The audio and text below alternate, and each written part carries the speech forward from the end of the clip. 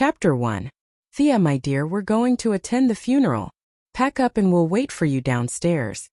The middle-aged woman choked with sobs and walked out of the room while covering her mouth. Okay, Mom, I'll be right there. Thea Quinn, who was sitting by the bed, watched her mother's figure disappear from her sight. Thoughts kept surging in her mind. It had been 3 days since she transmigrated, or rather merged, and she had slowly accepted her current identity. She had changed from a young man with a successful career to a young lady who had met with misfortune in her family. The past life, let's call it the past life for now. Memories of the past kept surging like movie clips. Birth, school, graduation, marriage, everything seemed real and dreamy. There was no happiness or resentment. She just watched it from an outsider's perspective, calm and indifferent. What was her original name? She couldn't remember. Compared to the past life, her current physical condition was basically controlled by Thea's original emotions. Sadness, and depression. She could only be Thea in the past and in the future, and she could only be Thea. She ignored the black dress. Although her original consciousness occupied most of her heart, she was still very resistant to female clothing. She wore the white singlet, black trousers and black mid-heeled leather shoes that her mother had prepared. Fortunately, Thea was still underage. If she wore high heels to such a solemn occasion, it would be a disaster. Thea tidied her hair in front of the mirror. She had thick, dark brown hair, fair skin and light green eyes. Her calm eyes revealed her longing for her loved ones who had passed away. After the first day of fusion, she was sure of her situation after watching the news. This was a world similar to the Green Arrow TV series. Maybe it was, maybe it wasn't. There was too little information to judge the specific situation. She had watched part of the series in her previous life. If she was not mistaken, she was the sister of the main character, Green Arrow, a rebellious and unreasonable problem girl. She picked up her handbag and walked down the stairs.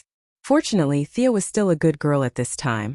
She had not been contaminated with a lot of bad habits because of the death of her loved ones. After the two souls merged, her spiritual power was stronger than ordinary people. Although she was a thin 15-year-old girl, her steps were still strong. She walked to her mother, Moira Quinn, and said softly, "Let's go, Mom." Moira did not speak. She just hugged Thea and the two entered the car silently. Robert Quinn, born in 1958, died in 2007 at the age of 51. He was our Star City's outstanding entrepreneur, our mentor and helpful friend. His departure caused us to lose our great father, our sincere friend. Oliver Quinn, born in 1985, died in 2007 at the age of 22. He is a child of our Star City, a gift from God. Thea's thoughts were a little scattered as she listened to the pastor's statement on the stage. The minister was effusive in his praise of his father, Robert, but said nothing of his brother. Her brother really didn't have any outstanding achievements for others to comment on. Dissolute, promiscuous, irresponsible. Other than being handsome, he basically had no other good points. But who would have thought that his father, who was like a saint, would plant the root of the disaster for the city? At the critical moment, it was this prodigal son who saved everyone. Thea was still very sad about the departure of her family. She covered her mouth to stop herself from crying. Although she knew that her brother was not dead, her father, who had always treated her as his own, had indeed passed away. Yes, he treated her as his own. It was ironic that she was not a child of the Quinn family. Her father had always known the truth, but he still treated her as his own daughter. There was never a trace of dissatisfaction. Reason could no longer suppress the burst of emotion. Thea leaned on her mother's shoulder and cried bitterly. "Dear, cry. Cry it out." Moira gently stroked Thea's hair and said softly. Soon after, the funeral ended. 2 empty coffins were buried in the Quinn family's cemetery. "My condolences, Moira." "My condolences, Thea." A middle-aged man with a cold face and extraordinary clothes first walked to the two and said calmly. Seeing this man, Thea immediately recognized that he was her biological father, Malcolm Merlin. This man was a complete schemer and an ambitious man. The shipwreck of the Gold Quinn was directed by him. It could be said that he was the final boss of the first Green Arrow TV series.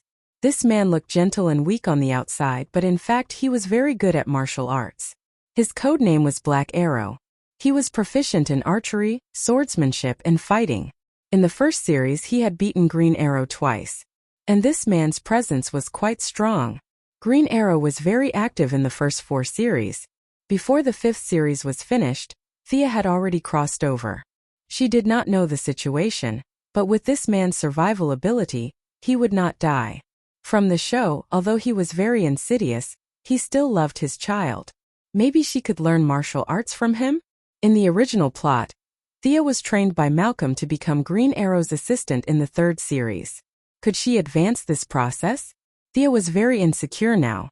Although there were still 5 years before the official plot began, Oliver was still fishing on Purgatory Island. But in the guest list just now she saw a bright name, Wayne Enterprises. If she remembered correctly, this was Batman's company. What kind of world had she come to? She was not sure if he knew that she was his daughter. As a mother, Moira definitely knew. Would she tell Malcolm? What did the show say? Thea could not remember. Malcolm was not a kind person. If he did not know the truth and made a mistake, he would lose his life. At the same time, Thea was also very reluctant to acknowledge Malcolm. After all, he was the one who killed her adoptive father and caused her half-brother to wander around for 5 years. Although this was the price to pay for the growth of a hero, it was still too great a price to pay. Anyway, she did not have a good idea at the moment. She could only put this idea aside. She stood silently beside Moira, watching her mother express her gratitude to every guest. What a complicated woman. She knew all about Malcolm's plans. Didn't she love her own family? It turned out that she had invested all her feelings into this family. She was willing to give up her career and even her life for her children. But she sat and watched her husband and son die in the shipwreck. The regret and hatred she showed after the shipwreck could not be faked. What a contradiction. Perhaps she could only be described as an ostrich. Would she feel better as long as she did not die in front of her? Perhaps Malcolm took advantage of her mentality. Thea, let me introduce you. This is Walter Steele, your father's right-hand man. Moira introduced the bald black man in front of her. According to the plot, this man would become her stepfather in the next few years. Thea acted very detached. She nodded lightly and did not speak. Her feelings for Thea were now very vague. They were not close, but they were not distant. She did not oppose or support her finding another man. Perhaps this was the original Thea's attitude. Chapter 2. Thea ignored all the people who came to comfort her and kept a cold face. In fact, she did not know many of them and had no memory of them at all. It could be seen that the original Thea had little contact with these families. No one felt strange. After all, she was a 15-year-old girl who had lost her father and brother. It was normal for her to be upset. It would be strange if she greeted everyone she met. Thea, I'm sorry for your loss. A young man ignored her cold face and patted her on the shoulder. The young man was the only young man Thea knew at present. He was her brother Oliver's best friend. His name was Tommy Merlin. He was the son of Malcolm Merlin, the only son. In terms of blood, he was her half-brother. It was a little funny. Oliver and Tommy, her 2 half-brothers, one half-brother and the other half-brother, their relationship was really messy. After all, their relationship was different. Thea nodded and said softly, "Thank you." Tommy was very sad. He was really sad. His whole person was immersed in a kind of painful mood. He grew up in the Quinn family. He felt that Robert and Oliver were his father and brother. Now the death of the 2 made him very sad. Hundreds of people in the audience were very sad, but there were only 2.5 people who were really sad. One was Tommy and the other was Moira.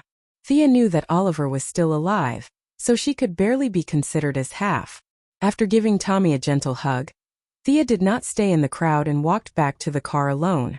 Seeing her go back to the car, Moira quickly got rid of the crowd. The 2 returned to the Quinn family's mansion without saying a word. Thea rejected Moira's suggestion to sleep with her daughter and returned to the room alone. There were still 5 years before the beginning of the plot. She should not waste this time. This world was too dangerous. Throughout the entire Green Arrow storyline, someone close to Oliver was kidnapped, and then he would go and rescue them. Every time the protagonist rescued someone, the villain would kidnap another person, and then the protagonist would rescue them again. This was repeated for 5 seasons and it was really a nonsensical story. And that was the story after Green Arrow returned home. What about before he came back? There was a 5-year gap, and he was now the only heir of the Ryan group. Kidnappings and extortions were too rare. The bodyguards hired by the Quinn family were as useless as always. The strongest bodyguard among them was probably John Diggle, but he was still mocked by the Assassin League as being at the kindergarten level. The most important thing was whether Malcolm, the great schemer, would be tempted by the huge fortune of the Quinn family. In theory, if he married Moira and killed himself, the fortune would belong to him. Thea felt that if he didn't know that she was his daughter, there was a 70% to 80% chance that he would hit her. It would be too tragic if she was killed by her own father who didn't know the truth. In the original plot, Thea had fallen greatly after the death of her father and brother. He might have given up on the idea of getting rid of her, but now, he definitely wouldn't touch such things. Promiscuity was out of the question. Due to the influence of his soul from his previous life, he felt disgusted whenever he thought of men. What would Malcolm think if he saw him valiantly taking over the Quinn group? If he were in their shoes, would he do it himself? Of course. Rubbing her temples, Thea became more and more worried about her current situation. At this time, she realized that Moira had been trying to pull strings at the funeral today. She was trying to find a few protection umbrellas. This was a great but pitiful mother. Subconsciously, she didn't realize that Malcolm would harm his illegitimate daughter. That was because she didn't know Malcolm's true colors. He was a wolf, a man-eating beast. In his eyes there were no friends, only living enemies and dead enemies. In the plot, Oliver had gone against him many times, and he had personally admitted that Oliver was like his own son. But when this so-called son of his stood in his way, he didn't show any mercy at all. This biological daughter of his had been tricked again and again. Fortunately, Malcolm was still at the peak of his life. As long as she didn't ruin his plans, he wouldn't do anything to her. Of course, the premise was that he knew that she was his daughter. She was no longer in a hurry to learn martial arts. Her life and death were the most important things.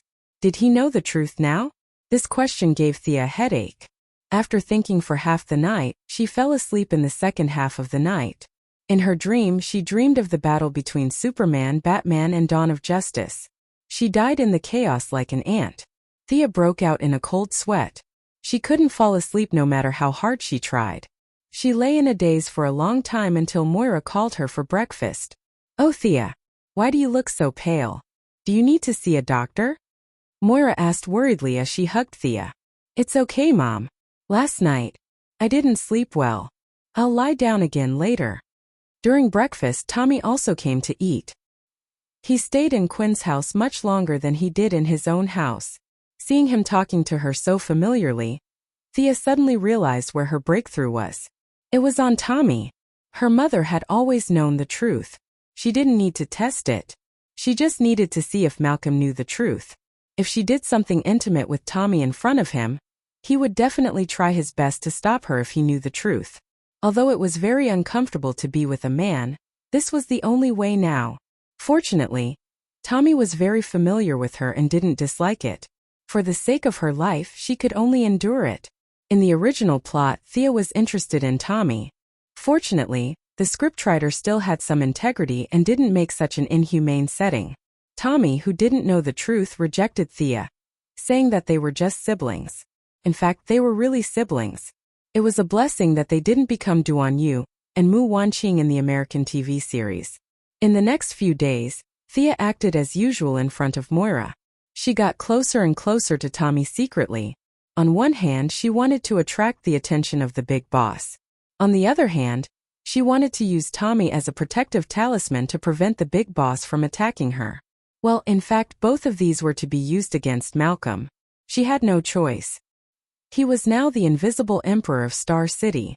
If she wanted to live a wonderful life, she had to get his approval. Fortunately, she was his daughter. This was an unchangeable reality. As long as the facts were clear, she would be as stable as Mount Tai. The people around her didn't interfere too much with her gender-neutral dressing. They all thought that she had encountered a big change and was a little unbalanced. She would be fine after a while. In fact, Thea had already thrown those short skirts and high heels into the deepest part of the closet. She didn't know what would happen in the future, but at least she didn't want to wear them for the time being. It had to be said that Tommy was a really good friend. He didn't get tired of being pestered by Sia every day. Thinking that she was seriously injured, he kept trying to make her happy. He didn't even care about his official girlfriend, Laurel Lance. Chapter 3. Tommy had been living a fulfilling life recently. During the day, he would run around the city with Thea, and at night, he would do vigorous physical exercises with Laurel. He did not have the energy to go to the bars and nightclubs. Perhaps because Oliver had slept with her sister when they were dating out of revenge, Laurel quickly hooked up with him with a few words from Tommy, and the two of them quickly got together. There was no such thing as a foreigner not being able to take advantage of his friend's wife. In the original plot, Green Arrow's hardcore comrade, Digger, was a loyal black man who loved his brother so much that he almost slept with his sister-in-law after his brother's death. He almost made his own nephew call him father. At that time, Green Arrow did not realize that anything was wrong. He was even cheering for his comrade. Although Tommy was sad about his friend's death, he did not feel any psychological pressure to take over his friend's wife. Laurel was the future Black Canary, so she was very energetic when she went crazy. After a few days of wild activities, Tommy had lost a lot of weight. Thea had a rough idea of what had happened, but she despised Tommy's behavior of crying over his dead friend's photo, while hugging his dead friend's woman in his arms.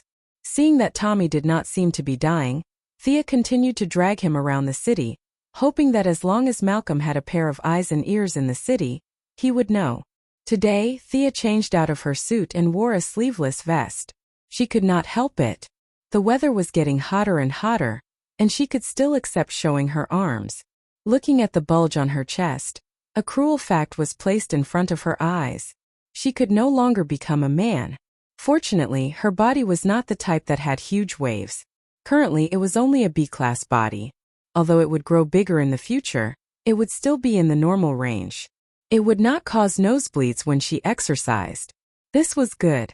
If she grew into two big basketballs, she would have to give up on the path of martial arts. Someone knocked on the door. She opened the door and was surprised to see a middle-aged man standing at the door. "Hey Thea. Looks like you've recovered well." Although the middle-aged man was very serious, he still made a smile. "Oh my God, you're finally here." Thea had been running around with Tommy for the past few days. She was exhausted, but there had been no movement. Sometimes she even wondered if Malcolm was not at home.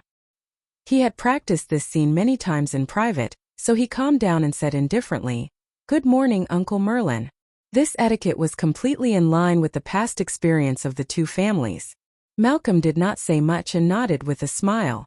Thea stepped aside to let him enter the house. Thea pretended to be watching TV. She saw Malcolm enter her mother's room from the corner of her eye.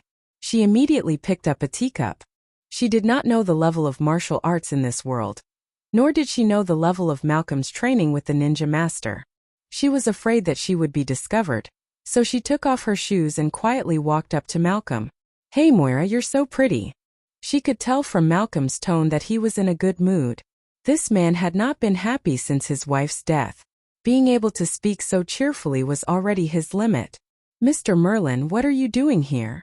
Previously, whenever the two of them contacted each other, they would run to some small path or mountain peak. It was very rare for them to visit each other openly like this. Haha. Malcolm did not answer directly. He just smiled and poured a glass of wine for himself. "Do you know, Moira? Other than my wife, you are one of the few women in the world who can still move my heart. I originally planned to marry you, but I didn't expect. Haha, I found something interesting." Moira did not seem to hear anything about marrying her at all. She stared at Malcolm and said, "What is it? Our agreement has been fulfilled. You can't interfere with my life anymore. What do you think of Tommy and Thea? What a coincidence. You only have one daughter, and I only have one son. There are no obstacles in front of us. The Merlin Group and Quinn Group can establish a closer relationship." Thea, who was outside the door, immediately knew that Malcolm did not understand the truth. Moira had never told him the truth. Sure enough, beautiful women were all liars. Her cheap mother was also an expert at deceiving people. It seemed that the muddle-headed ones were always men. No matter how insidious a man was, it was useless. When Moira heard this suggestion, she exploded on the spot. "No, absolutely not. Such a strong reaction was, to be honest, a little beyond Malcolm's expectations. For so many years, other than the ninja master who scared him so much that he peed his pants, no one could talk to him with such a high decibel. With his usual personality, if he had a bow and arrow in hand, he might have shot an arrow. Moira also realized that her voice was a little loud, but she still glared at him and said, "No, I don't agree. My request is not to be rejected, Moira Quinn." At this moment, the thought of Moira being his favorite woman other than his wife had long disappeared. Malcolm had never been afraid of a competition. Thea, who was outside the door, knew that the show was about to begin. She raised the teacup high. This was a classic scene in a TV series. When the truth was revealed, the teacup fell outside the door. She wondered if the foreigners in this world had seen such a TV series. Unfortunately, the floor was wooden, so the effect was a little worse. She hoped that Malcolm would be able to hear it when he was agitated. "Listen to me." Moira was also frightened by Malcolm's wide-eyed stare. She helplessly took a swig from the bottle and frantically tried to think of a way to explain.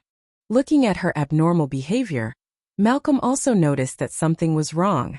He was able to survive under the hands of a ninja master, who had lived for more than 700 years and escape unscathed. His ability to read people's expressions was at the highest level. He was not in a hurry, so he slowly sat down and prepared to listen to her explanation. Moira thought for a long time but could not think of a good reason to stop this. Her husband and son had silently died. There was no reason for him to resist the marriage of his daughter to this extent. If she did not agree, he would definitely do something to Thea. That would be a tragedy for human relations. After thinking about it again and again, this secret was known to both of them. After her husband's death, it became her own secret. If she told the truth now, it would change from one person's secret to two people's secret. She could still accept it. As long as Thea herself did not know, everything would be fine. "Thea is your daughter." After whispering this sentence, he closed his eyes and sank deeply into the sofa, as if a heavy burden had been lifted from his shoulders. Thea, who was outside the door, could not see Malcolm's expression. She was a little afraid that his hearing would be affected by the shock. However, the arrow had already been knocked. She quickly threw the teacup on the ground with a muffled bang. There was no other way. The wooden floor affected the effect too much. She believed that he would not be so bored as to use the acceleration of gravity to push the teacup back to its original height. After all, this was the Black Arrow generation, not the Grim Reaper generation. Hearing the strange noise outside the door, Malcolm was worthy of being a top graduate of Nanderbart University.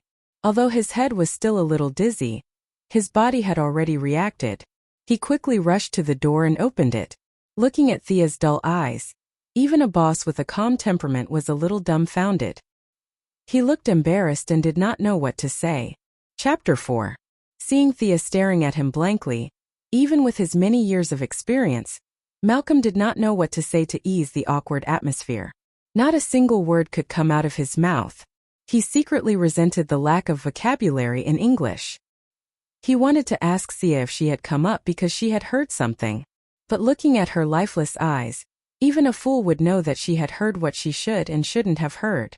She was extremely regretful that she had rushed to the Quinn family to propose marriage today. Why didn't he investigate it in advance? With his intelligence ability, he would definitely know the truth if he collected it carefully. It would not be so difficult to talk about it now. At this moment, Thea also felt that her life was completely safe, and it was about time for her to leave. She maintained this dull expression, and her face was a little stiff. She wanted to squeeze out some tears, but her acting skills were not up to standard, so nothing came out. She could only snort loudly, turn around, and quickly run away. "Thea!" Moira shouted at the top of her lungs. Thea could only apologize in her heart for taking advantage of this woman, who cared for her wholeheartedly. She hoped that she would treat her well in the future to make up for everything today. She ran out of the house, found a very luxurious bar, and started the second act of The Girl Who Left Home, getting drunk. Thea was not worried about being bullied at all. The owner of such a luxurious place must have a close relationship with Malcolm. Instead, it was the small bar that was in danger. It turned out that her guess was right. This bar was run by one of his men, the hardcore kind. He received a call from his boss to take care of this girl. Malcolm repeatedly repeated such a small thing 3 times, scaring the bar owner so much that he almost worshipped Thea as his own mother. He found a few burly men with fierce faces to stand around her as a human wall, and all of them turned their faces away, afraid that they would scare her. He also asked the DJ to change to a gentle song. The DJ was puzzled, but he could only follow the boss's orders. Afraid that the guests would not be satisfied? Play if you want, or don't play if you don't want to play. The bar owner was not in the mood to serve at all. Less guests would affect the atmosphere? The bar owner hurriedly contacted his 7 aunts and 8 aunts, and twisted his waist and shook his head wildly to the gentle song. "Boss, what kind of wine are we serving to that chick?" The bartender ran over and asked. The bar owner said ferociously, "Show some respect and call her a lady. Do you understand?" Repeat it again. The underling suspected that his boss had advanced mania and did not take his medicine today. However, when he saw that his boss was about to bite someone, he lowered his head and said honestly, "Yes, boss. What wine should we serve to that lady?" This question really stumped the bar owner. Alcohol? This girl could save him a lot of trouble, but it was a little harmful to her body. If Big Boss knew that he was treating his target like this, would he bury himself in a cement pillar as a bridge pier? This method seemed to be convenient and fast, but in the end it would be a happy ending and the whole family would be cremated. What about the wines with low alcohol content? The bar owner felt that it would not be enough to drink, so he had to accompany her to prevent her from being harassed by hooligans. Thea's beauty was not at the level of causing the downfall of countries, but she was still a beauty. It was just that she was still young and had not fully grown, so she looked a little green. The United States did not have many things, but it had the most hooligans in the world. Didn't you see how the United States sent 4 million cowboys to fight in World War I? To put it bluntly, they were all hooligans. Moreover, the bar owner considered factors such as age, hair color, facial contours, and other factors. No matter how he looked at it, this girl looked a little like his boss. After thinking about it, he decided to show his loyalty and let her drink slowly. He could only watch over her today. The friendly match with the mistress would have to be changed to another day. At the same time, he ordered his men to prepare weapons. If there were enemies who had been kicked in the head by a donkey, they must be dealt with outside and must not disturb this lady. The underling beside him looked at his anxious expression and asked softly, "Boss, who is this?" Previously, Thea's upbringing was very strict, and she had never shown her face in the nightclub. How would he know who she was?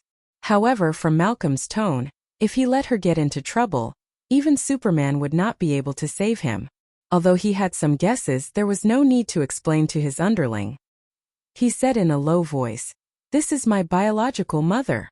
Damn! The underling's heart was in turmoil. Not only did his boss have mania, but even his intelligence had deteriorated. Should he go to the talent market tomorrow and submit a few resumes? Unaware of the bar owner's worries, Thea drank one glass after another. Her mind was also filled with thoughts. Today's plan was very successful, and her life was completely safe. Next, should she consider strengthening herself? It was said that the poor relied on mutation and the rich relied on technology. As the only heir of the Quinn group and the second heir of the Merlin group, she was not a poor person. However, the current technology could not reach the level of Iron Man. Malcolm's hidden wealth was also to strengthen himself by practicing martial arts. And Batman's black technology was also to fly over and then fight with his fists. In this world, it seemed that only the Atom Man took the path of strengthening his battlesuit, but his battlesuit was also very basic, more similar to the Ant-Man's battlesuit, and not the same style as Iron Man's Mark series. Moreover, Iron Man had also trained hard when there was no one around. Didn't you see him in Team America's third high school? He didn't wear a suit, but he could still fight Dongbing with his bare hands. Dongbing's combat power should be about the same as his cheap brother, Green Arrow. After going around in circles and coming back, he still had to practice martial arts. However, like Oliver, 20% of his body was covered with scars, second-degree burns on his back and arms, and 18 fractures. It was not in line with Thea's current aesthetic standards. And according to the Flash's girlfriend, Oliver's arms were twice as thick as her arms. She could not walk down this path. Maybe she could mix around in the cutting-edge research laboratory when it exploded, And maybe she could awaken some special abilities? However, in her impression, she needed to be on the verge of death, and the laboratory was still under construction. It would be 6 years later when it was completed, and her story had already started a year ago. Maybe she just needed to focus on archery and reduce those hand-to-hand combat events? She would ask Malcolm if there were any training methods that could minimize the change in body size. Of course, the premise was that he was willing to teach her. From archery to archery, he thought of Oliver. This brother of his should be playing with Yao Fei on Purgatory Island right now. Thinking about the wrong things, he went to face the wall.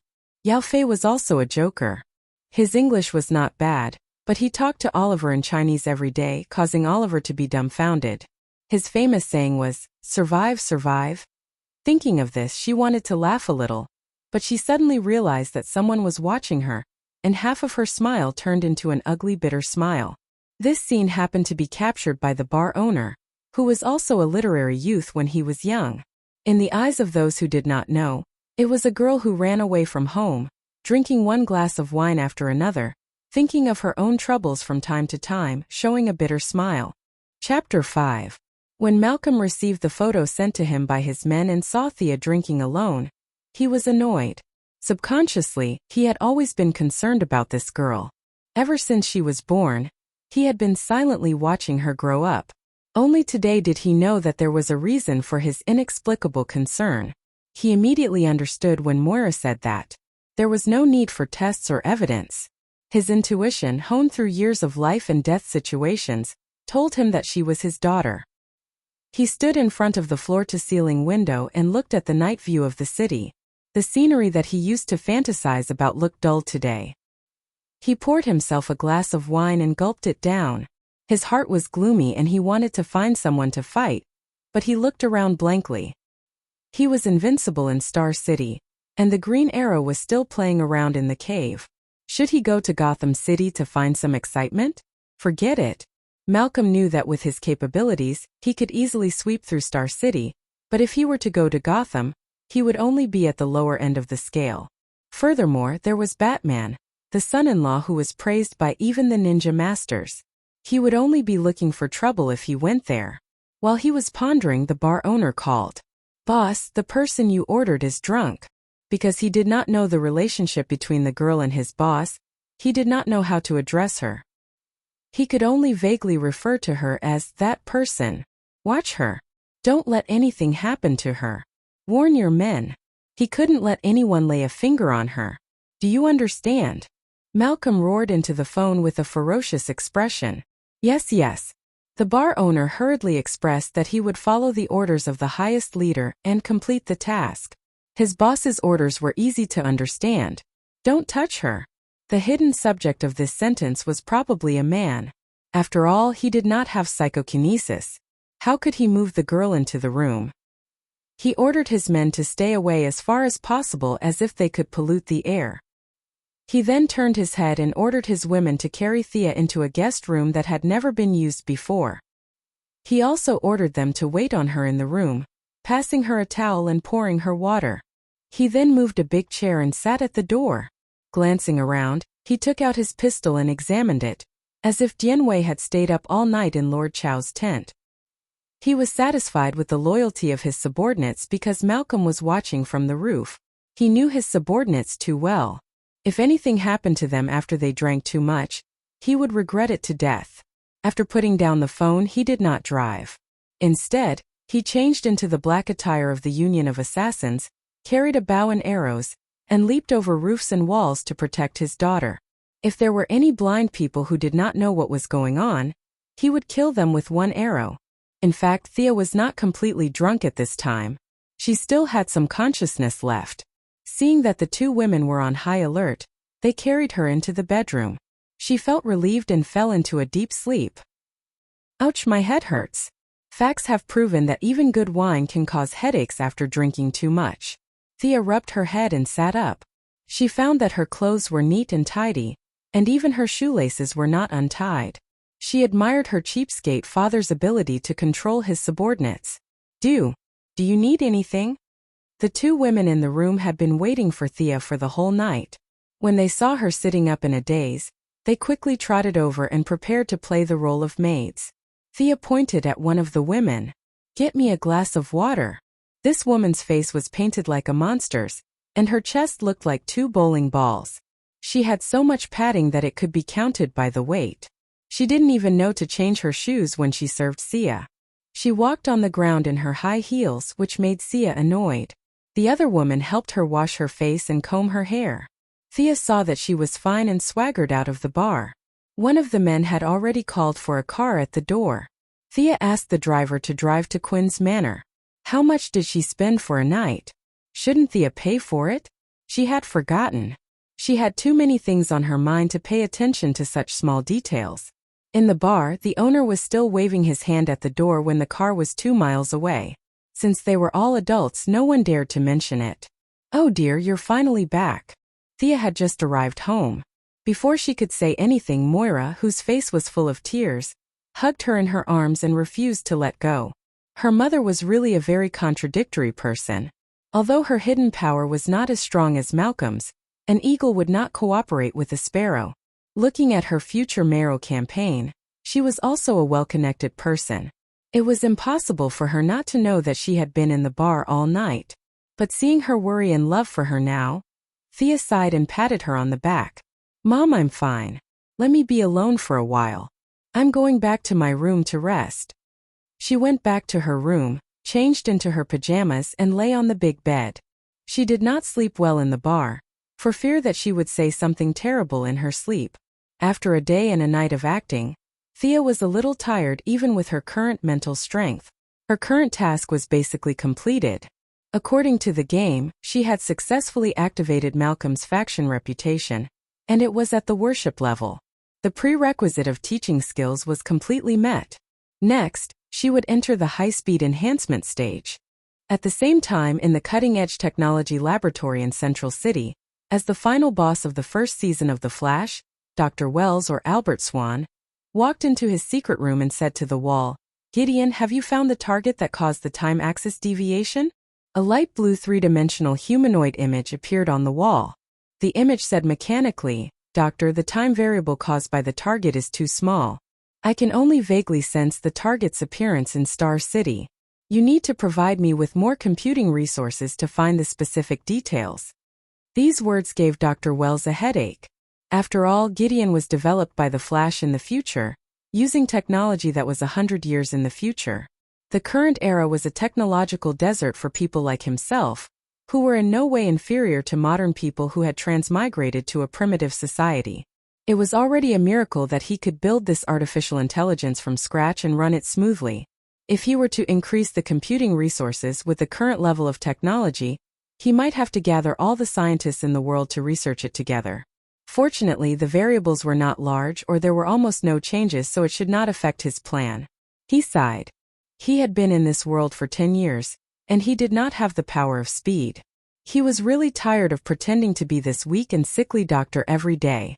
He still had to spend time and effort to cultivate his nemesis, the Flash. Thinking about it, it was really unprecedented for a villain like himself to go to this extent. After instructing Gideon to follow the normal procedures to pay attention to the news in Star City and inform him if there were any changes, Dr. Wells, who did not have to pretend to be paralyzed, quickly walked out of the secret room. Chapter 6. Not knowing that she was being targeted by another very loving villain, Sia used the excuse of healing her inner trauma as an excuse to stay at home for 3 days with a gloomy appearance but a happy heart. Through the computer in the room, she checked the world's network. There was no Captain America, no Iron Man, and no S.H.L.D. There was only Superman, Batman, and Sky's Eye Society. This result gave Sia a bit of a headache. This was obviously a DC universe, and she was not familiar with the situation here. She only remembered that there were many parallel universes such as Earth 1, Earth 2, all the way to Earth 52, a mess of settings. There was no network in this world. The central city next to her Star City was almost pierced by the Flash. A brick could kill 3 parallel universe visitors. Even if she caught a DC scriptwriter, she would be helpless. She sighed. Anyway, she didn't plan to save the world. She would just be a quiet, handsome man, no, a beautiful woman. She would just silently watch the heroes save the world. Even if the sky fell, Superman would hold it up, right? If Superman couldn't hold it, the Flash would load again. She had nothing to be afraid of. Anyway, she was not the only one who would die if the world was destroyed. She was very calm. Thea, go to a dinner party with your mother. Be my companion, Moira said with a sad look. Looking at the kind eyes of her mother, Thea was a little sad. Moira had been constantly explaining in her ear in the past 3 days, hoping that she could forgive her. Under her deliberate adjustment, the relationship between the two had gradually come out of the shadow. At least Moira thought so. After staying in the house for 3 days, he was a little annoyed. He wanted to take the opportunity to go out and see what benefits his biological father could give him. In the original plot, because of Tommy's death, Malcolm devoted all his attention to Sia. Now Tommy was alive and well. Although he had lost a lot of weight due to Laurel, at least he was still alive. It was impossible to love her wholeheartedly, but he would at least show some affection. In order to comfort Moira and reassure her, Thea did not wear her usual neutral clothes. She gritted her teeth and changed into a long dress that covered her feet. She tried on high heels, but she couldn't walk at all. She could only change into a pair of flat shoes. Fortunately, she had a pair of long legs. She still looked like a slender and elegant beauty. The mother and daughter arrived at the venue together. It was a very ordinary charity dinner. Thea kept introducing various rich businessmen and high-ranking officials to Thea. Thea had not yet found a direction for her future development, but it was better to have money than not. Even if Oliver came back in the future, he would have no interest in the family business at all. Perhaps in his heart, her family was also part of the evil. Taking over the Quinn Group was one of the more important tasks at the moment. The group's weapons research and development department was not inferior to Batman's Wayne Enterprises. The Atom Man suit was also developed after the acquisition of the Quinn Group's weapons research and development department. Whether it was ambition or ambition, power in one's own hands was power. She had already changed from a man to a woman. Even God wouldn't object to her sacrificing so much in exchange for a company as compensation, right? Following Moira's introduction, Thea greeted them one by one, showing her good upbringing and cultivation. Thea could be Oliver's assistant in the future, so she was very capable. Looking at the guests, she wondered how many people's names were recorded in the Green Arrow's little notebook. This little notebook was very magical. In theory, it was the diary of Oliver's biological father, Thea's adoptive father, old Robert. It should be unique, but strangely Moira also had a little notebook, and Prometheus in the 5th season also seemed to have a nameless diary. Moreover, the size and specifications of each diary were almost the same, and the logo inside the cover was also the same. They were all city government subway maps. Could it be that Malcolm had ordered a batch of diaries from the Red Star printing factory for the sake of uniformity in the organization? The tragic Oliver thought that this was a big secret. He kept a tattered diary close to his body for 5 years, and only then did he know that many of the members had one. While she was sighing for her cheap brother, another brother also came to greet her. "Hey Thea, you haven't come out to play these 2 days. I heard that you're sick?" Only Tommy could greet her like an outsider, and he was indeed not an outsider, but her brother. Tommy didn't care about this so-called dinner party at all. He walked in casually in his casual clothes, without a tie, and his white shirt was half unbuttoned. Laurel, who was wearing a full dress and carrying a satchel and a necklace, was on his arm. Seeing that the two had already ignored the surroundings and acted intimately, Thea thought for a while and understood that Tommy was implying that he was not interested in her, and that she should not hurt their friendship. He hoped that she would back off. It seemed that Malcolm didn't tell him the truth, or he didn't go home and spend every day with his brother's wife. Thea really wanted to grab his collar and shout, "Brother, you think too much, I was just acting, do you understand?" But she certainly couldn't say that. What kind of expression should she have now? She knew the truth, so should she express regret for the kind of feelings that Tommy thought she had? Sad? Annoyed? Tommy looked at Thea nervously, fearing that she would have a nervous breakdown. Fortunately, there was a sensible person on the side. Laurel grew up with Tommy and Thea, so she was very familiar with her younger sister Thea. What she didn't know was that no matter who she chose in the end, Thea would be her sister-in-law. This was really a magical story. She gave Thea a big hug to ease the awkward atmosphere, and the two women chatted for a while. Thea didn't understand the love of Oliver's life, the future Black Canary, and the official partner of the hero Green Arrow. Oliver loved her so much that he held a photo for 5 years. Shouldn't their love be stronger than gold? But in these 5 years, Oliver had sex with almost all the women he knew. Was this the right way to express true love? As for Laurel, it took Tommy 5 years to finally get her. Unexpectedly, the moment Oliver returned to the city, the woman immediately swayed. The two of them chatted casually for a while before they did it by the window. Before they could draw the curtains, Tommy, who was outside the window, saw it. Jealousy burned the boat of friendship and capsized the boat of friendship. Her distant brother's charm had broken through the atmosphere. Sia decided not to get involved in their messy business. If she had the ability to save Tommy at a critical moment, she would make sure that they would fight until the end of the world. She couldn't stop until Green Arrow's 18th season. Would it be more exciting if she pulled Laurel's sister into the group? A four-way war? Would Green Arrow be disheartened and decide to spend the rest of his life with Tommy? That's disgusting. Thea's mind was filled with boring thoughts. She said goodbye to the two and went to the side to rest for a while. Chapter 7. Meanwhile, in the secret room, Moira and Malcolm were having a conversation that was neither intense nor dull. Malcolm, you actually want Thea to participate in the company's operations? You're getting crazier and crazier. She's still a child. She should continue to complete her high school studies. She should have a happy life, not go to the company and scheme with those people. Moira protested in a low voice. Listen to me, okay? Currently, Thea is the only heir of Quinn Enterprises. You don't object to that, right?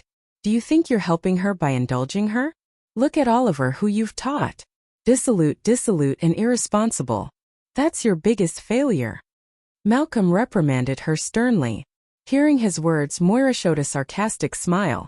Tommy, who you've taught, isn't that good either. These words made Comrade Oldma feel a little awkward. This was no longer a matter of the pot calling the kettle black. One had to know that Oliver and Tommy were the playboys of the playboys. The two of them were always at the top of the list of debauchery. Oliver had been expelled from 4 schools, while Tommy's record was 3. After that, the two of them never went to school again. Parties, women, and ice skating. The two of them competed fiercely in all aspects. Over the years they had won and lost. Until now there was no clear winner. After reflecting on his teaching methods, he decided to put aside the question of who was worse. Well, let's put this question aside for now. Sooner or later, you'll need Thea to take over everything. You don't object to that, right? Of course not. I love Thea. She's my child. Malcolm said in a low voice. She's my child too. After saying this, the two of them felt a little depressed. They walked to the floor-to-ceiling window and saw Tommy, Thea, and Laurel talking in the hall. Didn't you tell Tommy about that? Why are they still hanging out together? Moira looked at the three of them talking intimately. She found it irritating. Malcolm thought to himself, I haven't seen my son since the funeral. How should I tell him? Should I text him? Every main character has a younger sister. In order for a good-for-nothing like you to not lose at the starting line, your father gave you a younger sister who is brimming with talent? If you want to know more, you can come back and talk. He didn't know when the relationship between him and his son had fallen from worship to neutrality. His son's request for him was to be a good ATM machine. I haven't had the chance to say it yet.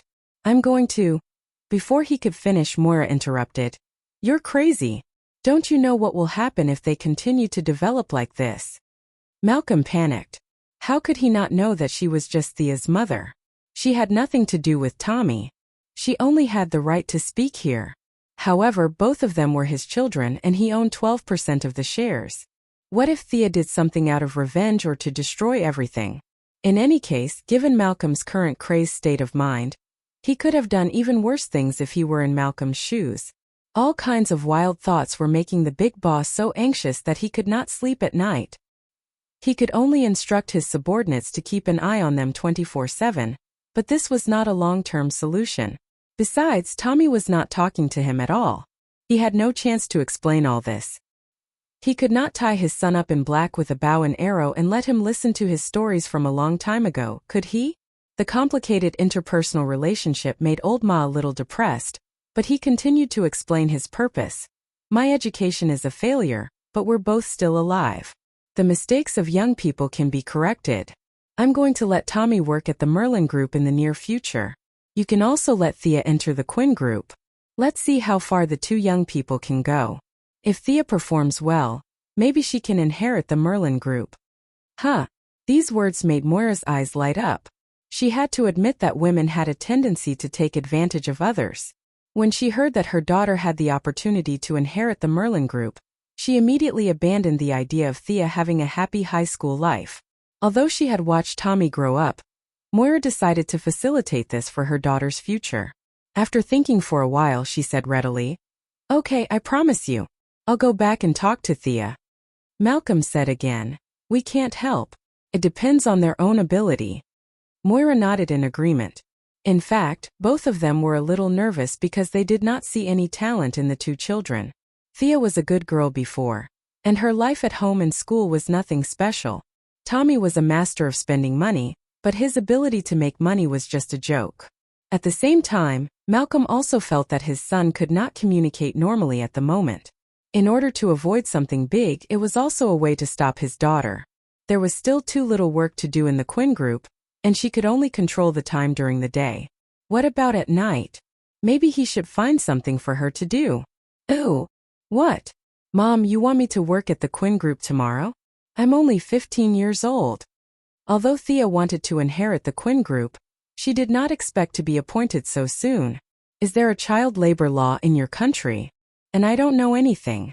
What can I do when I'm just a freshman in high school? If Tony Stark were to come over now, he would be at a loss. When Moira returned home, she also felt that this was not a good idea, but she had already agreed. Compared to Tommy, she felt that her daughter had a better chance. Of course, this was similar to the bet between the 7 freaks of Jiangnan and Shoujichu, so she could not tell her daughter. She deliberated for a while and said, "Thea, you've grown up. This company will be yours in the future, and it can only be yours. Whether it's for your father or your brother in heaven, you have to take on this responsibility as soon as possible. Don't run away, this is your destiny." Whenever this was mentioned in American dramas, there would be a lot of words behind it. It was a bit like the fetters in Japanese manga. When this word came out, it meant that you could not refuse. Thea said hesitantly, "What can I do in the company?"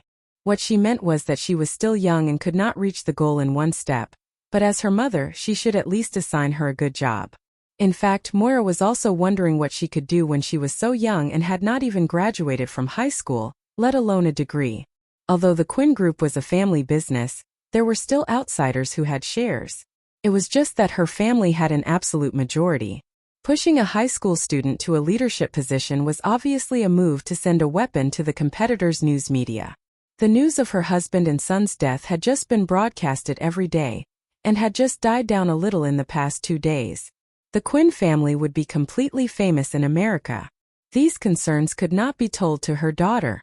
If she told the truth, based on her understanding of her daughter, Thea would definitely take advantage of the situation and quit completely. She could only use the delaying tactic to delay for a few days. At that moment, Moira said seriously, "You'll know your arrangement when the time comes. I'll ask the secretary to show you the information of the group later. You should have a general understanding of the group first. Tomorrow I'll take you to meet a few executives." Chapter 8. Secretaries came and went quickly, just like in the song. After handing Thea a large stack of documents, Moira instructed her to go back to her room and read them carefully. Following her mother's order, Thea went back to her room with several large documents in her arms. This was the foundation for him to settle down in the future. He had to look at it carefully. At the same time, he took out his notebook and recorded the positions and resumes of several important people. He also did a simple personality analysis according to the way they did things. Who knew which subordinate he would be assigned to tomorrow? It was always right to be prepared. What? Why did she only record a few executives? Would they be assigned to the security department? How could it be possible? She was the only heir. How could her mother assign her daughter to be a security guard? This was a transformation novel, not a return novel. She carefully analyzed the current situation of the Quinn Group. The entire group employed more than 30,000 people, and had branches all over the world. Its main business was steel smelting and non-ferrous metal mining. Its steel share accounted for 7% of the United States and 1% of the world's. It was barely a tycoon in the steel industry. At the same time, the group had also diversified its business. It had invested a lot in weapon research and development and biopharmaceutical, and had made some achievements. However, the research results had not been turned into an economic growth point. The huge amount of investment every year was still a heavy burden on the group. Looking through the various reports in her hand and comparing them with the data of last year, she could see that the group had been investing in the real estate industry for the whole year. The originally abundant cash flow had shrunk. This was definitely not the situation of a healthy company. Looking at the map of Star City, Thea immediately found that the land purchased by the group was in the slums. Recalling the plot, it seemed that old Robert had asked her mother to do this. In order to prevent Malcolm from destroying the slums, he had been secretly purchasing the properties in the slums. Thea really did not understand what kind of mentality he had. Old Robert had known Malcolm for so many years, but he did not see that this man had no bottom line and no moral pressure. He had placed all his hopes in his hands. Just because they were good friends, he would not do anything? How was that possible? Malcolm did not lay his hands on those people. He killed them directly. The notebook that old Luo had passed to Oliver did not have Malcolm's name on it. Even until his death, he did not realize that his good friend of many years would do such a thing to him. If old Luo had warned him beforehand, Oliver would have found old Ma and shot him from afar. The first episode would have ended in one episode instead of 23. Looking at the densely packed land purchase certificates, Thea had a bit of a headache. 6 years later, Malcolm tried to imitate Whitebeard's battle with Marin Van Doe, but it shook more than half of the entire slum. These lands had to be smashed in her hands. Star City was a city plagued with disasters. In the first year of the storyline, Malcolm used his ultimate move, Earthquake. Under Green Arrow's desperate efforts, more than 500 people died, including his own son, Tommy. In the second year, Death Knell brought a few hundred evolved soldiers to play real-life Dota on the streets. Blood flowed like a river. In the third year, Ninja Master carried out the Resident Evil simulation and spread the virus. In the fourth year, that person who knew magic directly brought more than 15,000 nuclear bombs as a Christmas gift to prepare to destroy the world. In such a place with so many outstanding people, it would take a miracle for her family to buy these lands and hope to escape poverty. Looking at these forms with a pen in her mouth, Thea became more and more desperate. The purchase of land did not stop because of old Robert's death. In the short 2 weeks that she had transmigrated, her family had bought 3 more pieces of land. It seemed that her mother was faithfully carrying out her late husband's last wish. But this was really a road of no return. This meant that Quinn Group would continue to throw money into this puddle for the next few years. She had lost some of her organs, otherwise, she would definitely make a pained expression. No wonder in the third season Atomic Night Palmer easily bought Quinn Group. He could still hold on for 8 years even though he was desperately courting death. 8 years. The group was really rich, but it was her own money that was wasted. In order for the future Green Arrow to not live off his girlfriend, and in order for her to not have to work as a security guard with a bright future, she had to reverse this policy. It was easier said than done. Her words carried little weight now. She could not say that in the future, her biological father would make the land move with him when he drank too much. No one would believe her. She could only hope that she could reverse the company's policy when she climbed to a high position. As for stopping her father's actions, Thea had also considered it. She might be able to stop the crisis in the first year with their relationship, but what about the second year? What about the third year? There were too many irresistible factors. She was not invincible yet. There were still 5 years before the plot began. She would take it one step at a time. The next day, Thea woke up early and put on some light makeup. Fortunately, her original soul was the main, and her transmigrated soul was the auxiliary, so these skills were still there. Looking at the few clothes in front of her, she was a little embarrassed.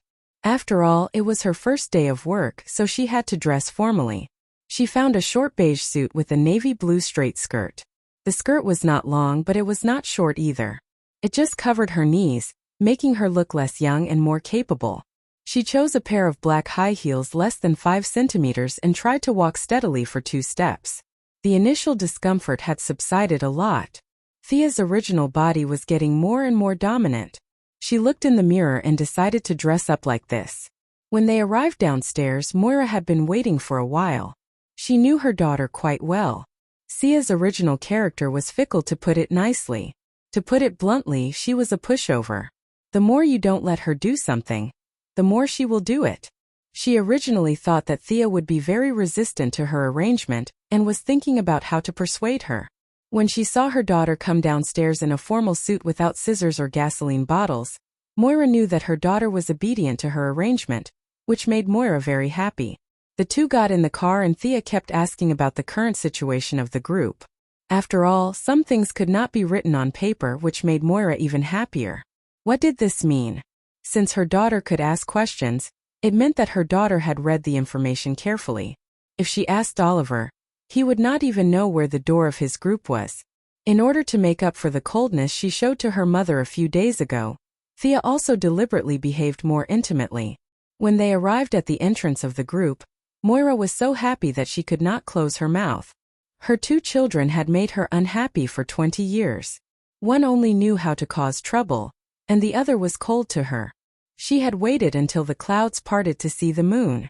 Although her son was dead, her daughter was sensible, which was also a kind of comfort to her. Moira, who was in a good mood, was looking forward to the martial arts competition between the two families in Jiaxing. No, it was more than a competition of ability. She pulled Thea into the group. Chapter 9. Entering the conference room, there were more than a dozen people in the room. The chair in the middle was empty, and the one sitting on the left was Walter Steele, the black uncle whom Zhang Heng had met at the funeral. In the future, he would marry Moira and become Thea's stepfather. Zhang Heng did not know if there was a saying in Europe or America, but in the next few years, he would be living with his mother and daughter in Quinn's mansion.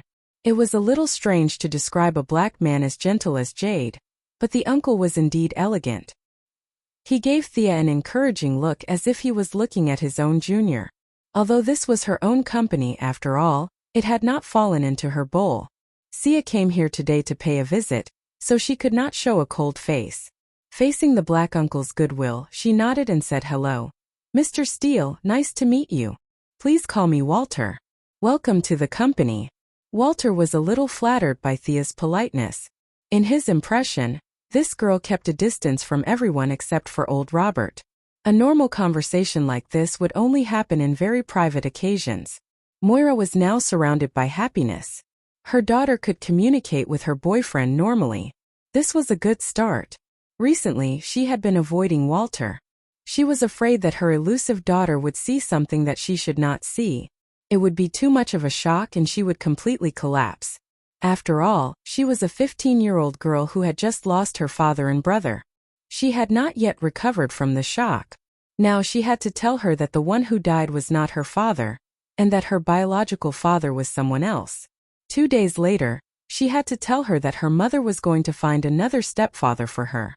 Such a messy relationship would drive anyone crazy, right? Anyway, Moira felt that if she were to be the daughter, she would have to go to the Arkham Asylum next door for treatment. But looking at Thea's strong appearance now, could it be that Malcolm's genes had given her extraordinary tenacity? Thea continued to introduce the people in the room to her daughter. This was someone from the administration department, and this was someone from the finance department. After a round of introductions, Thea realized that Walter was still the company's vice president. She remembered that he was supposed to take over the position of president, and her mother was in charge of finance. Did she remember wrongly, or did history deviate? Soon Thea received her position as the CEO's assistant, also known as the little secretary, and the CEO was her mother. In fact, she did not remember wrongly. There was indeed a small change in the plot here. Originally, the relationship between Moira and Walter had warmed up very quickly. From colleagues to friends to boyfriends to marriage, it was upgraded day by day. The two of them were almost 80 years old and they even had a flash marriage. Seeing that the die was cast, the board of directors approved Walter as the president. But now, because of Thea's plan to expose her biological father, Moira had been accompanying her daughter and her boyfriend could only stand aside. Therefore, the relationship between the two had not reached that point yet. Besides, She did not want to arrange her beautiful daughter to be with her biological mother's boyfriend and fiancé. Their family relationship was already messy enough, so there was no need to add to it. After weighing the pros and cons, Moira could only be the president herself and train her daughter at the same time. In fact, she was really not interested in this position, but for the sake of her daughter, she could only bite the bullet and do it. The following meeting was dull and boring. Some departments wanted to raise salaries and some wanted to lay off staff. Although it could not be said to be trivial, it was still some daily trivia for the company. Moira had been paying attention to Thea from the corner of her eyes, fearing that she would be bored and would pick her nails or yawn. Unexpectedly, her daughter sat upright and listened to the speeches of several executives without the slightest impatience. She was constantly writing something in her notebook. My daughter has just grown up. Moira was very relieved and felt that her daughter was like her. The meeting lasted for an hour. Moira concluded that this meeting was a successful one. She hoped that the comrades would continue to shine for the company. Everyone could take their leave now. When she was about to serve tea to the guests, a middle-aged man smiled and said, "Miss Quinn, it's your first time attending our meeting. What do you think?" Oh, Thea immediately judged that this person was not on good terms with her mother, or rather, with the Quinn family. What opinion could she have as a newcomer? If she was right, others would say that she was arrogant. If she was wrong, she would become a laughingstock. This was bullying her because she was young and did not understand these workplace traps. "Mr. Andre, I'm new here and don't know anything about the company. I can't even give ordinary suggestions, let alone ideas." "You must be joking," Thea replied politely. He did not expect that the little girl from the Quinn family would not be fooled. She was much better than her foppish brother. The middle-aged man was still a little unwilling to give up and continued, "It's okay. We are all your father's old subordinates, so we are all your elders. No one will laugh at us." After saying that, he even laughed to show that he was very open-minded. "Damn it, what do you mean by no one will laugh at us? I haven't even said anything yet, and you have already defined it as a joke." Thea's heart was burning with anger. She flipped through her notes. This bastard was the head of the weapons development department that she had been drooling over for a long time. Old Robert really did not have a good eye for people. This person was obviously dissatisfied with her family. How could such a person stay for 3 years? The weapons development department was too important for her future. She must get rid of him. "Mr. Andre, I really don't have any suggestions for the company, but I have a question that I hope you can help me answer," Thea said slowly. "Please go ahead. In your report just now, you mentioned that the company should increase the investment in the weapons development department, right? I have looked at the company's investment in the weapons development department for the past few years. It has been increasing month after month, and every year it has increased by about 20%. Why is this number so coincidental?" Hearing that it was this question, the man named Andre breathed a sigh of relief. There is a scientific basis for this. As for why it increased by 20%, it can only be said to be a coincidence. I have explained it to the vice president. In other words, it was very complicated. He was afraid that a little girl like her would not understand. Walter also nodded to show that he knew about this matter. Thea was very calm. This was within her expectations. "Mr. Andre, you have been in charge of the weapons development department since 3 years ago. However, in the research report of these 3 years, you have applied for 19 technologies in 2004, 12 in 2005, and 17 in 2006. Is there a huge fluctuation in the strength of our technical personnel?" Andre had a premonition of what she was going to say, but at this point, he could only force himself to say, "Yes, there is a huge fluctuation. This is how scientific and technological research is." Thea chuckled. This G12 antiviral suit that was applied for in 2005 is a special suit with high overload protection, right? Why is it something that was completed 2 years ago, mixed in with a bunch of other research projects in your report just now and requested the company to allocate funds for research? Can you explain why? Chapter 10. How could he explain it? The middle-aged man, Andre, felt a little sweat on his forehead. To be honest, he just wanted to cheat some research funds and drink a little when he had nothing to do. But when he saw the people in the room staring at him with bright eyes, he knew that they would not believe him. He had been doing this for the past few years. He would pick a few things whose names made people dizzy and add them to the report. Anyway, these CEOs did not know the technology, so the task would be completed as soon as the list was submitted at the end of the year. He did not expect that Thea had been eyeing those weapons for more than a day or two. She had read the Quinn Group's weapon catalog 3 times before. Although this project was mentioned between the lines, Thea noticed it at once. She planned to tell on him alone after the meeting, but she did not expect him to jump out on his own. He regretted it so much that his intestines turned green, but he still had a glimmer of hope. He said hesitantly, "Maybe it's a coincidence. Maybe the staff made a mistake. Or it's an upgraded product. I'll investigate it when I go back." Now you know how to be afraid. Where's the enthusiasm to laugh at me just now? How could Thea let him off so easily? She took out a piece of paper from her bag and waved it. "This is the index report of the antivirus suit. It was downloaded from our intranet. Can you let me see your personal computer?" According to the regulations, the former director of the group needs to make an expected plan for all projects. Let's compare your plan with the index in this report and see if there is any difference. The middle-aged man named Andre had the urge to bang his head against the wall.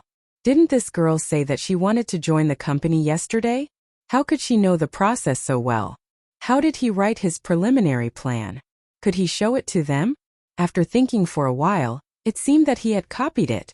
The evidence in the computer was enough to sentence him to 10 years in prison. He imagined himself holding the bars and singing, "10 years later we can still be friends and greet each other. But that kind of gentleness can't find a reason to hug each other?" This image was too vivid. He would rather die than let them see his personal computer. But he had no clear reason to refuse. Looking at Moira, who was sitting on the main seat, staring at him with a smile, he could only wink fiercely, hoping that she would forgive him once for his past contributions. At this time, several people around him began to criticize him. "Miss Quinn is right. Andre, we want to see your personal computer. Andre, you're a parasite of the group. I've long noticed that there's something wrong with you. You still don't want to confess? My uncle's neighbor works at the Star City police station. I've already reported you." For a moment, the solemn meeting room turned into a wet market. Whether they were on Moira's side or not, they all criticized Andre for his selfish behavior. In fact, the Quinn family was so rich that no one would care if you secretly took a few. At least that was what the mother and daughter thought. Walter was so loyal, and with the nourishment of love, he even had an investment company outside. Who didn't have some selfish motives? But you, Andre, did not do a good job. You were exposed by a 15-year-old girl. This is enough to make your name go down in history. This made the managers who boasted of their high IQ feel embarrassed. Your personal behavior lowered the overall IQ of the company. What if one of the people in this room works with you in the future? Once they hear that you have worked with them and remember your glorious deeds today, they will not dare to hire us. This kind of behavior must be suppressed. For a moment, everyone was criticizing him. The initiator, Thea, smiled and touched her chin. Suddenly, she realized that she could not grow a beard. She turned her head and looked at Moira with a little frustration. When she found that her mother was also looking at her, she immediately understood that her mother was standing up for her and was waiting for her to speak. Thea did not want to make things too ugly on her first day of work. She nodded gently, indicating that this matter could be overturned. Moira was very angry at first. Yesterday, she had informed them in advance. Since it was the young girl's first day of work, they had to give her some face. She knew what kind of conduct her subordinates had, but there was no evidence or the right opportunity, so she had not done anything. What's more, the new person might be even more greedy. She had been keeping one eye open and the other closed. As long as they did not go overboard, they would all be fine. In fact, it did not make much difference whether the Quinn family's assets were 100 million or 101 million. Anyway, she knew that they were not as rich as her. But the premise was that they did not cross the line. Today, Andre's behavior obviously crossed the line. Just as she was about to stop this matter to protect her daughter, she did not expect Sia to resolve the situation so easily. She even made a beautiful counterattack. This made her think to herself, "Did I not realize that my daughter is actually a genius in management?" She had just given her the information yesterday, And today, she used those obvious things to bring down a supervisor. She did not have this kind of talent when she was young. In order to stand up for her daughter and support her, she chose to ignore Andre's pleading eyes. It was not until Thea nodded that she let the matter go that she said slowly, "Today's meeting will end here. The meeting is adjourned now." As for Mr. Andre's treatment, she did not even mention it. On the one hand, he was a candidate recommended by another shareholder, so it was not easy for her to deal with him. On the other hand, Thea was Malcolm's biological daughter. With Malcolm's mentality of killing everyone who dared to touch him, this person was dead meat. There was no need to talk nonsense. It turned out that Moira's guess about her old lover was completely correct.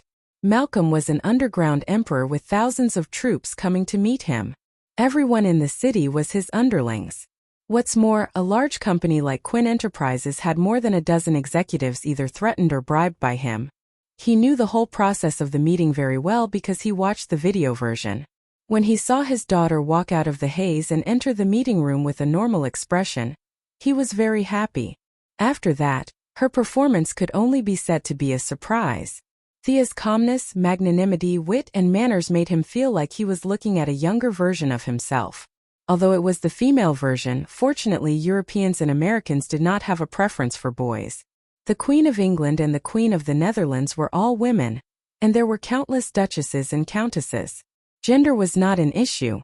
When he found that Moira had let go of the culprit who made his daughter angry, he was not worried. That was because he had already instructed his underlings to find a viaduct for Mr. Andre. The future pier of the viaduct would be tall and sturdy, with good load-bearing performance. There would be a lot of people around it. He did not charge him any accommodation fee, so he believed that he would not feel lonely at night. Mr. Andre, who was going to become the pillar of the American TV series, looked at his daughter's performance and was completely worthy of the word, excellent. As the saying goes, there is no harm without comparison.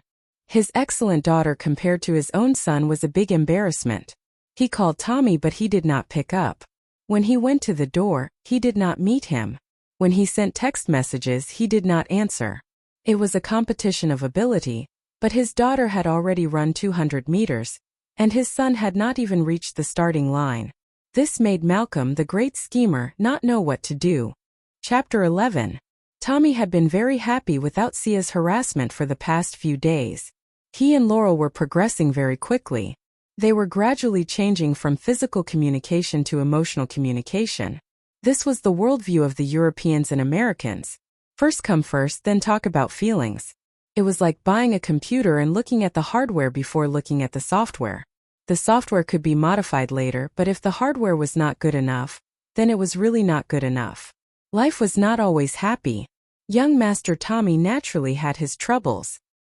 He didn't know what was wrong with his father. He came to find him every 2 or 3 days and called him to harass him. Yesterday he even sent him a text message telling him to go to work in his company. He said that he wanted to compete with Thea. Why should he compete with Thea? If he said that he was going to Quinn Enterprises or Thea was going to Merlin Group, then it would be reasonable for them to compete. Now that everyone was going back to their own homes and looking for their parents, how could they compete? After reading the text message, Tommy was even more certain that his father's paranoia had entered the final stage. He couldn't even make sense of basic logic. One day, after Tommy and Laurel finished their meal, they threw their credit cards and prepared to go back to do some physical and mental exercises. Soon, the waiter came back and bowed, saying, "Sir, please give me cash." "What's wrong? I've been eating here all the time. Why do you want cash today?" Tommy's character was very good. Although he was a little embarrassed in front of his girlfriend, he was not angry and asked in a gentle tone. The waiter didn't dare to offend this regular customer. This customer never asked about the price, but he was a big customer of his restaurant. He bowed and said, "Your credit card has been blocked. Can you give me another one?" After that, he changed 3 cards, but he didn't get a single cent. His proof of credit cards were all blocked. Tommy knew that his father must have done something immoral, so he had to pay next time. After sending Laurel back to her apartment, Tommy was not in the mood to exercise anymore. He told her to do yoga by herself. Tommy angrily ran back home. This was the first time he had returned home in a month. Malcolm was dressed in a warrior's outfit. He sat on the floor, with 2 teacups and a teapot on the table in front of him. The word Zen was written on the wall behind him. He hoped that he could calm Tommy down and make him listen to his story patiently. It turned out that he was just flirting with a blind man. Tommy and Oliver had dropped out of school before they even finished elementary school, and went to the nightclub to compete to see who could be more promiscuous. Tommy didn't even know all the English words. It would be strange if he could understand such a complicated Chinese word, Zen, written in a flamboyant style. Seeing his father sitting there motionlessly with his eyes closed, Tommy was scared out of his wits. Thinking that his father was dead, he reached out to check if he should call a doctor or a lawyer. After understanding his purpose, Old Ma was so angry that he was no longer in the mood to tell the story. He said stiffly, "Go to work at the Merlin Group tomorrow." Ignoring Tommy's strong protest, he left in a huff. Tommy, who had failed in the negotiation, knew that he couldn't win against Old Ma. His relationship with Laurel had just begun to warm up. Although the loss of their financial resources did not affect their relationship much, Laurel was ambitiously planning her own law firm. With his education level, the only thing he could help her with was money. Although he was mentally prepared to perform well so that his father could restore his pocket money as soon as possible, Tommy still overslept the next day. He didn't arrive at the Merlin Group until 10 o'clock in the morning. There was too much nightlife and he didn't have the habit of working in the morning. It wasn't easy to adjust his biological clock. Malcolm didn't make any excessive demands. Like Quinn Group, he gave Tommy the position of CEO's assistant. Tommy was 6 years older than Thea and he was also a man. It was only fair that he be given a relatively lower position, but Old Ma couldn't care less. According to the news from The Insider, Thea had basically sorted out the middle and senior management of the group in just 3 days. She could remember everyone's name, birthplace, and the university they graduated from. She could also cater to their interests and talk about some topics that they were interested in. Yesterday it was the birthday of one of the middle management members, and she had even sent gifts in the name of the corporation. This morning she had made a suggestion about humanizing the office. Almost no one objected to this suggestion because there was no reason to object. In any case, in the real-time video sent to Malcolm by the informant, no matter who it was, they all expressed their support for this proposal. Several human resource management experts under Malcolm gave Thea high marks without knowing her background. Her only weakness at present was that she was a little young. As for the impact of her education, it wasn't that big. There were many entrepreneurs in Europe and the United States who dropped out of college to start their own companies. Tommy, who didn't even graduate from primary school, was able to join the company. Thea's high school education was even higher than his. Looking at the comments given by his subordinates, Thea was smart, witty, flexible, and knew how to make use of her own advantages. There were almost no negative words. Malcolm was both proud of his daughter's excellence and worried about his son's incompetence. He pulled up the group's monitor to see what his son was doing. After searching for 10 minutes, he found that Tommy was happily chatting with the receptionist. He was so angry that he hurriedly took out a quick-acting heart reliever pill and took it. He secretly hated Oliver, who was suspected to be dead but was actually still alive. His son was so honest when he was a child. It was that kid who led his son astray. He had eyes and ears in Quinn Group and Moira also had people in Merlin Group. Tommy's performance on the first day was passed to her desk. Compared to the daughters of several branch directors who were video chatting outside the CEO's office, Moira felt that she had won the competition. There was no doubt about it. Looking at Tommy's Playboy performance as a mother, she automatically thought that it was Tommy who led Oliver astray. She thought about how well-behaved Oliver was when he was a child. At this time Oliver, who was far away in Purgatory Island in southern China, sneezed loudly, unaware that someone was thinking about him. "Focus, you have to learn how to survive, do you understand?" Yao Fei, who had a long beard and messy hair, was leading Oliver through the jungle. The two had been together for more than a month, and now Yao Fei had begun to talk to him in English. He didn't know what was wrong with this master's brain, but he had a great ambition to correct Oliver's Playboy habits and train him to be his successor. His teaching method was very primitive, which was to beat him up. If he didn't accept it, he would beat him up. Most of the Green Arrow's martial arts were physical memories, which were all beaten up by his own people and enemies. There were all kinds of beatings, being tied to a stool and being beaten on a table. There was very little real systematic learning time. The two went around in circles for a long time and caught a bird to solve the problem of breakfast. Yao Fei continued to teach him archery, but Oliver had always thought that it was ridiculous for a modern person to learn archery. He was very resistant on a psychological level. Although he didn't directly refuse to learn, in fact he didn't dare to. Yao Fei's daughter was very well behaved and had never met such a stubborn person. He didn't have a good solution for a while, so he could only continue to beat with a stick until he learned. Chapter 12.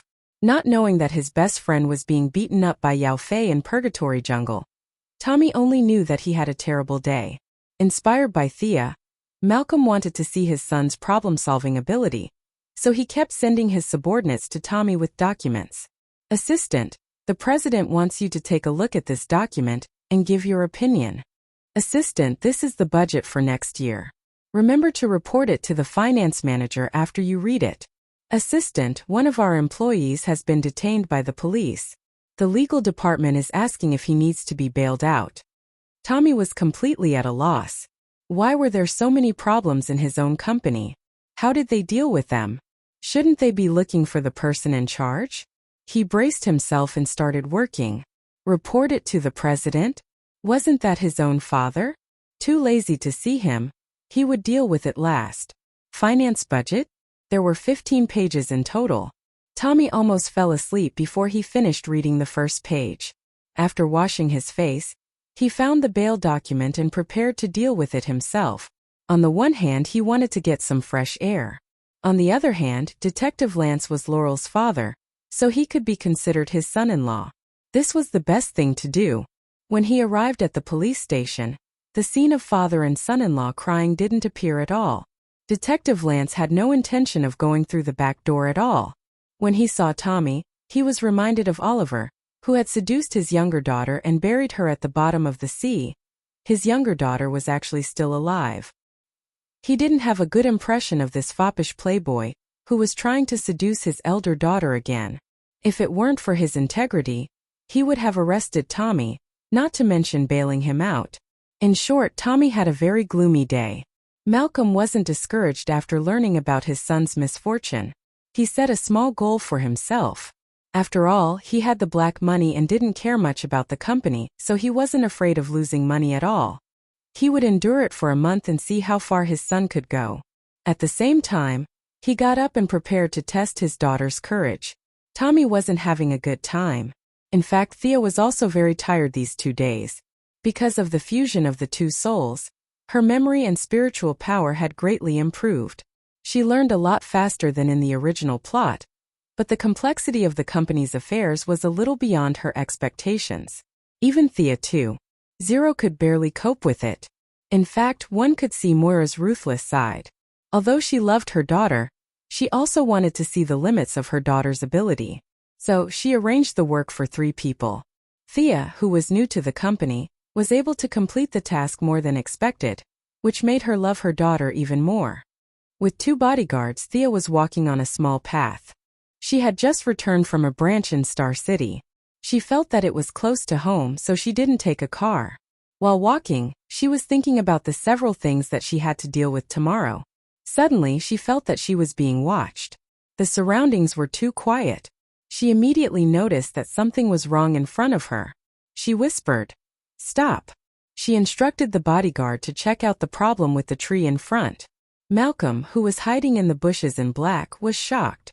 His hiding skills were learned from the ninja master.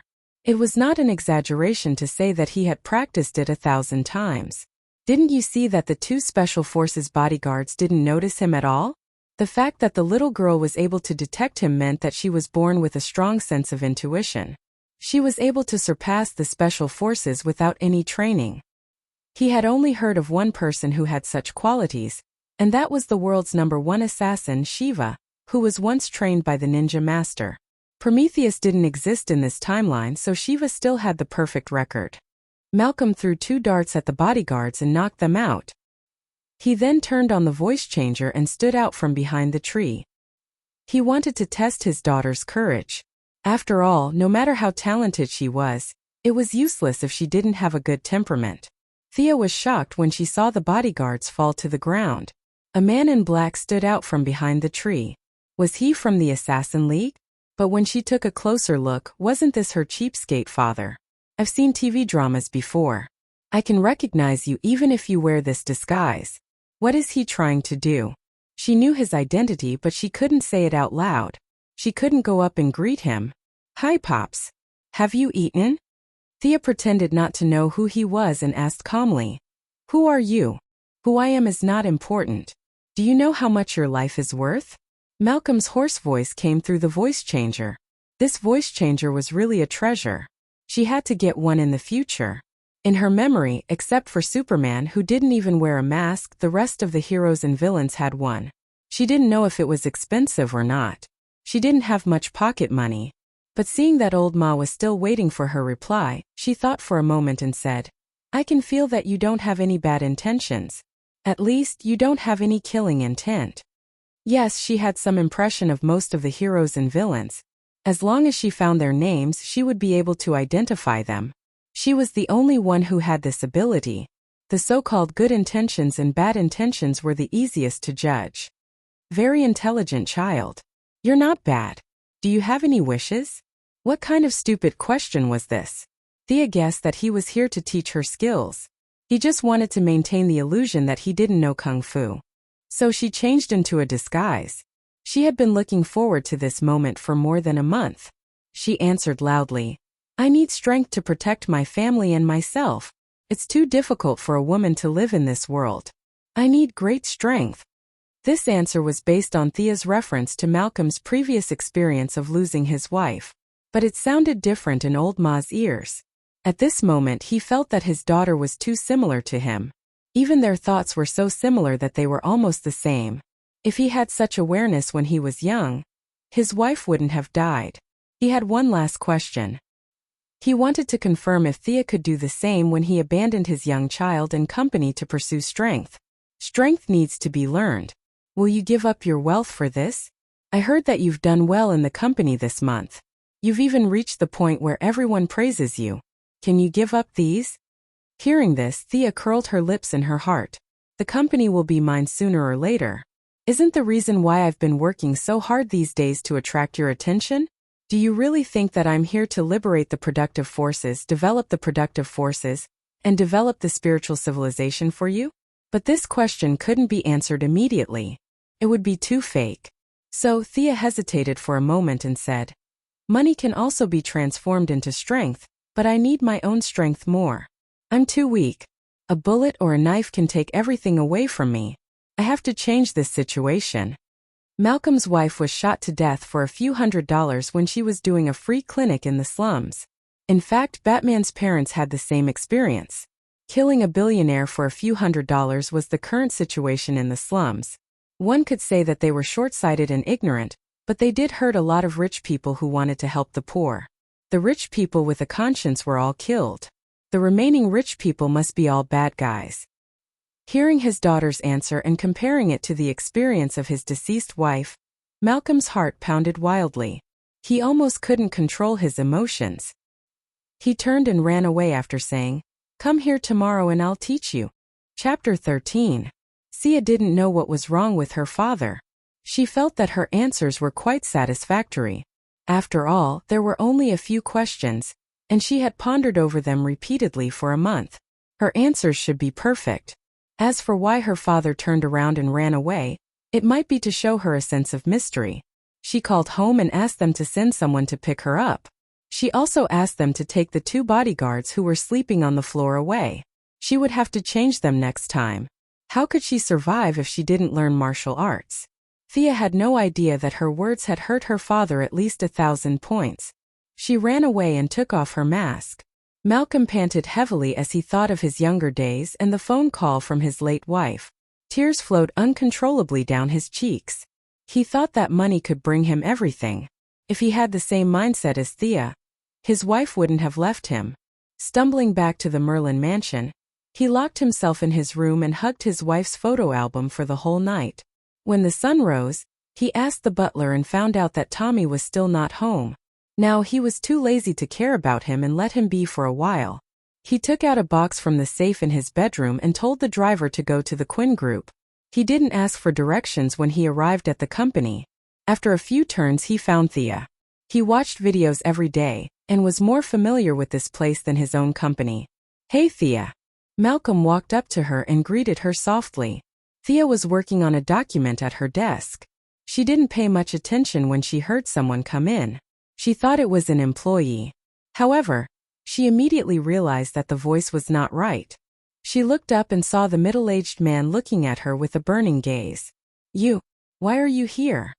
Although they had just met last night, he thought that she didn't know and pretended not to know.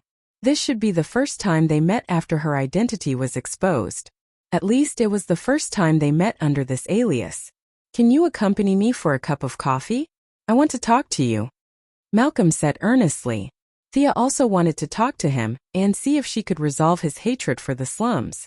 Perhaps if she could, she would not have to fight with Olivier. After all, both her brother and her father were her closest relatives. Nodding, the two of them left the building, found a cafe, ordered 2 cups and started a long conversation. "Child, do you know that you're very much like my wife? Just as smart, young and energetic. It's funny. I even suspect that you're my wife's biological daughter and Tommy is Thea's. You look so much like her." Malcolm looked into Thea's eyes and said seriously. Thea thought to herself, "You're kidding me. What I said last night must have affected him a little, making him feel that my figure has merged with his late wife's to a certain extent. This can be considered a lucky hit.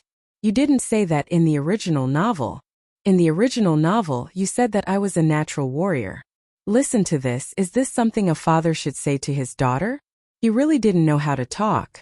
No wonder he had been single after his wife died. "Can you tell me more about her? I've only seen her photo from Tommy." It was definitely a good idea to cater to her preferences. Anyway, Sia was too lazy to go back to work today. Moira had a lot of spies, so she should know the reason. "We have nothing to do. It's working hours now, and there aren't many people in the cafe, so let's talk. We met on the train." At that time Malcolm had not talked about these things since his wife's death. It was rare that someone was willing to listen to him today. He started from the first time they met. As for whether it was illogical to talk about the legal wife with an illegitimate daughter, he did not think too much about it. At that time she was running a free clinic in the slums. On her way home she was robbed by a homeless man. There was no grudge between them. She fell into a pool of blood and called me 3 times for help. Unfortunately, I was sulking at the time and did not pick up the phone. I had planned to pick her up one day. I hate myself. Malcolm slammed the coffee table as he spoke. It was obvious that he had been holding this matter in his heart for a long time. Thea felt the same way. Was Tommy's mother a good person? She was definitely a good person. It was just fate playing a joke on her. If she had the power, this would not have happened. Thea was more and more convinced that she had chosen the right path. It was too difficult for a woman to live in this chaotic world. She had to have the power to protect herself. She patted Malcolm's hand gently. "She's so kind. I'm sure she'll forgive you, Dad." Her voice was as soft as a mosquito. On one hand, she was not used to it. On the other hand, she was still not used to it. But seeing him in so much pain, she still wanted to comfort him. "You don't need to acknowledge me as your father. You will always be Thea Quinn. Your family, your friends, and everything that belongs to you are there. I will only support you and protect you silently. I will not let anyone hurt you." Thea's face was filled with joy as she stroked Thea's hair and said, "Child, I know you sympathize with me. It's okay. I am happy that you can acknowledge me as your father. You don't need to acknowledge me as your father." His words were exactly what Thea wanted. If she changed her surname to Merlin, the Quinn Group would lose its inheritance. She would also have to compete with Tommy for the business. It was too troublesome. It was best that the 2 children each had their own family. She still did not know about the agreement between the 2 unscrupulous parents. Malcolm took out a box and placed it in Thea's hand. "This is what I gave to my wife. Today I'm giving it to you. I hope its light will continue to guide us forward." After that, he tidied himself up and left the cafe. Thea opened the box and found a very delicate necklace. A sky blue gem hung on the silver chain. As the gem swayed, a gentle lake light flashed. There were a few inscriptions on the inside of the necklace. Thea did not recognize a single word.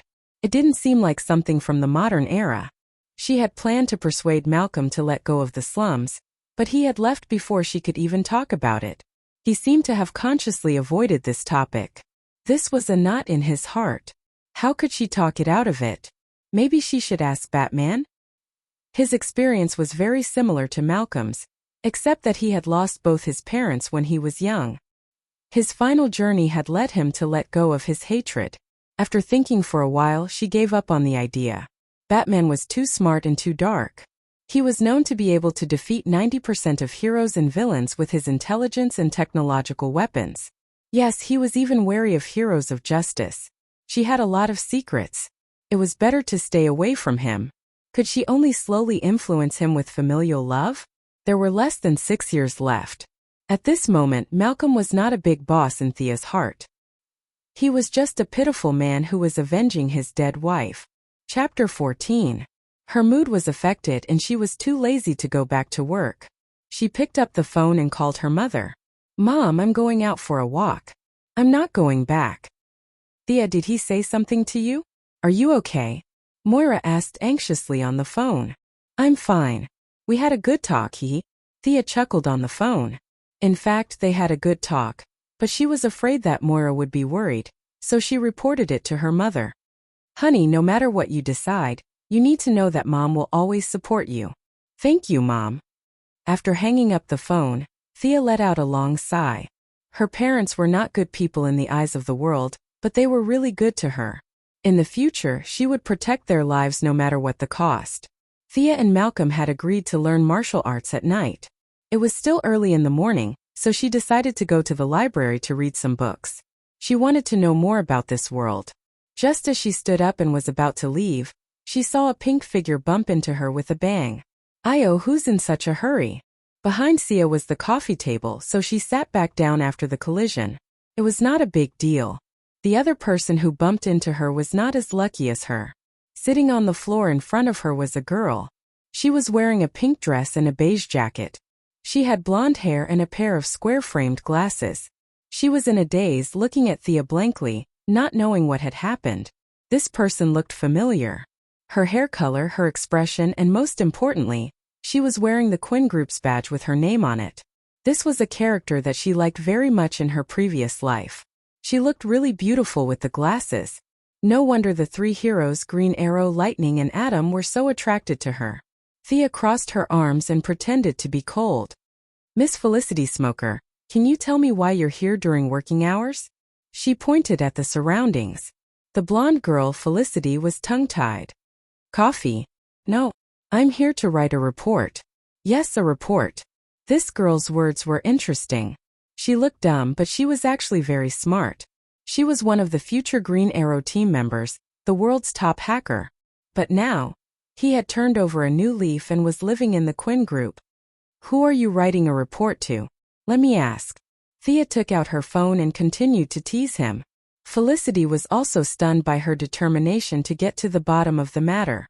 Her beautiful eyes darted around as she pondered how to come up with a name and use her hacking skills to come up with a command.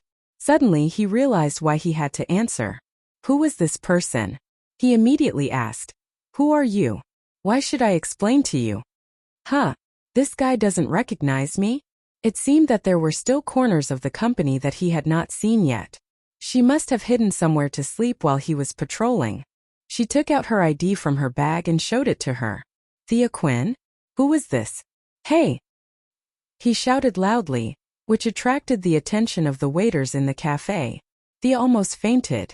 This girl was always so flustered. It was really impossible to work with her if she had a heart condition. "Did I? Alright, I did.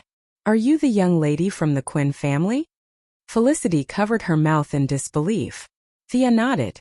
Felicity was still in disbelief. She took out her personal computer and clicked on it to turn the interface around. She pointed at the image and said, "Is this you? I always thought that this photo was taken very well. It's very beautiful." Thea looked down at the image. It was a photo. The environment was very familiar. It seemed to be a photo of her getting drunk at a bar a few days ago. Who took this? The angle is not bad. It perfectly combines my natural beauty with my melancholy aura. Not bad at all. However, it's not appropriate for you to hack it out of a certain server in front of me, right? Miss Smoker, where did you get this photo? I found it from the newspaper. Felicity, the blonde, realized that she was in trouble. She tried her best to explain as she pointed her fingers around, as if Sia's picture was plastered all over the street. Miss Felicity Smoker, you won second place in a National Information Technology competition at the age of 19.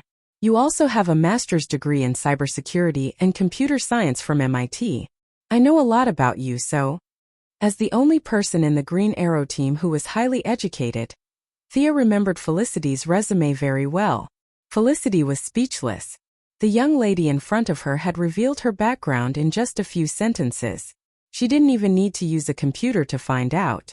Did this mean that the Quinn family was watching her? As a top hacker, she was a little scared.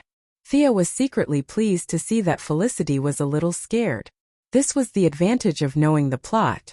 She knew a lot of plots, but she didn't dare to reveal them in front of Malcolm. Today she finally had the chance to show them off. Do you want to have a drink with me? It's my treat. Thea still wanted to be friends with Felicity. Felicity pointed at the Quinn family's building in the distance, implying that Felicity should go back immediately. Thea laughed. Haha. I'm just here to have fun. You're here to have fun. I'm here to work. Felicity explained stubbornly. Yes, work. We're all here to work. Put whatever you drink on my tab. In fact, Thea was pretending to be generous. Malcolm was the one who kept all the bills. She just didn't leave. Felicity didn't fully believe her, but she felt that she could live anywhere. The job in front of her wasn't essential, so she started chatting with Felicity. Thea told a few jokes about the company's executives. Felicity also talked about her university life. The two chatted happily. When they talked about the photo, they decided to visit the crime scene. When they arrived at the bar, they saw the bar owner's mistress who served Thea last time. She ordered the mistress to serve the two of them, and the two continued to chat. Felicity looked very honest in her blonde dress suit. In fact, she used to have fun too. She put on smoky makeup and dressed like a punk. It was only after her boyfriend was sent to prison that she changed her appearance. She didn't dislike places like bars. Instead, she felt an inexplicable sense of familiarity. As Felicity continued to talk about her life, Thea learned that she graduated from high school at 16, university at 18, and got her master's degree at 20. She was also a top student. Thea, you're very smart. You finished high school in 2 out of 4 years. University is more exciting. High school is boring. Felicity hadn't touched alcohol for some time. Now that she had drunk a little too much, she wasn't as careful with her words as before. Thea was a little tempted. Previously, she had to participate in the management of the company and learn martial arts. She thought that high school was a waste of time and should just give up. However, after hearing Felicity's words today, it seemed that she could speed up the process. High school in America took 4 years. The content was really simple. Compared to the second year of high school on the other side of the Pacific Ocean, she could definitely pass. If she really couldn't pass, she could still bribe them. Quinn Enterprises sponsored many university laboratories. Chapter 15. The two heroines drank from work in the morning until they got off work in the afternoon. It seemed like a long time, but in fact their stomachs were limited and they did not drink much. After eating something, they found a room to rest for a while. Sia suddenly remembered that she still had to go to the Grove to learn martial arts from her father.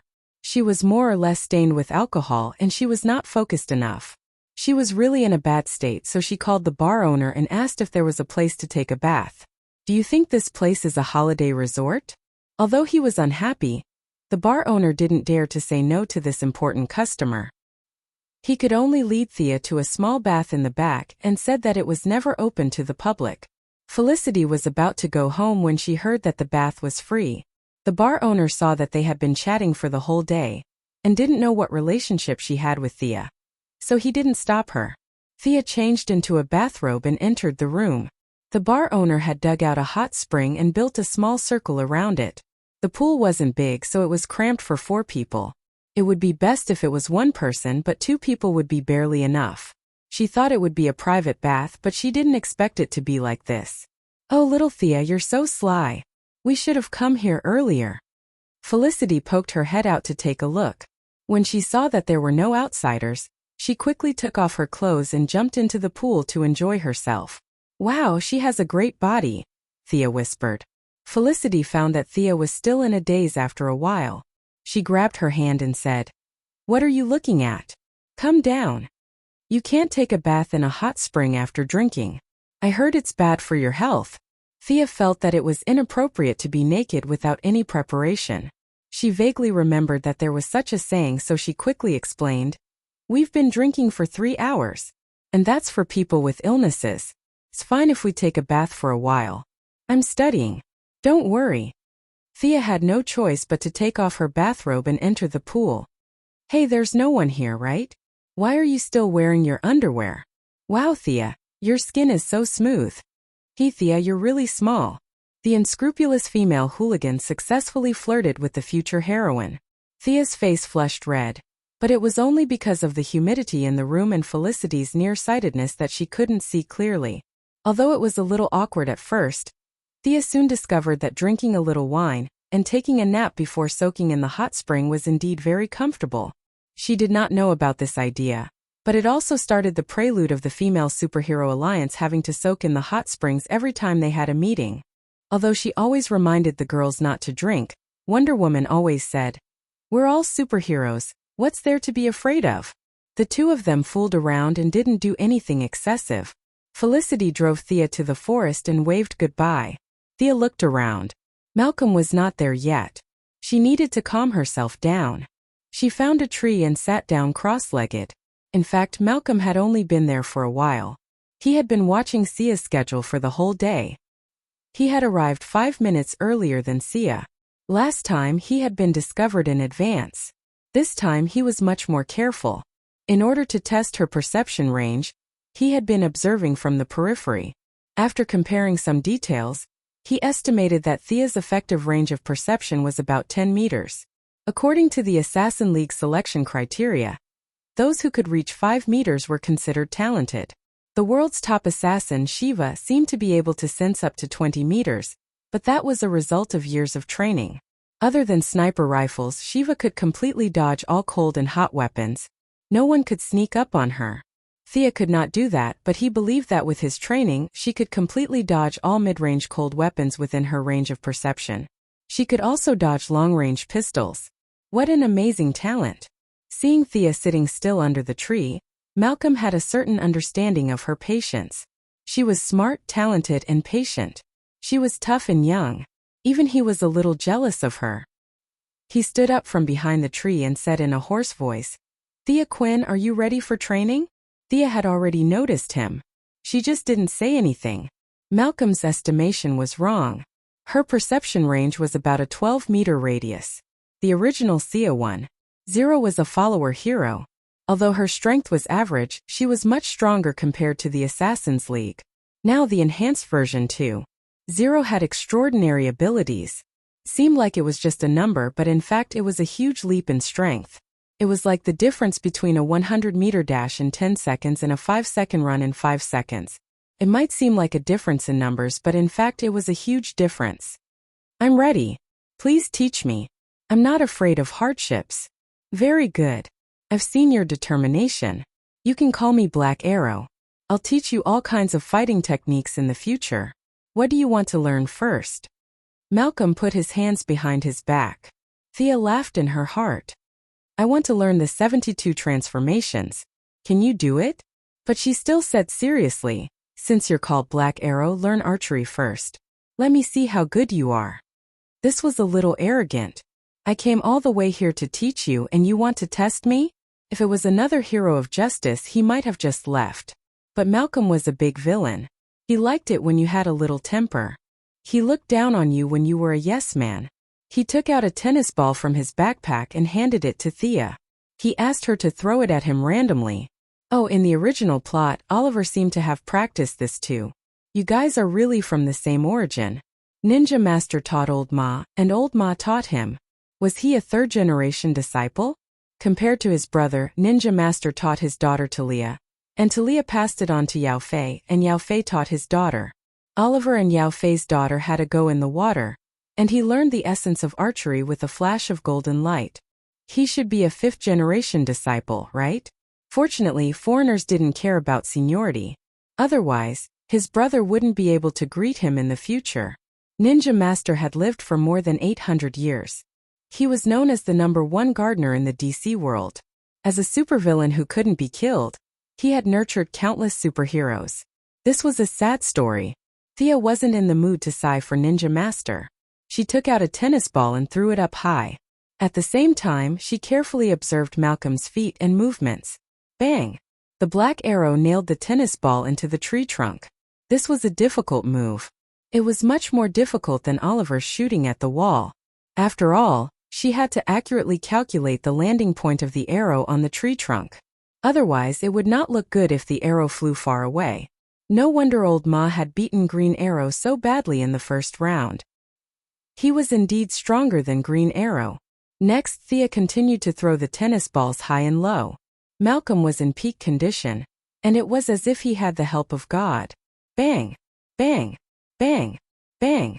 Every arrow accurately hit the center of the ball, and the 9 tennis balls were nailed to the tree trunk one by one. Amazing! I'll learn this, Thea said with her eyes shining. Phew! Old Ma secretly let out a sigh of relief. In fact, Old Ma was a little better than usual today. After all, he was in his 40s and was not the kind of person who practiced martial arts since young. In order not to disappoint his daughter, he focused like never before. If Thea threw a few more balls, he might not be able to hit them. This was the biggest difference between him and Green Arrow. In terms of physical strength or endurance, he was not as good as the young Green Arrow. He could win against Green Arrow if he focused for a short period of time, but he couldn't do it for a long time. Chapter 16. Stand up straight and spread your feet to shoulder width apart. Use your left hand to control the direction of the arrow, and your right hand to maintain stability. Use your index finger, middle finger, and ring finger to pull the bowstring. Place your index finger above the arrow's tail, and place your middle finger and ring finger below the arrow's tail. Malcolm constantly adjusted Thea's posture and corrected every mistake. As an archery master, his guidance was very good. He could clearly explain the key points of every action and why it was done. Many people were good at something but they couldn't teach others. Malcolm was obviously not one of them. Thea held a red, low-weight recurve bow without a sight or stabilizer. This was the disadvantage of women. They were naturally weaker than men. Although there were many female archers in games and anime, it was really difficult to train. Weak strength meant low lethality. In ancient times, the population had been depleted, but there had never been a king who recruited women as archers. In the original storyline, Thea Quinn, a member of the Green Arrow team, was known as the Fast Hand. She had thought of using high shooting speed to make up for low lethality. However, she later became unknown and even quit the team. It was obvious that this path did not work. She had already come into contact with her own destiny in advance. She could definitely change the trajectory of her life. Thea calmed herself down and silently recited Malcolm's teachings. She knocked an arrow and aimed at a tree 10 meters away. Malcolm drew a red circle in the middle of the tree. She breathed in and out and adjusted her breathing. She stared at the red circle in front of her. With a whoosh, the arrow flew out. Thea, who was highly focused, had a feeling that part of her body was following the arrow's trajectory. The arrow was bound to hit. With a muffled thud, the arrow was firmly nailed to the inside of the red circle. It was very close to the center. According to the competition results, it was at least a score of 7 or 8. To be honest, Malcolm was a little jealous of such a good result for the first time. When he was trained by Ninja Master, he had to practice for 3 days without sleep to reach this step. Afraid that his daughter would be proud, he found another target 20 meters away and gestured for her to shoot. As expected, Thea missed her target, but the deviation was smaller than Malcolm had expected. The arrow brushed past the tree trunk and flew away. This time, Old Ma felt much better and began to carefully explain the precautions. In fact, Thea's first shot was not a result of her own mastery of archery. Instead, she had used her extraordinary perception to predict the outcome. The entire 10-meter range was within her perception, and as long as she concentrated, she would be able to hit the target with 100% accuracy. This was not a special ability. In reality, when many people shot three-pointers, they knew that the ball would hit the target as soon as it was released. It could only be said to be a very mysterious feeling. However, 20 meters was out of her cheating range. Although she could still guarantee her accuracy for the first 10 meters, she missed the last 10 meters as expected. As expected, she was still far away from those cheaters. For example, Prometheus had a helmet that could download all the pugilist's martial arts. With a light click of the mouse to search for the target, he would be able to learn it immediately. Learning martial arts from the Matrix was as convenient and fast as learning martial arts from Neo, unlike him who had to train hard. Where did he find that helmet? It wasn't mentioned in the manga. She patiently listened to old Ma's explanation. She had to say that it was really good. He explained the key points and habits in simple terms. As expected of an outstanding senior student who graduated from Hogwarts School of Magic and Wizardry, no Nanderbart School of Martial Arts, Thea absorbed the knowledge like a sponge. The fusion of the two souls not only brought about the expansion of her perception, but also the depth of her thinking, the speed of her memory, and the sensitivity of her reactions. This was an all-round improvement. If the original Thea was only a quasi-hero, now she had the qualifications to be a first-tier hero. When the lesson was about to end, Thea could already hit a target with a distance of 20 meters. Although it was not 100% accuracy, the result of hitting 9 out of 10 arrows made old Ma feel sad. This was the first night of teaching. When he was at this stage, he had to practice for a week with a sore back and cramps in his legs. It was good to be young. He silently found an excuse for his daughter's lack of qualifications and escorted Thea to Ryan's mansion from afar before returning home. When he got home, he changed into casual clothes and asked the butler, "Is Tommy back?" "No, it's just a phone message that needs to be dealt with," the butler answered honestly. "Humph," Malcolm snorted. What could have happened to him? He must have seen that he was not at home today and went to fool around with Laurel again. For a moment he felt helpless. He really did not know how to educate the son left by his late wife. His brain, courage, and tenacity were not like his. If he did not believe that his late wife would not cheat on him, he would have doubted that this was his son. Especially when compared to his daughter, it was even more obvious. Actually, everyone had talent, it was just a matter of whether or not you were able to discover it. Just like in the Foot Basin country of another world, during World War II, Ishihara Kanji would praise his country's prime minister in front of everyone every day. It would be great if Tokyo-kun could be kept as a storehouse. He could manage at least 5 machine guns. You must be kidding me if you want him to be the prime minister. Going back to Tommy's problem, it was not that he did not have talent, it was just that he did not use it in the right place. Oliver, who would return to the city in the future, saw Tommy's bright spot. He encouraged his friend to open a bar, and sure enough, Tommy did very well. If it wasn't for Malcolm's big move, the bar chain might have been successfully listed. The more Malcolm thought about it, the sadder he felt. Looking at his wife's photo, he recalled the bits and pieces of the past. In his heart, he decided to wait for him for another half a year. If there was no improvement, then let him do whatever he wanted. He would guarantee that he would live a happy life and not have to worry about food and clothing. When Thea returned home, she found Moira waiting for her in the living room. She gave her mother a big hug and said, "Mom, I'm back." Moira got the news that Malcolm was looking for someone to train her daughter, but she did not know that the person was himself.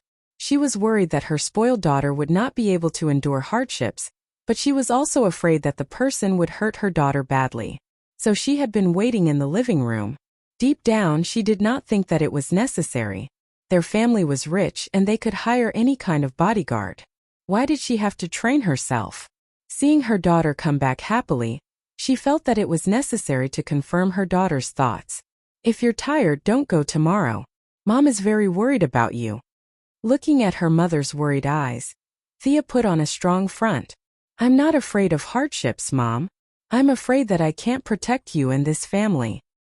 "My poor child, I've said that I will respect any decision you make. If one day you don't want to learn, you must tell Mom, okay?" Moira said seriously. "Okay, I know."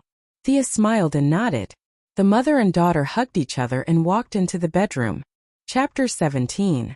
Lying on the bed, Thea knew that her mother disapproved of her decision. She just followed her heart and didn't say anything. But she didn't know how dangerous this world was, and how many times she was woken up from her dreams. From the information gathered from all sides, Superman and Batman, these two big shots, had already fought several times. The official statement was that both of them won and lost. What did that mean? It meant that Superman was already in the Iron or postmodern period. Otherwise, no matter how big Batman was, it would be impossible for both of them to win and lose. Just look at the Silver Age Superman and you will understand. He could blow out a star with a breath, destroy the solar system with a sneeze, pull a dozen planets with his own strength, exceed the speed of light, faster than the Flash, break the barrier of time and ignore karma to kill his own mother. Looking at the above description, isn't it a bit familiar? This is the strength of the main character in the last 2 chapters of a fantasy novel. Brother Superman appears at this level. Are you afraid? Even a Super Saiyan is not his match. How can Batman fight with such conditions? So now Superman must be in his weakest state. In fact, Thea was not afraid of Superman being too strong. She was afraid of Superman being too weak. If there was a Silver Age Superman protecting Earth, it would definitely be a peaceful situation. There would be no villains jumping out to court death. She would be a beautiful CEO and play games with Felicity when she had nothing to do. Unfortunately, this is an era where demons run amok. If wealth can't be transformed into strength, it is like a castle in the air. It will scatter with a light touch. I should pay more attention to the corporation's weapon research and development department. There must be the equipment I urgently need. Maybe I can be a DC World's Iron Man? Sigh, I'm dreaming. In order to keep it a secret, I can only research and develop it by myself or with a few assistants. If I pull Quinn Merlin Corporation into a 5-year plan on a large scale, even if the research is successful, the final result will be eaten by the military. Marvel's Tony still handed over a suit under the protection of S.H.I.E.L.D. Not to mention himself. He can only study it alone. However, Tony entered MIT at the age of 15 and graduated with a double doctorate at the age of 18. He can knock out the Mark generation in a cave. I'm also 15 years old, and I haven't even finished high school. Sigh, I really can't compare myself to others.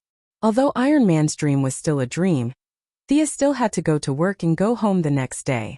As for graduating from high school, Moira had spent a lot of money on technical research and lobbying work. So far, her results were excellent. If everything went well, she could go to Princeton to study electronic engineering next year.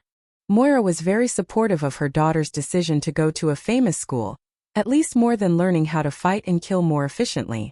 As for why she chose to study engineering instead of biomedicine, which was more female, she didn't think too much about it. There weren't many women in the United States who studied mechanics, but it wasn't that there weren't any, so it wasn't surprising. Malcolm was indifferent, but he also helped to smooth over some of the connections. After all, it was always good to learn more. At the same time, he wondered if his son was such a jerk because he didn't study enough. Should he let his son join the school too? But after seeing Thea's SAT results, he gave up the idea. With Tommy's elementary school level, it was better for him to stay in Star City and not go out and embarrass himself. At this time, Thea still didn't know that she had inadvertently caused some trouble for Tommy. She was patrolling the corporation's weapon research and development department. To put it nicely, it was an inspection, but to put it bluntly, it was a stroll. Dr. Hoffman, what's this? Thea asked, pointing at an object that looked like a helmet that was similar to Magneto's belt. The white-haired old man beside her was actually dissatisfied with the young lady's visit.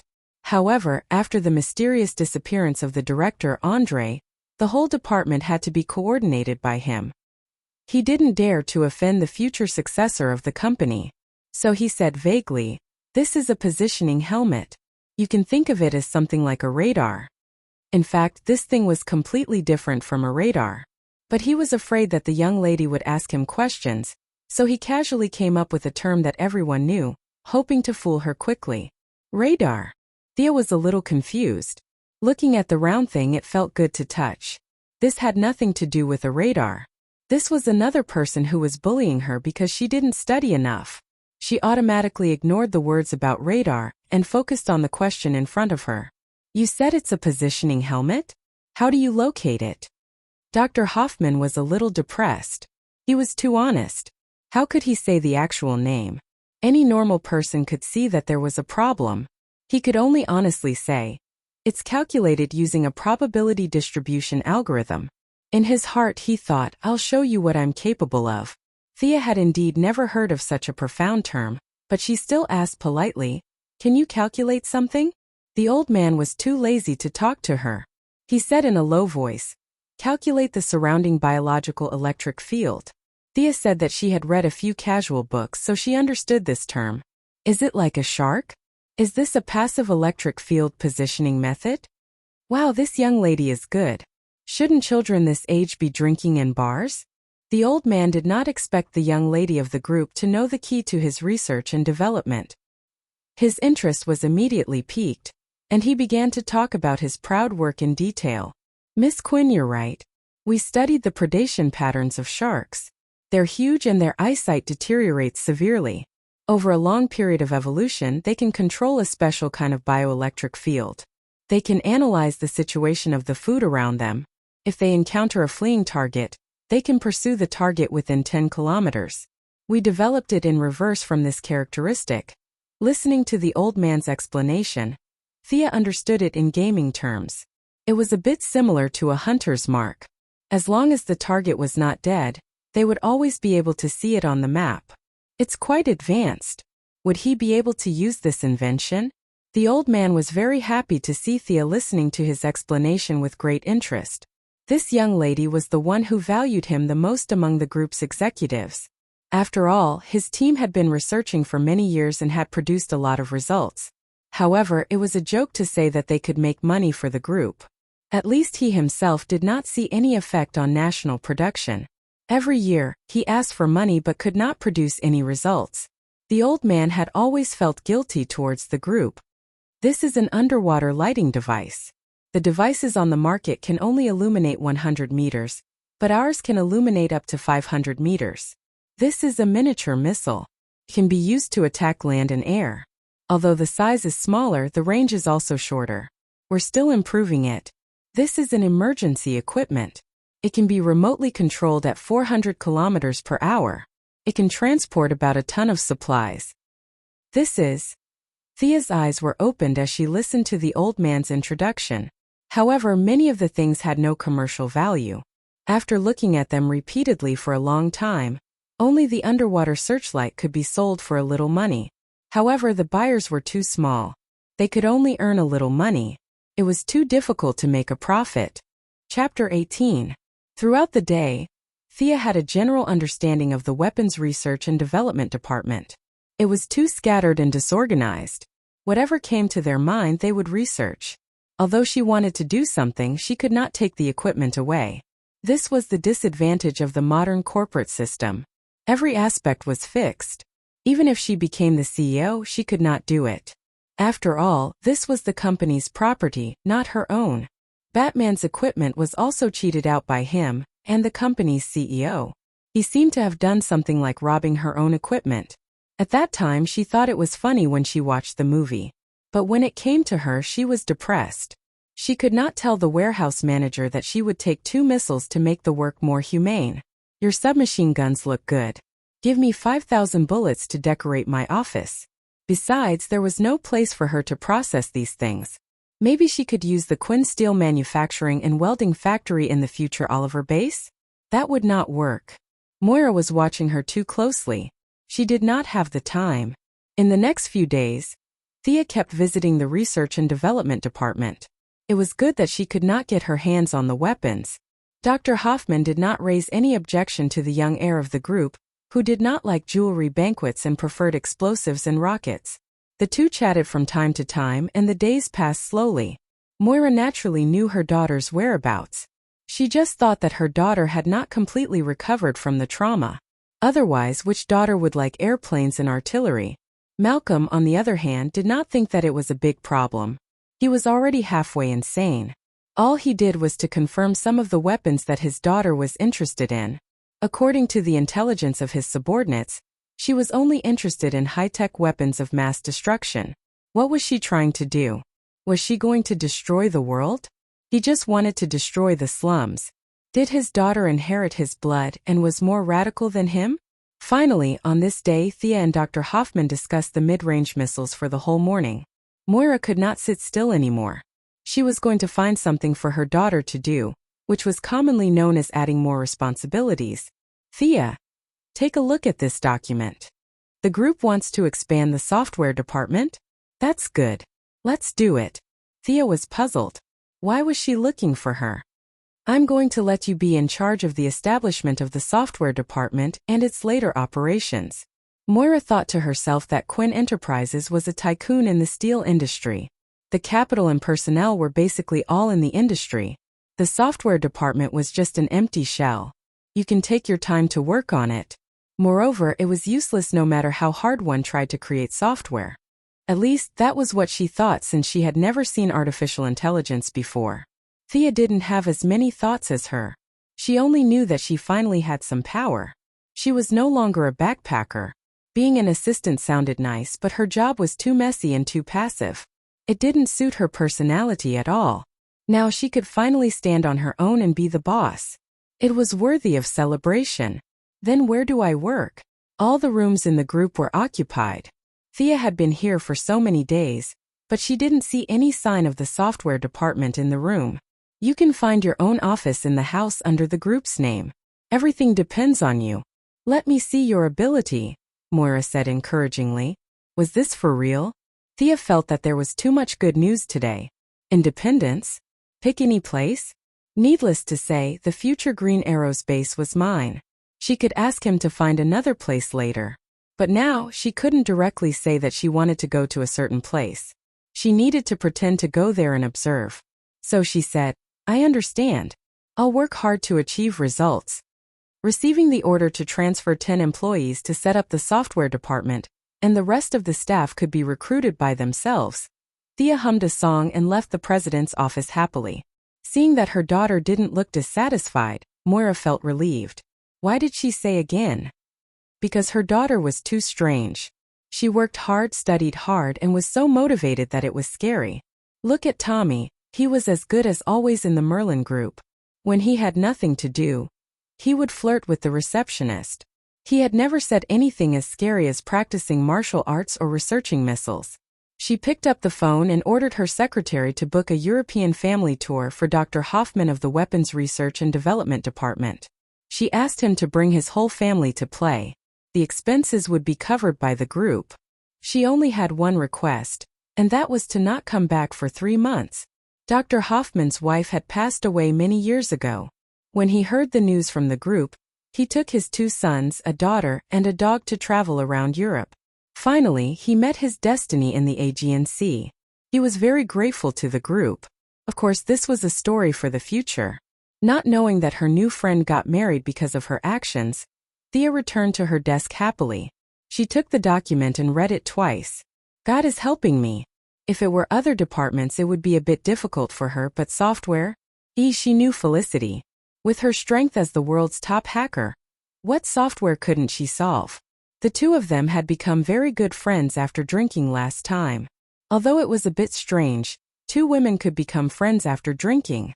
Sure enough, the drinking table was a hotbed for improving feelings, regardless of whether it was a man or a woman. She hadn't gone to the office to look for her, so she should help her. Thea's heart was beating a little. Would she agree to give up her position and run around by herself? Thea felt that her mentality was a bit strange now. She was worried about personal gains and losses. In fact, it didn't matter if she refused. I can force her to order, haha. The place where Felicity worked was really remote. The company's file management and information technology team kept looking for the nameplate and finally found the department in a corner of the 2nd floor. This corner seemed to have a built-in stealth function. Thea bet that she had never noticed this place after so many days. The future Watcher IT woman, Miss Felicity Smokey, had taken off her glasses and was sleeping soundly on the desk. This girl had really touched a lot of lipstick, because Thea saw her drooling and staining a large part of her sleeve red. She knocked on the table. Hey, wake up, don't sleep. Miss Smoker opened her eyes in a daze and looked at the person in front of her for a long time. She put on her glasses and looked carefully for a long time. Thea? Off work? Looking for me for a drink? Damn, is this girl a drunkard? There was no such hobby in the storyline. Isn't she an otaku? She didn't think about it carefully and blurted out, Felicity, are you willing to go with me? Felicity's expression was one word. Stupefied. She was dumbfounded and murmured, Are you confessing to me? I have to think about it. Thea almost went crazy. How can you understand my English this way? What's wrong with your brain? After thinking about it carefully, she couldn't blame her completely. She seemed to have asked a question. Chapter 19. Thea hurriedly clarified. That's not what you meant. It's like this. She rambled on. Felicity tilted her eyes and stared at her. She wasn't sure if she heard what Felicity said. You have designs on me. Why is this girl so sharp all of a sudden? Wasn't she always confused? Thea's surprised expression was caught by Felicity. I guessed it. Little Thea, you're not being honest. She picked up her laptop and typed furiously. Our state's laws allow this kind of marriage? Did you plan this all along? Thea stared blankly at Felicity as she searched for all kinds of strange information. Felicity muttered to herself, But you're still too young. You have to be 16 years old to be able to do this. Maybe I can help you change your identity? This firewall sucks. I've never thought about this kind of thing. It's more exciting than men. Do I have this kind of tendency? Oh, I can't go to church for this kind of marriage. But I can ignore the fact that I'm Jewish. She stared blankly at Felicity as she muttered to herself. She blushed as she spoke. How did this misunderstanding come about? I just wanted to ask her for help. How did she misunderstand? And what the hell is a church? Why would I go there? Despite her repeated explanations, Felicity still didn't believe her. She stubbornly thought that her explanation was a cover-up. She said that she could consider developing a relationship with Thea. To be honest, Felicity looked a little unreliable, but she was actually a very charming woman.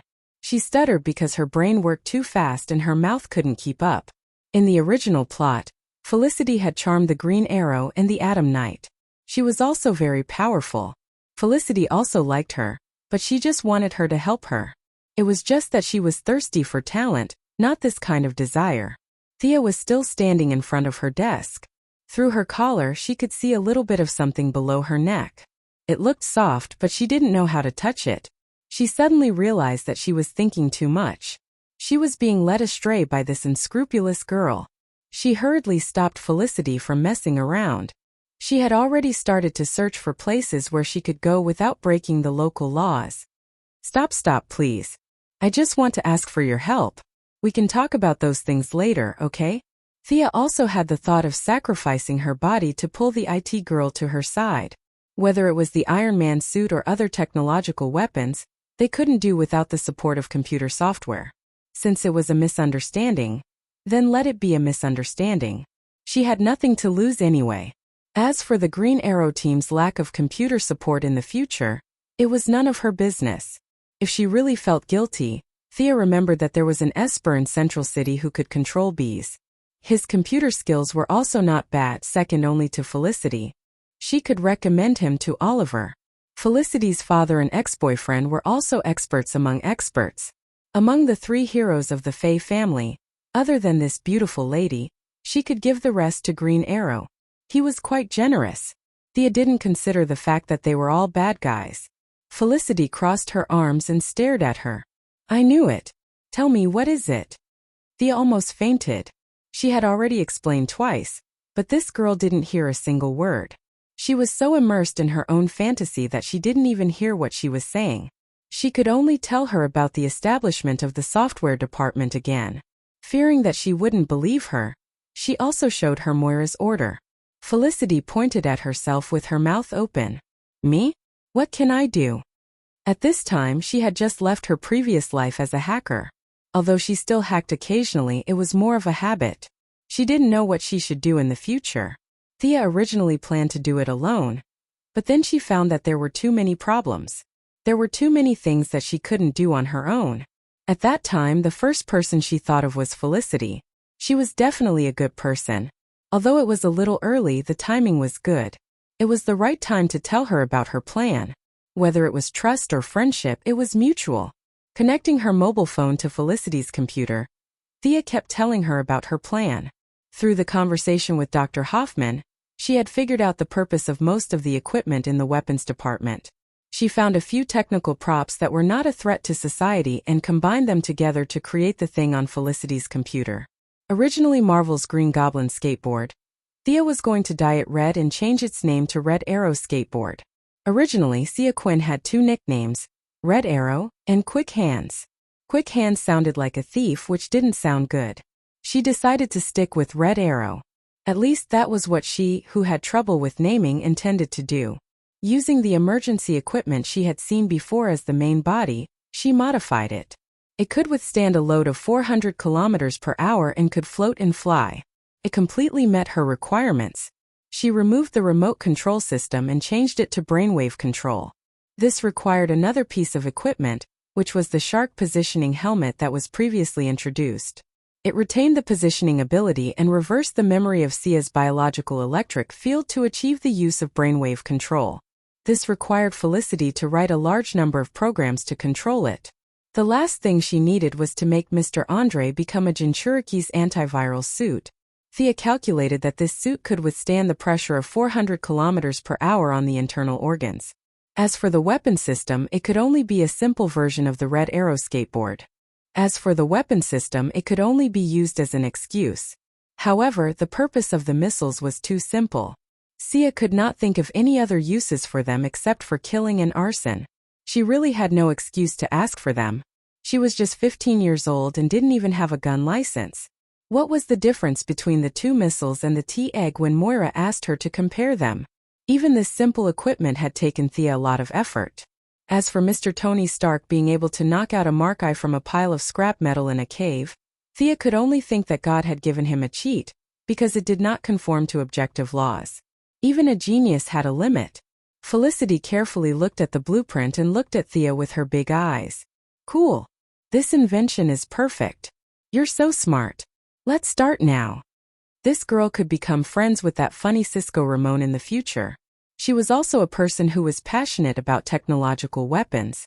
As the saying goes, although you love makeup, you love weapons more. Although the plan was very detailed, she could not just do it. What should be hidden still had to be hidden.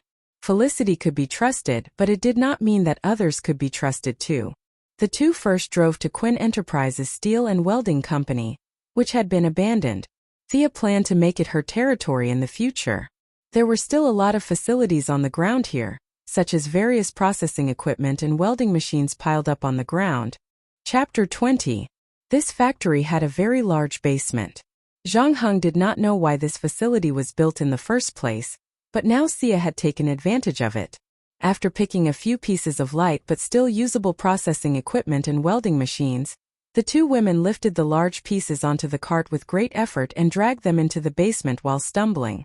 Fortunately, both of them were European and American women, so they were quite strong. At least, they were stronger than the Asian women in the same world. Felicity looked like an otaku, but she was actually quite fleshy. She gritted her teeth and glared fiercely.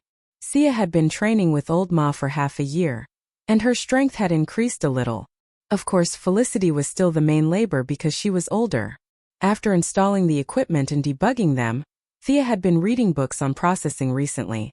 She did not want to be a level 8 fitter or level 9 welder like Tony, but for the future Iron Man armor and the current Red Arrow skateboard, she did not need to be proficient in these basic skills. The door to the basement was sealed and disguised. In the future, the outside area would be the office of the software department, and the secret room would be their secret base. The two women leaned against the wall and panted heavily. Thea was impressed by Oliver. Even though there were two of them, he was still as tired as a dead dog.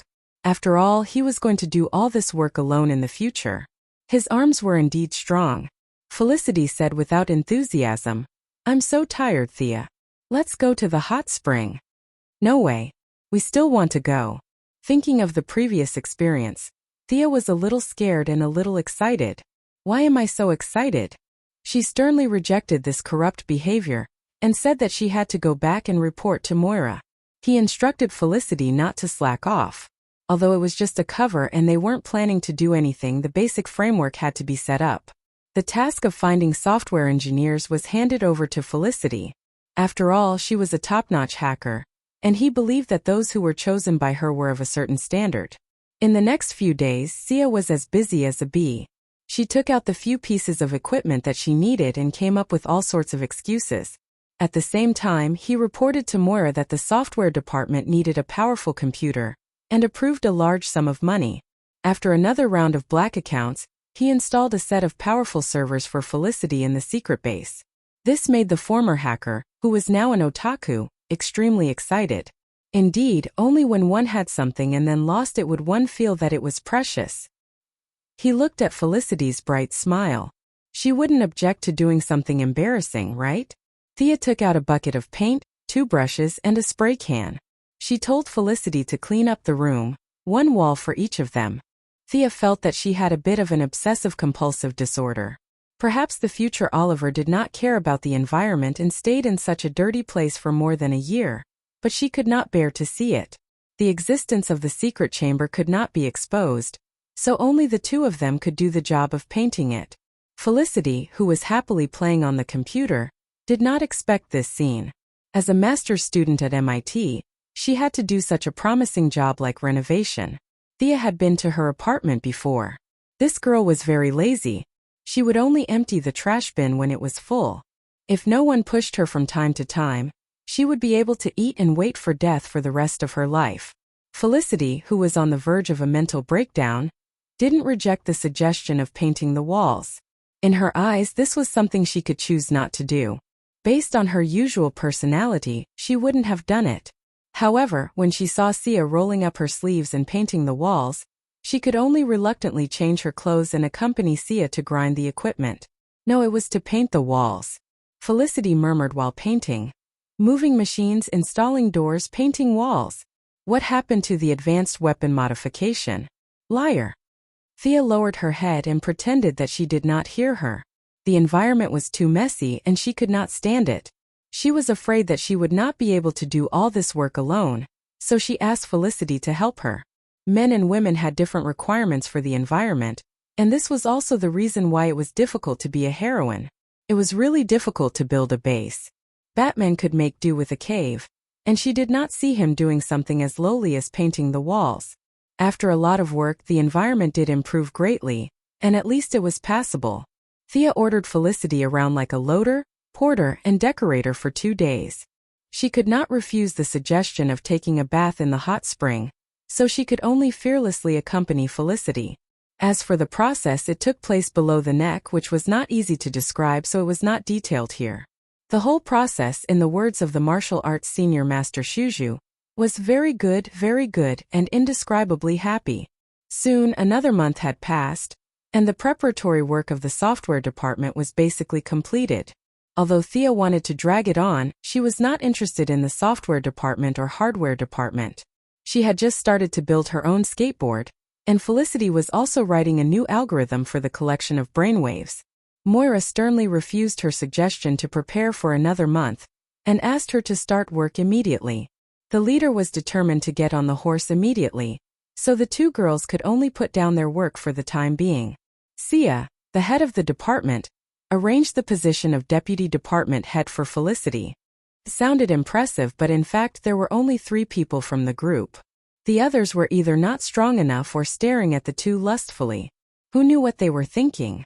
2 of the 3 subordinates were women, and they were average-looking, but one was skinnier than the other. The 2 of them could be blown away by a strong wind even if they were tied together. The other man spoke softly, and it was obvious that he was congenitally deficient in testosterone and had spinal edema. Thea felt that if all the bad guys were like this, she could take on 10 at a time. Thea briefly talked about the importance of the new department in the group, but looking at the surrounding environment, the empty factory, the various oil stains in the corners of the ground, and the windows rattling when the wind blew, one would know that her words were useless. Looking at the 3 weak subordinates, although they could not be compared to Malcolm, who had a city full of minions, it was at least a start. Thea said with great ambition that she would start work. Soon Thea spent her first day as a minister drinking tea and reading newspapers, because there was really nothing to do. Quinn Group started with steel smelting, and it had connections with both the underworld and the underworld. It had a group of fierce-looking subordinates, and it could be said that the process of Quinn Group's start was not glorious. For a company like this, the demand for software was infinitely close to zero. Thea wondered if she would have to sleep during the day and work at night in the future. Although she could live like this, it was too much of a waste of time. Her time was precious, and more than half of the 5 years had passed. In a daze, she got up and went to look for Felicity. The situation was completely different from when she was in the group. Thea was so busy when Felicity was sleeping. Now Thea could not do anything. She could not set up a target in front of her 3 subordinates to practice archery, could she? If she did, her 3 subordinates would have to run away. Felicity did not have this problem at all. Her brainwave collection software was not shameful, and she could write it at any time. In fact, no one knew what she was doing. They only knew that it looked amazing. Chapter 21. By the time Thea staggered up to Felicity, the girl was operating 3 keyboards at once, sitting in a swivel chair and hammering away at them in convulsions. Thea leaned against the door frame with her arms crossed. Felicity was really focused on her work. She felt bad that Felicity was so busy with her work that she forgot to eat and sleep. "Hey, let's go get some coffee." Felicity didn't even turn her head. "Nah, I'm busy. You go play." No matter how heartless Felicity was, she couldn't just leave Felicity to work and go play by herself. She grabbed a chair and sat beside Felicity. "Take a break. I need to talk to you." Felicity stopped working and looked at her worriedly. "Don't tell me you're going to do some manual labor again? What a capitalist otaku. Just a few days of hard work and you're already traumatized." Before Zhuge Liang left the mountain, he was determined to be an otaku too. He didn't complain at all. "You're not even close." Even though Thea was complaining about the quality of education at MIT, she still said, "It's outside." She then pointed at the empty former factory building, which was now the software department's office. "Shouldn't we find something to do?" "As the heir, I can't not do anything," Thea said pitifully. "Then what can we do?" Felicity was trying to say, "Your company is just a former mafia company. What do you need to do with software? Haven't you been strengthening your hardware to maintain your status as an advanced company? Isn't it better to buy more sticks and brass knuckles to improve your performance?" Thea whispered, "Aren't you very good at that? Do you have any simple software that you can sell to me? That way the people outside can get busy, and I can also report back to my superiors." Felicity tapped her left hand with her right hand and raised her small nose. "You have good taste. Just you wait." After that, he found a document from the computer and clicked the mouse a few times. The printer next to him began to work. After a while, he handed 3 sheets of paper to Thea. "These are the catalogs of my research results from university. Take a look and see if there's anything you can use. But I don't think they're very practical."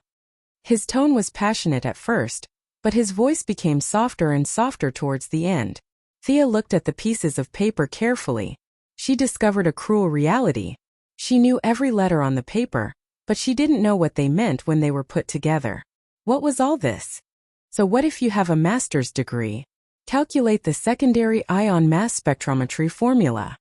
Movement tracking and sexual interlocking framework agreement. String algorithm and wavelength identification method." Ooh! No wonder Oliver broke up with her later on. A certain someone who dropped out of primary school lived with her. A master's student. The 2 of them did not have much in common. Other than those sports that they liked to watch, there was nothing else. There was no communication on the spiritual level. Thea felt that this must be the reason why the 2 broke up. This cruel reality told us that we had to study more. Otherwise, even the protagonist's halo wouldn't be able to keep the girl. Thea thought of a certain detail in the plot. It seemed like there was a software that could be used. She searched carefully. Clap. She clapped her hands and found it. It was this facial recognition cross algorithm. She clapped her hands, startling Thea. She turned to look at Thea as if she was crazy. "Are you okay?" I'm fine. This." Thea pointed at the algorithm. "How far have you researched this?" "This is for hackers. Little Thea, don't use it. It will cause trouble if you release it," Felicity said worriedly. "Here's my plan. I'm not going to use it for commercial use. I'm going to develop it and sell it or give it to the police to fight criminals. How far have you researched it? Can you accurately find the suspects?" The facial recognition software was Felicity Smoker's proudest work in the TV series. Green Arrow and The Flash were very popular in the series. In fact, it was better to use it with mobile phone positioning. However, Thea didn't want to release it. On the other hand, mobile phone positioning involved a lot of personal privacy. She was too weak to touch this minefield. This software was indeed dangerous for commercial use. However, it could be used by the police or the military to improve their reputation. After all, the Quinn Group's reputation was not good. Thea had more ambitions. If she could take over the Quinn Group, her mother could run for senator or mayor when she had nothing to do. Her family's political foundation was too shallow. Thea was very similar to the former First Lady of the United States and later the Secretary of State She XX in her previous life. She was good at dealing with people and had at least 90 points of political charm. It would be a waste of her talent to stay in the group. It was a little early to talk about this. However, a good reputation needed to be built up bit by bit. Maybe it would come in handy someday. At this time, Felicity also felt that Thea's suggestion was feasible. She was a very kind girl at heart, and at the same time she couldn't stand all kinds of evil. In the future, she was attracted to Green Arrow because Green Arrow's chivalrous actions influenced her. So she quietly followed Oliver for 5 years. At this time, when she heard that the software she wrote when she was a hacker could be used to fight criminals, she was very happy. The two discussed for a while and finally decided that Felicity would provide the first version of the facial recognition algorithm. Thea would buy her algorithm in the name of the group and give it to the software department to develop. It would be stated that it was not for commercial use. The specific price would be estimated by the group. At first, Felicity didn't want the money. However, Thea cruelly exposed her rotten behavior of changing 3 sets of clothes a day and changing a pair of earrings a day. This made her realize the importance of money to her. The most important thing was that this money could be used to build a secret base. Isn't this money for me? Felicity's mouth was wide open. She always thought that Thea persuaded her to give her more money. Although she said no, in fact she was thinking about how to spend the money after getting it. Ahem, it's for you. At least most of it is. Thea was also a little embarrassed. Moira could turn a blind eye to other people, but she was too strict with her own daughter. The amount of money she handled was too little, so she did not even have the chance to blackmail her. The Red Arrow skateboard looked simple, but there were too many places to spend money on. Now that there was a heaven-sent opportunity, she had to take as much as she could. After persuading Felicity, Thea went straight to the CEO's office without stopping. She saw Moira bragging about the advancement of facial recognition and vaguely pointed out the importance of giving it to the police to improve their image. Moira's awareness was unusually high, and she immediately understood Thea's intention. There was no need to discuss this matter at all. No one would refuse to improve their image. She approved 1 million yuan in funding. As for how much money her daughter gave to Felicity in private, she didn't ask. She also knew that her daughter had recently made a good friend. In her opinion, this was a good sign for Thea's normalization. The matter between her and Walter could gradually be put on the agenda. Chapter 22. Felicity was in charge of the facial recognition software. She was tasked with leading a team, which was actually her 3 subordinates, to develop the first version and hand it over to the police. Why the first version? Felicity did not understand why they did not use the best version. Didn't they say they were going to fight crime? If they gave them the best version, they would not be able to continue working with the police. The hammer business was never Thea's goal. She needed to maintain a long-term friendly relationship with the police.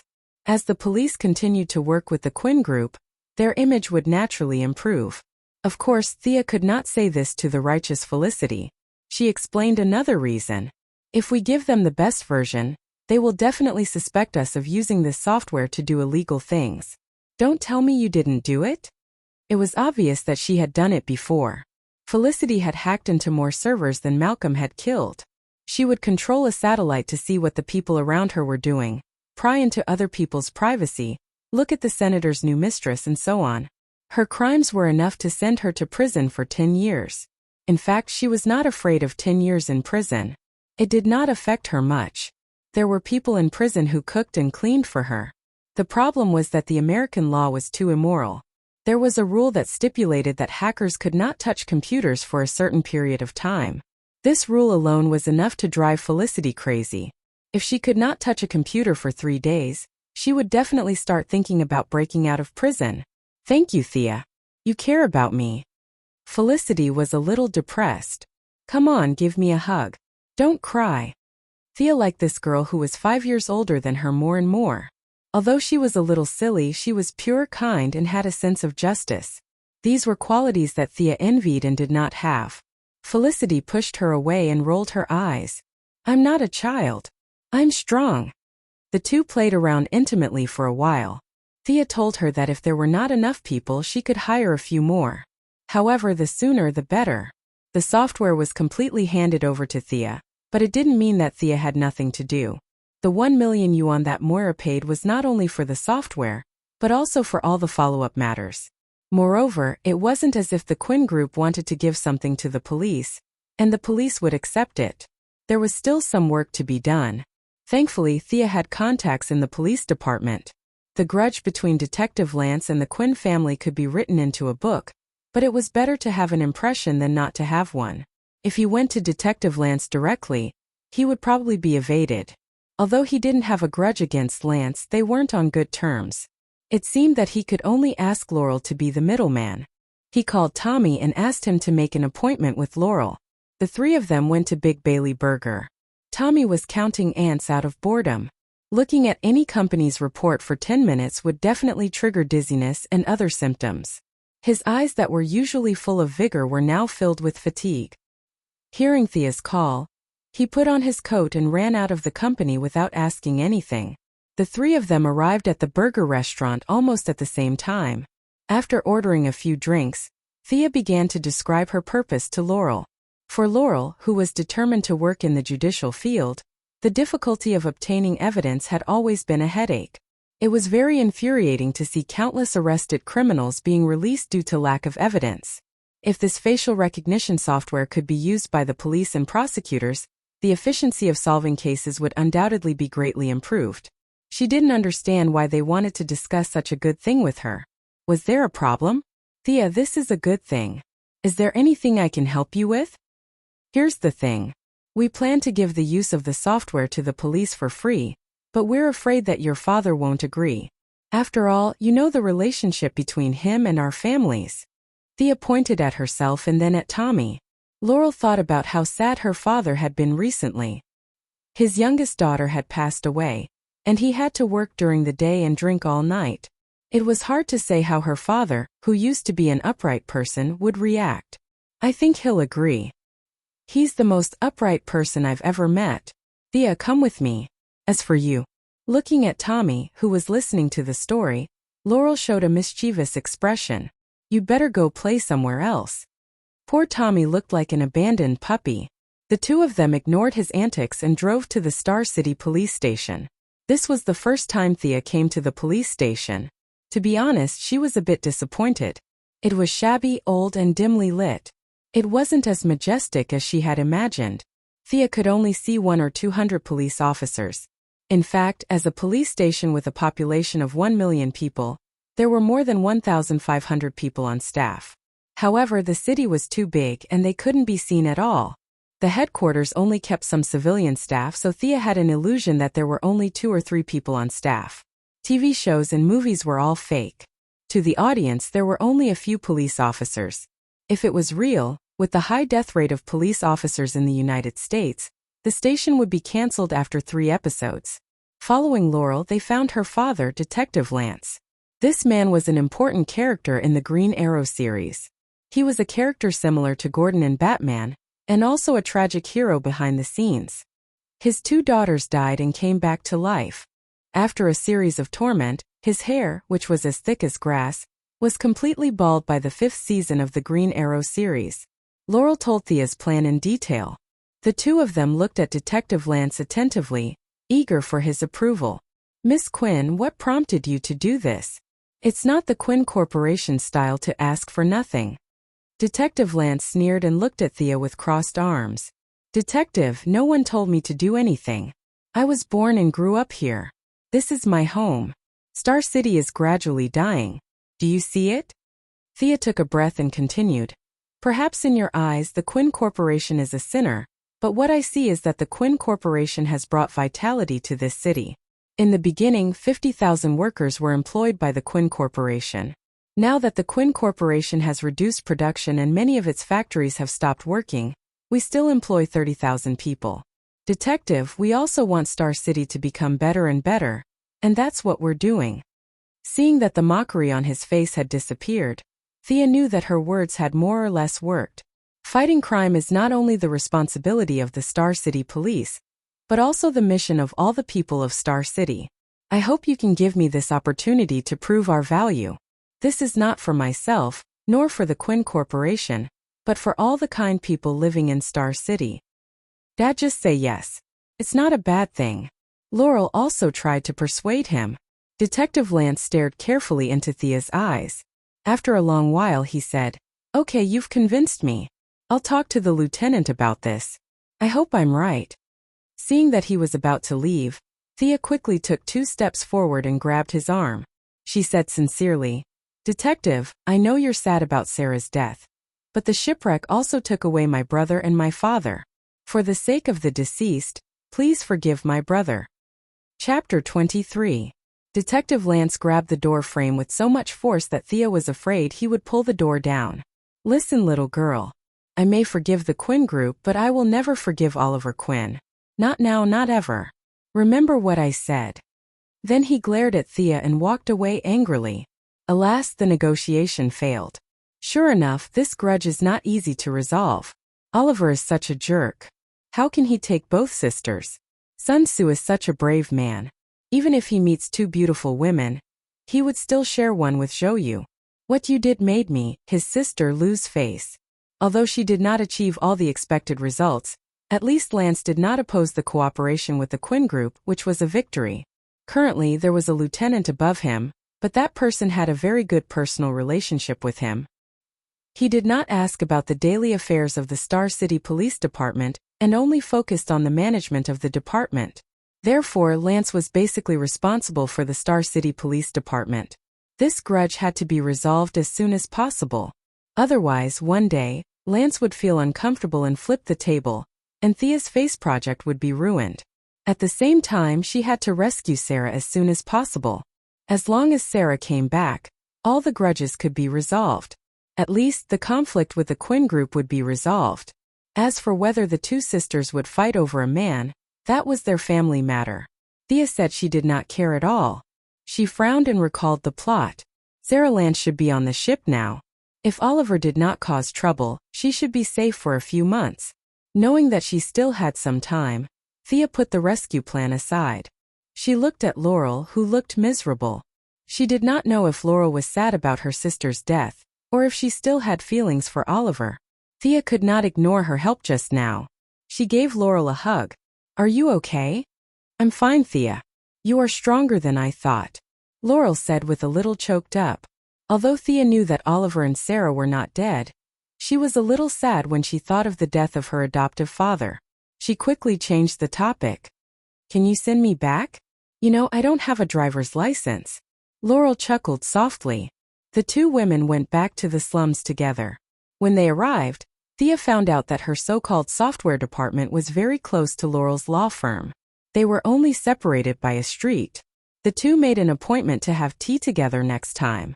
In the evening, Thea came to the forest as usual to prepare for today's training. Unknowingly, she had been learning for half a year. She was proficient in archery, fighting, and swordsmanship. According to Old Ma, she already had the strength of an ordinary member of the Assassin League, but she still lacked some experience. This was different from the original plot. Birds of a feather flocked together. The Flash was surrounded by all kinds of speedsters, and the Green Arrow team had all kinds of long-range attacks. Green Arrow, Roy, and Thea won. Zero had 3 archers. Originally, Thea should have focused on archery, followed by swordsmanship, and lastly, fighting. But now Thea didn't think so. In the future, she really didn't think there was a need for her to join the Green Arrow team. If there were difficulties, she could help. After all, he was her brother, but she didn't want to join the team. Her focus had always been on sudden attacks. If she was prepared in advance and brought the corresponding technological equipment, she would be able to escape unscathed, even if she didn't dare to say that she was invincible. But if she was ambushed, it would be terrible. No matter how good her archery and swordsmanship were, it would be useless. After all, in the real world, there were more people who were unarmed. Of course, if you had to say that you had antisocial personality disorder, you could carry a big sword and run around the streets. But Thea admitted that she was thin-skinned and couldn't do such a thing. She had always focused her own training on barehanded combat, joint skills, judo, karate, and KGB combat arts, etc. Of course, this was under the condition that old Ma controlled his strength. The inborn difference in strength, body size, and weight between men and women was a problem that couldn't be ignored. After waiting in the dense forest for a while, she found it strange that Malcolm, who was usually punctual, was nowhere to be seen today. She spread out her senses and found a few figures on her right walking towards her while cursing. 3 men of indeterminate age walked out. Why couldn't she tell? It was because their makeup was too scary. All of them were wearing black eyeshadow. It was already evening, and the light was a little dim. In addition, the 3 of them were wearing dark clothes.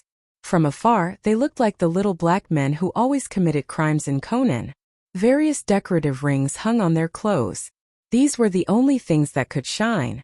When they walked, they didn't look like they were walking but more like they were gliding. Where did these non-mainstream people come from?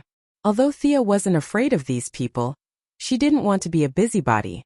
She turned around and prepared to go to the other side of the dense forest to wait for old Ma. Hey, there's a girl over there. One of the non-mainstream people had sharp eyes and immediately saw Thea. The other 2 had drunk a little too much. When they heard their companion's words, they didn't use their brains to think. Their bodies automatically reacted and rushed over. Seeing them coming over, Thea didn't plan to run. She vaguely understood that this was most likely old Ma's way of testing her. Otherwise, why would these 3 retards barge into this godforsaken place? It was a good opportunity to test her actual combat skills. Thea was ready to strike first. She wasn't afraid that she couldn't win, but she was afraid that these retards would say something disgusting and affect her digestion. She threw the bow and dagger to the side and quickly stretched her body. Facing these 3 idiots, Thea was in a bit of a dilemma. All 3 of them looked like they were asking for a beating. She was in a bit of a dilemma as she didn't know who to hit first. Hey, this chick. Before one of the hooligans could finish his sentence, Thea decided that it would be him. Of course, it wasn't because he spoke first but because it was scientifically proven. Well, that's it. There was no need to use any big moves to deal with these 5 retards. At the current stage, Thea's so-called big move was similar to Marvel's Black Widow's KGB fighting skills. She jumped up and clamped the opponent's neck, then twisted her waist and threw the opponent out. Although this move looked good, Thea always felt that it was a little strange to use. On one hand, it was too lethal. If she didn't handle it well, her neck would be broken. On the other hand, old Ma didn't teach it well. It was always a little awkward for father and daughter to practice this kind of move. She quickly grabbed the leading hooligan's right hand and twisted it in the opposite direction. Ouch! A sound like a pig being slaughtered was heard. Seeing that the opponent's back was facing her and his body was wide open, Thea wanted to use a karate move to grab the opponent's ear and kick him to the ground. But halfway through she hesitated. This person's ears were densely packed with studs, like a hedgehog. Would it hurt her? Chapter 24. Thea could only grab his hair. She realized that this guy's hairstyle was also very unique. It looked like a trident on his head. There was a sharp protrusion in the middle of his head that looked like a Teletubby. There were 2 strands of hair on both sides that were stubbornly growing in reverse. Looking at the color of the hair, which was glowing green in the forest, Thea felt that there must be a lot of heavy metal in it. So sinister, you want to poison me? After carefully searching for a long time, she couldn't find a place to hit his head. This made Thea depressed. For her own safety, she could only change from karate to taekwondo. She kicked the back of his leg, causing him to kneel. She twisted her body and kicked his lower back. This time Thea held back. If she kicked his spine directly, with her current strength, this Teletubby could only lie in bed for the rest of his life. Of course, this kick wasn't light either. It looked like she would have to remove his kidney and remove half of his spleen or something. After taking down a retard in 2 moves, the remaining 2 finally reacted. They shouted loudly and launched an attack. One of them was relatively well behaved. He just made a regular street fighting pose with his right fist raised high. He was just short of shouting, "Take my punch." The other one made Thea a little annoyed. He actually made a hugging posture and rushed over lecherously. This bastard was definitely up to no good. Thea was a little regretful that she started to throw arrows. This person would dirty her shoes. These were new shoes that she had just bought a few days ago. She dodged the well-behaved man. Under his incredulous gaze, she flew up and kicked the vulgar man on the right side of his face. Then she kicked left and right. Finally she shouted, "Go to hell." She raised her leg high and kicked the vulgar man's chin. Gotcha! The strength of this kick was so great that the vulgar man's chin was probably completely broken. Even his neck and collarbone were affected to varying degrees. The last retard saw his two companions lying unconscious on the ground. His mush brain realized that it was dangerous for him to stay any longer. He quickly turned around and ran back the way he came. How could Thea let him run away? With such a big target with his back facing her, it would be a waste if she didn't shoot an arrow at him. It was a good opportunity to test out his archery skills during this period of time. He picked up the bow on the ground, drew the bow, and shot an arrow without aiming, relying on his perception. The speed of the arrow was extremely fast, like a flash of lightning in the jungle. This person did not do anything excessive, at least he did not disgust her. She wanted to teach him a lesson, so Thea aimed at his calf. If it was treated well, he would be able to walk with crutches in 3 months. Clap, clap, clap. Malcolm, still in his black arrow outfit, said in a hoarse voice, "Well done, it seems like you've learned almost everything I know. But why didn't you kill them? They're not good people. Aren't you afraid of them taking revenge on you in the future?" Ever since Thea guessed that he was going to test her, she had been thinking about this question. To kill or not to kill had always been the eternal theme of all kinds of Japanese romance novels.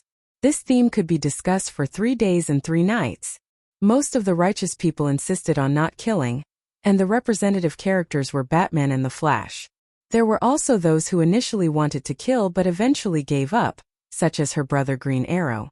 But in the end they chose not to kill, or rather not to kill in the future. Whether or not to kill was an important dividing line between a hero and a villain. Those who crossed the line were villains, and those who did not were heroes.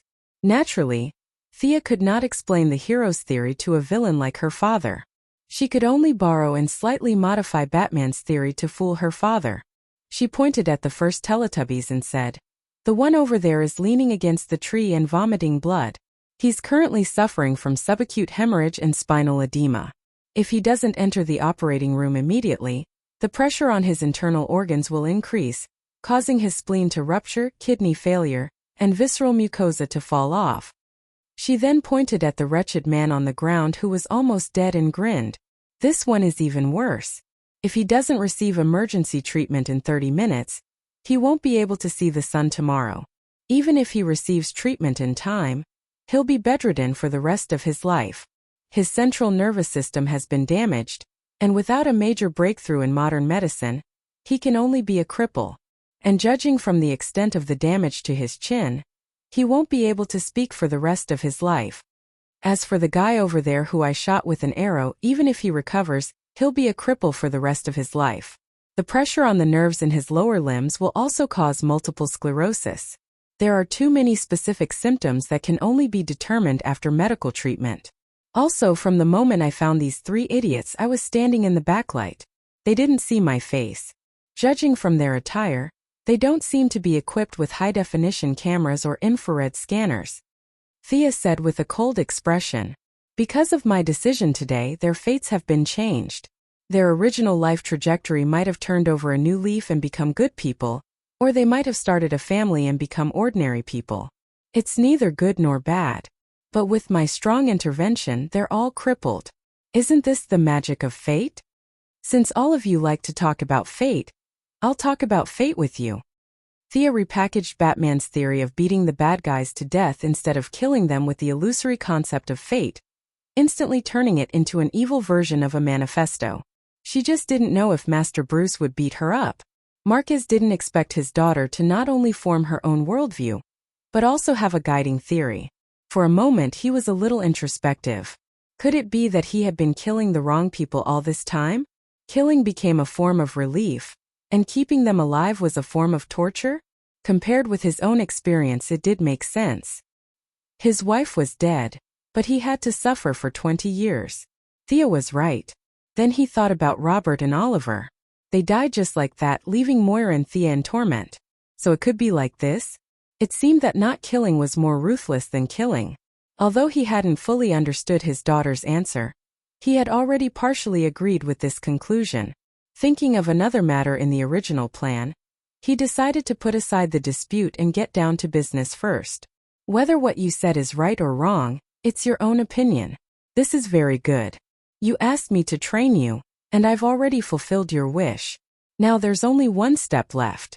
Let me see the results of your training. Malcolm said as he pulled out his katana, pointed it diagonally to the ground, and slowly walked towards Thea. It seemed that tonight's exercise wasn't over yet. Looking at the way he was holding his katana, he wanted her to have a fair duel with him? What a joke, her biological father was much stronger than a hooligan. Thea didn't dare to be careless. She drew her bow and took the initiative to attack with her powerful perception. Chapter 25. Malcolm was getting more and more confused about his illegitimate daughter. His original plan was for the two of them to have a hearty battle, where he would defeat her with absolute superiority. This would make her realize her own shortcomings, and at the same time, keep her motivated to move forward. It was a perfect plan, so why did it change? When Thea's arrow came flying at him, Malcolm realized that he had made a huge mistake by not bringing his bow. He could only defend himself against ranged attacks. Wielding his sword with both hands, he kept deflecting the arrows, dodging and blocking them. Only after the rain of arrows had passed did he realize that Thea had disappeared. What the hell? Which one of us is trained by the Assassin League? Why are you trying to ambush me? Malcolm knew that Thea was still nearby, but his perception was not as good as hers, so he could only constantly change his footsteps to guard against possible attacks. The situation was slightly disadvantageous for him. He could only hope that his daughter was young and impatient. As long as she launched the first attack, he would be able to equalize the situation with his combat skills, or even defeat her. The two began to compete in patience. Thea was currently hiding behind a tree, silently looking at Malcolm's shoulders and feet. She did not dare to stare directly at him, because at their level, they would more or less have a conditioned reflex against hostile gazes. She roughly calculated Malcolm's perception range, and it should be about 8 meters. She was currently in a 15-meter range. In terms of perception, she was in a state of complete suppression. She circled around 20 meters behind him and shot an arrow from afar. With a flash of his sword, the arrow was cut in half. Malcolm quickly ran in the direction of the arrow, but when he got closer, he realized that Thea had disappeared again. No, I can't continue like this. I'm not young anymore. A few more rounds and I'll run out of energy. Malcolm turned around to retrieve his bow. As long as he had a bow and arrow, he would not be afraid of her harassment. He could even counter her arrows with arrows and suppress her. After all, Thea's archery skills were far inferior to his. How could Thea let him do as he wished? When he was only 3 steps away from the bow, she quickly shot out 2 more arrows. One of the arrows was aimed at the weapon on the ground. As long as he stretched out his hand, he would definitely be shot. The other arrow was aimed at the ground where he was currently standing. He couldn't move forward or stay where he was, he could only retreat. After that, the two of them played like a game. No matter which direction Malcolm ran in, Thea would always be able to find the shooting range first. Whoosh! Whoosh! Whoosh! 2 shots were fired, and Malcolm would have to obediently return to his starting position. Then the cycle repeated itself. Malcolm was so angry that his teeth hurt. Where did they learn these tactics from? I just want to have a good fight, why is it so hard? After being forced to retreat for the 5th time, he had more or less grasped Thea's pattern. This time he had to get the bow. Whoosh! Whoosh! 2 sharp arrows were fired at him. Malcolm was highly focused. He quickly threw out the katana in his hand, deflecting the arrows that were aimed at the weapon pile. At the same time, he rolled forward and dodged the arrow that was aimed at him. He was secretly happy that he had the bow. Now, all he had to do was counterattack, and the situation would be completely reversed. Just as he was thinking about this, he suddenly felt a presence locking onto him. What's going on? He quickly turned around and saw Thea approaching him at lightning speed. It was as if she was gliding. "Ah!" Thea shouted. She had never felt so good before. It was as if every cell in her body was cheering. With a dagger in her left hand and a katana in her right, she pounced on Malcolm like a cheetah. Why did she suddenly give up on long-range attacks and fight him in close combat? Malcolm quickly realized that he had made a low-level mistake. She had run out of arrows. He had forgotten to calculate the number of arrows. He only thought that she could continue shooting. This also explained why she maintained such a high rate of fire. She was exerting psychological pressure on him, so that he would not be able to calculate the number of arrows. After shooting the last arrow, she did not even look at the result before rushing out with all her might. This was similar to sprinting, where the sprinter was able to cover a large distance ahead of the normal starting point. Thea was currently in this state. When she was within 10 meters of the two of them, Malcolm realized that he had been tricked. What was even more tragic was that he had miscalculated and thrown his katana away. Looking at the katana that was stuck in a tree trunk in the distance, Malcolm felt that the katana was mocking him. Damn it! He had made so many stupid moves today. Was he really getting old? Old age aside, Thea was already in front of him like a gust of wind. The dagger in her left hand stabbed straight at him and the katana in her right hand slashed diagonally. Was he supposed to use the bow to block? A recurve bow was tough. It was not that it could not be blocked, but it was not convenient to use. Furthermore, the bow was not lethal. He wanted to draw an arrow and force Thea to retreat, but he could not find the opportunity. Every dog has its day. He had hoped that the two of them would fight in close combat, but when it was time to fight, he realized that he had already thrown his katana away. How could the word miserable describe it? As Malcolm continued to parry and block, although it was extremely difficult for him to do so, as he displayed his powerful melee combat skills, he slowly gained a foothold. Although Thea had been running circles around him previously, she had actually used up a lot of her stamina. After all, with the pile of weapons as the center, Malcolm was running in small circles while she was running in big circles. As the battle heated up, the weakness of a woman's innate lack of strength and stamina slowly revealed itself. Knowing that she would lose if she continued like this, Thea decided to take a risk. She threw the dagger in her hand at Malcolm's face like a flying dagger. Just when Malcolm thought that he was gradually gaining control of the situation, he suddenly saw the dagger flying towards his face. Subconsciously, he raised his bow. When the two weapons collided, he realized that the dagger did not have much strength.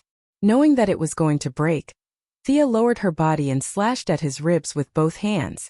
Danger! He could not dodge this move. The only weapon in his hand was the bow. He was now wide open. In the face of this ruthless move, he could only twist his waist and try to reduce the damage caused by the blade. At the same time, he threw away the bow with his right hand and used the force of twisting his waist to punch Thea in the face with his left hand. With a muffled thud, Thea was knocked back 2 steps. Blood flowed down from the corner of her mouth. She didn't pay attention to her injury at all.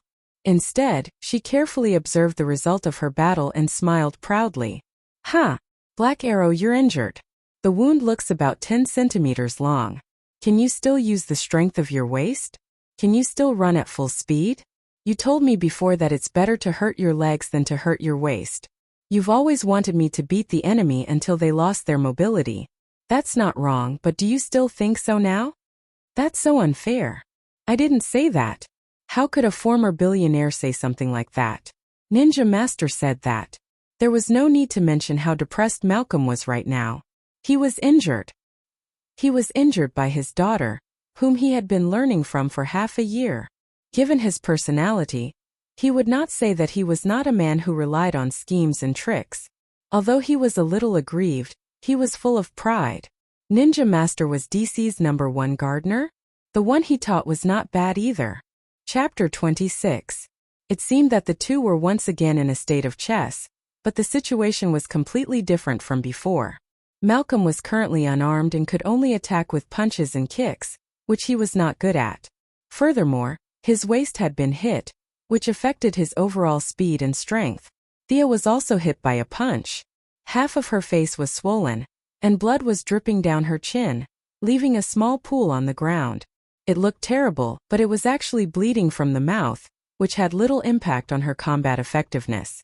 Furthermore, she was now armed with a katana, so she had a good chance of winning against Malcolm. Thea held the katana above her head with both hands and slowly approached Malcolm. This was the starting stance of Italian swordsmanship. It was about not moving, but when it moved it was about striking like a thunderbolt. Although the rule was to use a two-handed sword, a katana could also be used. Malcolm stared at his daughter's shoulder as she approached. If he was in good condition, he might be able to block the attack with his bare hands. But now his ribs were aching. Although he used his muscles to clamp the wound, blood was still flowing out. In just a short while, his pants were already stained red. He decided to attack. But he could not rush forward recklessly. He used a little trick pretending to charge forward. Thea fell for it, and slashed her katana at his shoulder like a thunderbolt. But she did not expect that Malcolm would immediately twist his waist and take a step to the side. He walked to Thea's right hand and hit her wrist with all his might. The attack could not be taken back. Thea had also experienced Malcolm's frustration when he had used up all his moves. She could only abandon her saber and turn around to defend against the incoming punch. But in order to prevent her weapon from being used by Malcolm, she finally exerted a little force and threw her saber out of the battle circle. Then the two began to exchange punches and kicks. Punches and kicks had always been the focus of her training. Both of them were able to maintain a stalemate, let alone now. Her initial plan was to use her strength to attack his weakness. Now she had achieved her goal. As for the daily training, why not have a fair battle between knights? Thea could only say sorry. I'm a woman. I can't be a knight. There is only one Artoria. That was definitely not him. As Thea unleashed her full power, Malcolm could only barely defend himself. The wound under his ribs could no longer be clamped shut due to the force exerted. Blood gushed out like a fountain. He knew that he was going to lose. If this was a battle of life and death, he might have been able to take Thea down with him, but there was no need to do so now. He jumped out of the battle circle and gestured for her to stop. He said in a hoarse voice, "Very good. I've taught you everything I can. I hope you don't waste your talent. You can leave now. Don't come looking for me again." Thea looked at his wound and knew that it was just a flesh wound. With so many ancient secret recipes that he had stolen from the ninja masters, he would be able to recover after taking a few medicines. At the same time, he sighed in his heart. Our beginner class can be considered to have graduated, right? He bowed slightly and said, "Thank you for your guidance. I will always remember these 100 days. Thank you." After that, he picked up his weapon and walked out of the forest. What? What about the 3 idiots on the ground? It was good enough that he didn't kill them. Did they expect him to call for a doctor to save them?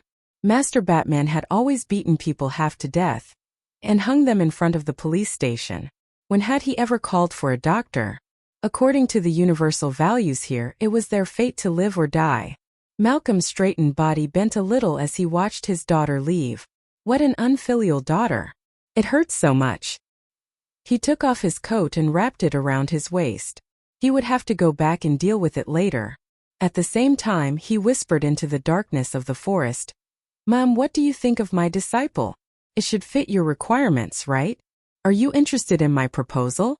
He was stunned for half a minute. The surroundings were quiet, and the unknown birds in the trees were looking at him from afar. Only then did Malcolm realize that he had embarrassed himself. Damn it! Why didn't you tell me you were leaving? I hate this group of people who suppress me the most. Not to mention Malcolm, who went home alone to recuperate. Sia was also rubbing her cheeks and cursing her father in her mind. That punch was too hard. She wondered if it would affect her beautiful face. Even if you hit someone, you shouldn't hit their face, let alone the face of a beautiful woman like her. This old man deserved to be a bachelor for the rest of his life. At the same time, she was excited about her blood boiling during the battle. Although her father's words were harsh, she was indeed a natural warrior. Even after the battle ended, she was still immersed in that state. Although there was no instrument to measure it, she could feel that her blood was flowing 20% faster than usual. Just as she was about to slow down her heartbeat to return to normal, she unexpectedly felt something strange. She pulled out her knife and looked behind her. "Who's there? Come out." Very sharp indeed. The person spoke in a strange tone, as if she was a foreigner. Of course, the foreigner here referred to people outside the United States. As the person gradually walked out of the shadows, Thea realized that it was a woman. The woman under the shade of the tree had long black hair that reached her waist. Her eyes were very bright, flashing with a burst of light. She was wearing a long black windbreaker and dark leather pants. She looked at him like a sharp sword. Thea, who thought that she knew the plot well, was a little dumbfounded. Who was this? Judging by her amazing aura, she definitely wasn't a nobody. Thea was in a bad state and she couldn't fight with her anymore. Thea was a little wary. Who are you? What do you want from me? You can call me Shiva or Madam Shiva. Originally, I was asked by someone to teach you more fighting skills. But after watching your fight just now, I admire you for being able to force your opponent to a draw, even when your strength, experience, and technique are inferior to your opponent. You are a very good person. Are you willing to be my disciple? The mysterious woman spoke in a strange foreign accent. Madam Shiva? Which village did this person come from? Thea could only be sure that she wasn't a character from Green Arrow Lightning. Judging from her aura, it was as if she was looking at a sword. But she didn't look like a superpower. Could it be that she came from Gotham next door? She heard that she was asked by someone. This was easy to guess. Other than Old Ma, there couldn't be anyone else. Felicity couldn't have found someone to teach her, right? Should she accept? This woman gave off the feeling of ice, coldness, and destruction. None of these words were synonymous with helping others. This person was definitely not a righteous hero. Was she going to accept the teachings of a villain? After thinking about it, it wasn't a big deal. Old Ma is also a villain, and he taught me well, didn't he? But there were still some questions that she had to clarify. What are you going to teach me? You have a good foundation. I want to teach you the essence of fighting and train your senses, Madam Shiva said casually. She wondered if Old Ma would be so angry that his blood pressure would rise if he heard this. His teachings were just a foundation in her eyes? Are you better than him? Thea was a little interested in this woman. Chapter 27. Thea thought about it carefully. Since she had nothing to lose, she decided to learn from her for a while. Besides, it was always more convenient to have a female teacher. Although she did not care about trifles, it was too awkward to learn from her father. She nodded valiantly and said, Yes, ma'am. I'm willing to learn from you. Very good. Find me at this address tomorrow morning. I'll give you this bottle of medicine too. It will reduce the swelling quickly. Miss Shiva's expression was a little strange. She handed Thea a note and a bottle of medicine and disappeared with a whoosh. At this moment, the only thing that echoed in Thea's mind was the sentence. It will reduce the swelling quickly. My face is swollen? She touched it and said, Ouch! It hurt, but the feeling on her hand proved that it was swollen. Her image was completely ruined. Her valiant tone just now coupled with her image was so stupid. She could not go home looking like this. Moira was going to go crazy if she saw this. She could only find a place where no one was around and apply the ointment on her face.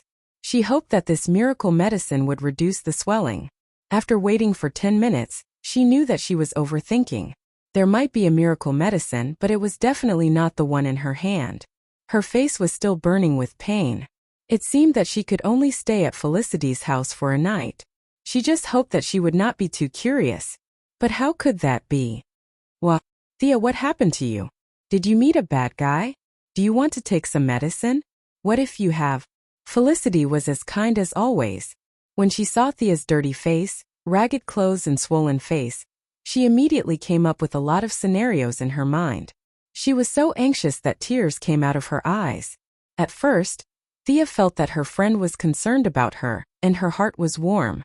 However, the more she listened, the more she felt that something was wrong. Why would I take medicine? What's wrong with me? She patted her friend's head angrily and said, What are you thinking? I fell while practicing martial arts. Thea and Felicity had talked about practicing martial arts. After all, they were now in a team. She knew that Felicity was a hacker and Felicity knew that she was practicing martial arts. Both of them were relieved. Although her tone was sincere and her expression was touching, a master's degree from MIT was not that easy to fool. Did you fall? Felicity shook her head lightly. She took out her tablet and hacked something into it. She pulled out a bunch of pictures and pointed at them. This, and this. These are the ones that fell. You obviously got hit. Knowing that she couldn't fool him, Thea had no choice but to tell the truth. I didn't stop for a moment during the training. It's just a minor injury. My teacher was also hit by my knife. How dangerous. Felicity muttered. Thea cursed in her heart. This is only the beginning. Didn't you see how Yao Fei trained Oliver? Master Yao shot an arrow the moment he saw Oliver. From the back to the front it was like an open hole. In the future, when Oliver trains Roy and Barry, he won't talk nonsense either. Eat my arrow first. His father's training method was much gentler than his. Both of them had previously discussed how to defend themselves if they were caught off guard. For the heiress of a large corporation like Thea, strengthening herself was always better than carrying high-tech weapons. Women gave the impression that they were weak and powerless. In this DC world, they were the main targets of robbers, bandits, cultists, and all kinds of villains.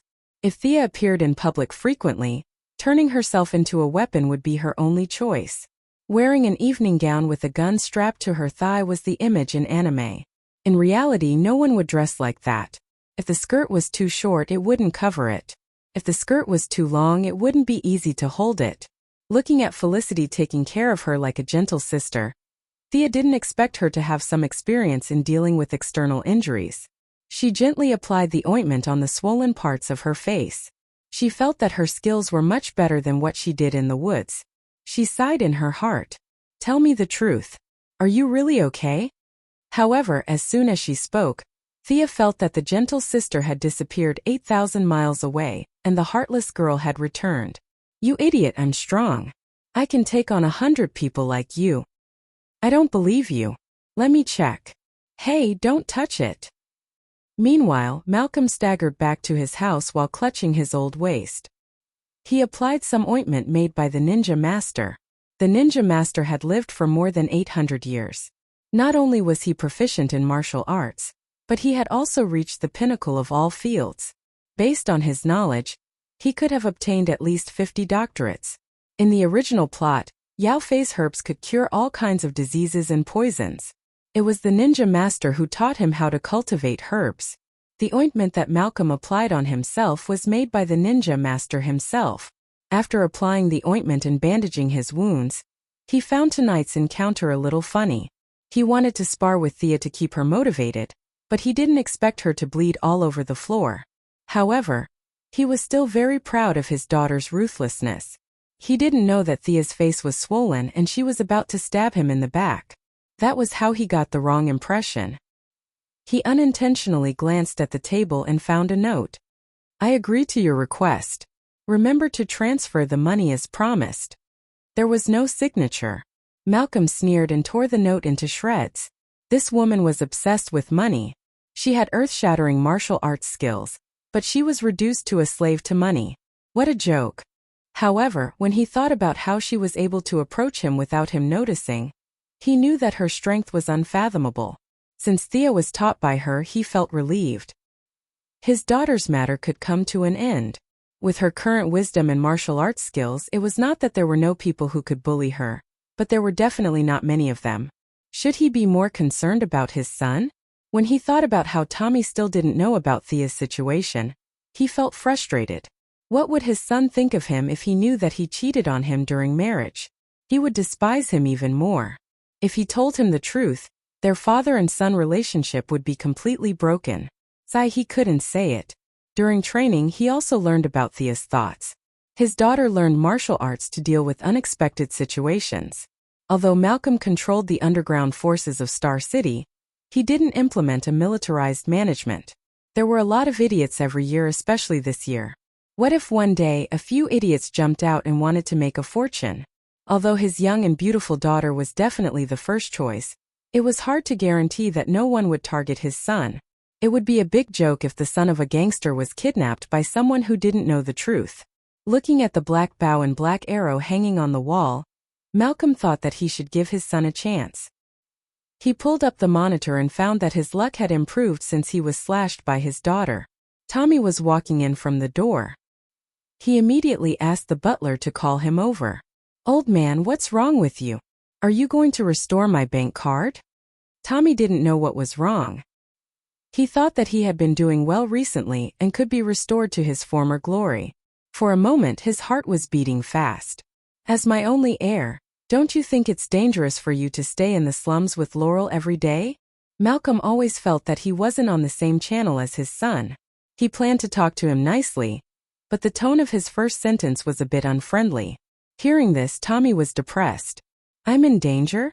I'm poor and I take the bus every day. Who would be so blind as to catch me? Oh, this was so reasonable that Malcolm didn't know what to say. In order to ease the relationship, he had to take a step back. I'll restore your bank card tomorrow.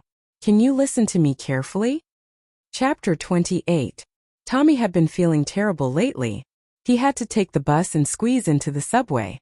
Due to his lack of money, he didn't even dare to go out with his old friends. He could only call them and pretend to be sick.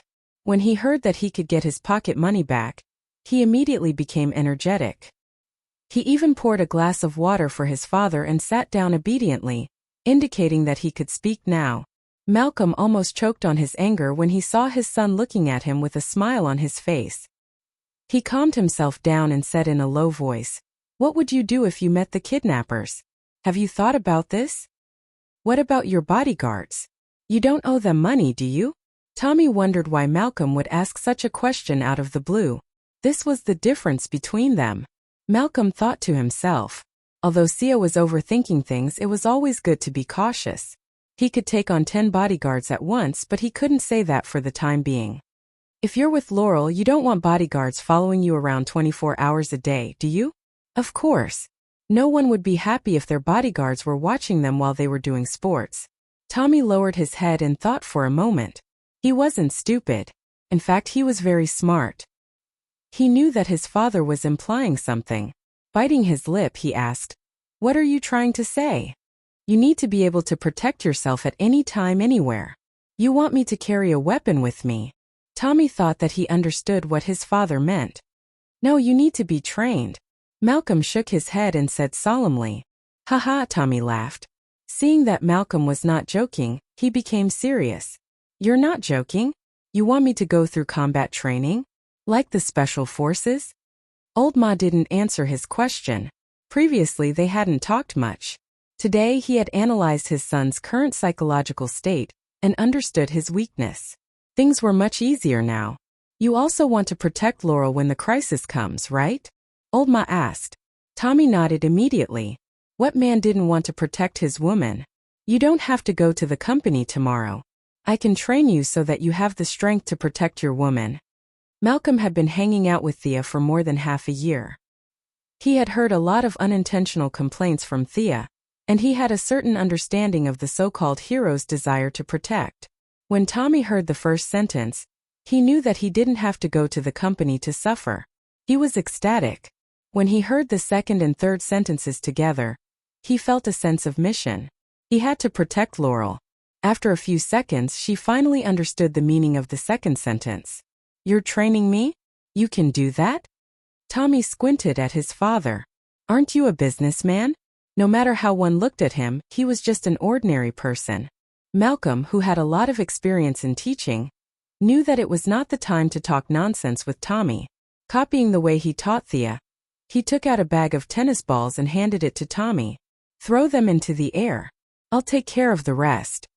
However, the first lesson did not go well. Tommy did not think at all. He was still thinking about the fact that his father knew martial arts. He still held the tennis ball, but he threw the whole bag out. Looking at the tennis balls flying all over the sky, how the hell am I supposed to shoot? Old Ma's heart was on the verge of breaking down. He could only continue to order, "Pick it up. Throw them one by one." Tommy was stunned by Old Ma's superb shooting skills. When Old Ma asked him if he wanted to learn, Tommy asked the question that Oliver wanted to ask when they were on the deserted island a while ago. "Why don't you use a pistol?" Malcolm now understood how Yao Fei felt. Why was he so stubborn? Look at his daughter, she didn't have so much nonsense to say. He wanted to say that a pistol was useless against him, but he was not Thea. His perception was not good enough. Besides, he was old. A pistol at close range could still cause damage to him. He could only quote the ninja master. A pistol is a tool for the weak. He regretted it as soon as he said it. He should not have said it. Looking at Tommy's expression, he knew that he did not understand the meaning of his words at all. He could only explain, "After my training, you can effectively dodge bullets, or make a move to dodge the moment the gunman raises his gun." As if listening to a fairy tale, Tommy asked, "Can you do it?" What else could Malcolm say? He could only brace himself and say yes. "I can do it." At the same time, he muttered in his heart, what if Tommy asked him to try it out? Should he say that he was injured and could not perform at his usual level? Although Tommy was curious, he did not have the conscience to let his father try it out. He nodded and said, "All right, I'll believe you for now. How do you train? Where do you train?" Malcolm thought about it for a while. Forget it, he decided to continue as usual. The lessons in the forest could not be stopped. He would return to his position as a teacher and teach another batch of students. Although it was the same student every time, seeing that it was still early, he dragged Tommy to the forest. The place was still the same, the smell was still the same, but the two people were not the same. Malcolm, who thought that he had some experience in teaching, copied what he taught Thea. 5 minutes later, he regretted it. Tommy's intellect was fine and his mind was sharp. However, his innate talent was worrying. To put it bluntly, he had no talent at all. He was just an ordinary person. With almost no talent, coupled with years of partying in nightclubs, his body was extremely dull, let alone his senses. If Malcolm's innate talent was the starting point, Thea would be the first 10 miles, and Tommy would be the last 10. They were both his children. How could there be such a huge difference in their qualities? For the entire night, Malcolm accompanied Tommy to focus on the 10-meter target in front of him. If he remembered correctly, Thea was able to hit the target with one arrow and move on to the next lesson. Malcolm had spent 3 days training in Nandarbat, but he was already a middle-aged man. Tommy, on the other hand, was only 20 years old. Fortunately, Tommy had a tenacious character. If he could not do it well, he would do it with all his might. This allowed Malcolm to understand his son a little better. As the father-son teaching deepened, their relationship warmed up a little. Tommy was no longer so against him. Malcolm sat on the ground and quietly removed the bandage under his ribs. It was bleeding again. Tommy was about to say something when he saw his father's abdomen covered in blood. He was shocked. "What happened to you? Are you all right?" Seeing that his son was so concerned about him, Malcolm felt that the stab was worth it. However, he could not tell Tommy that it was his sister who did it. Otherwise, there would be no end to the explanation. Instead, he came up with a lie. "Recently, there's an underground force in Star City. I was investigating them and got hurt." Tommy did not know that his father was talking about himself. He only felt that it made perfect sense for his father to ask him to practice martial arts tonight. He was investigating something in secret and was discovered.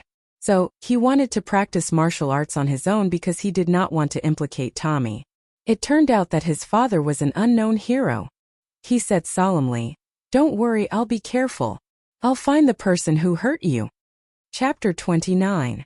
Thea still did not know that Malcolm's little classroom had continued to enroll students, and that her father had lied to her in order to find an excuse for her injury. She was walking steadily on the mountain road. That beautiful lady with long straight black hair really knew how to find a place. This place was even more remote than the previous grove. Fortunately, Thea had woken up an hour earlier, or else she would have been late. She observed the surrounding environment. The vegetation was lush, and the sound of running water could be heard in the distance. This place could be described as picturesque. It seemed that it took a lot of effort to find this place in the vicinity of a heavy industrial city like Star City, which had been tormented by the Quinn family's steel industry. Compared to the dark grove of Old Ma, this place was much more pleasing to the eye. She had passed the entrance exam and entered a new class, right? Could this be the legendary Junior Ascension? She expanded her perception to the maximum and soon found that the lady was standing not far away, with her back facing Thea.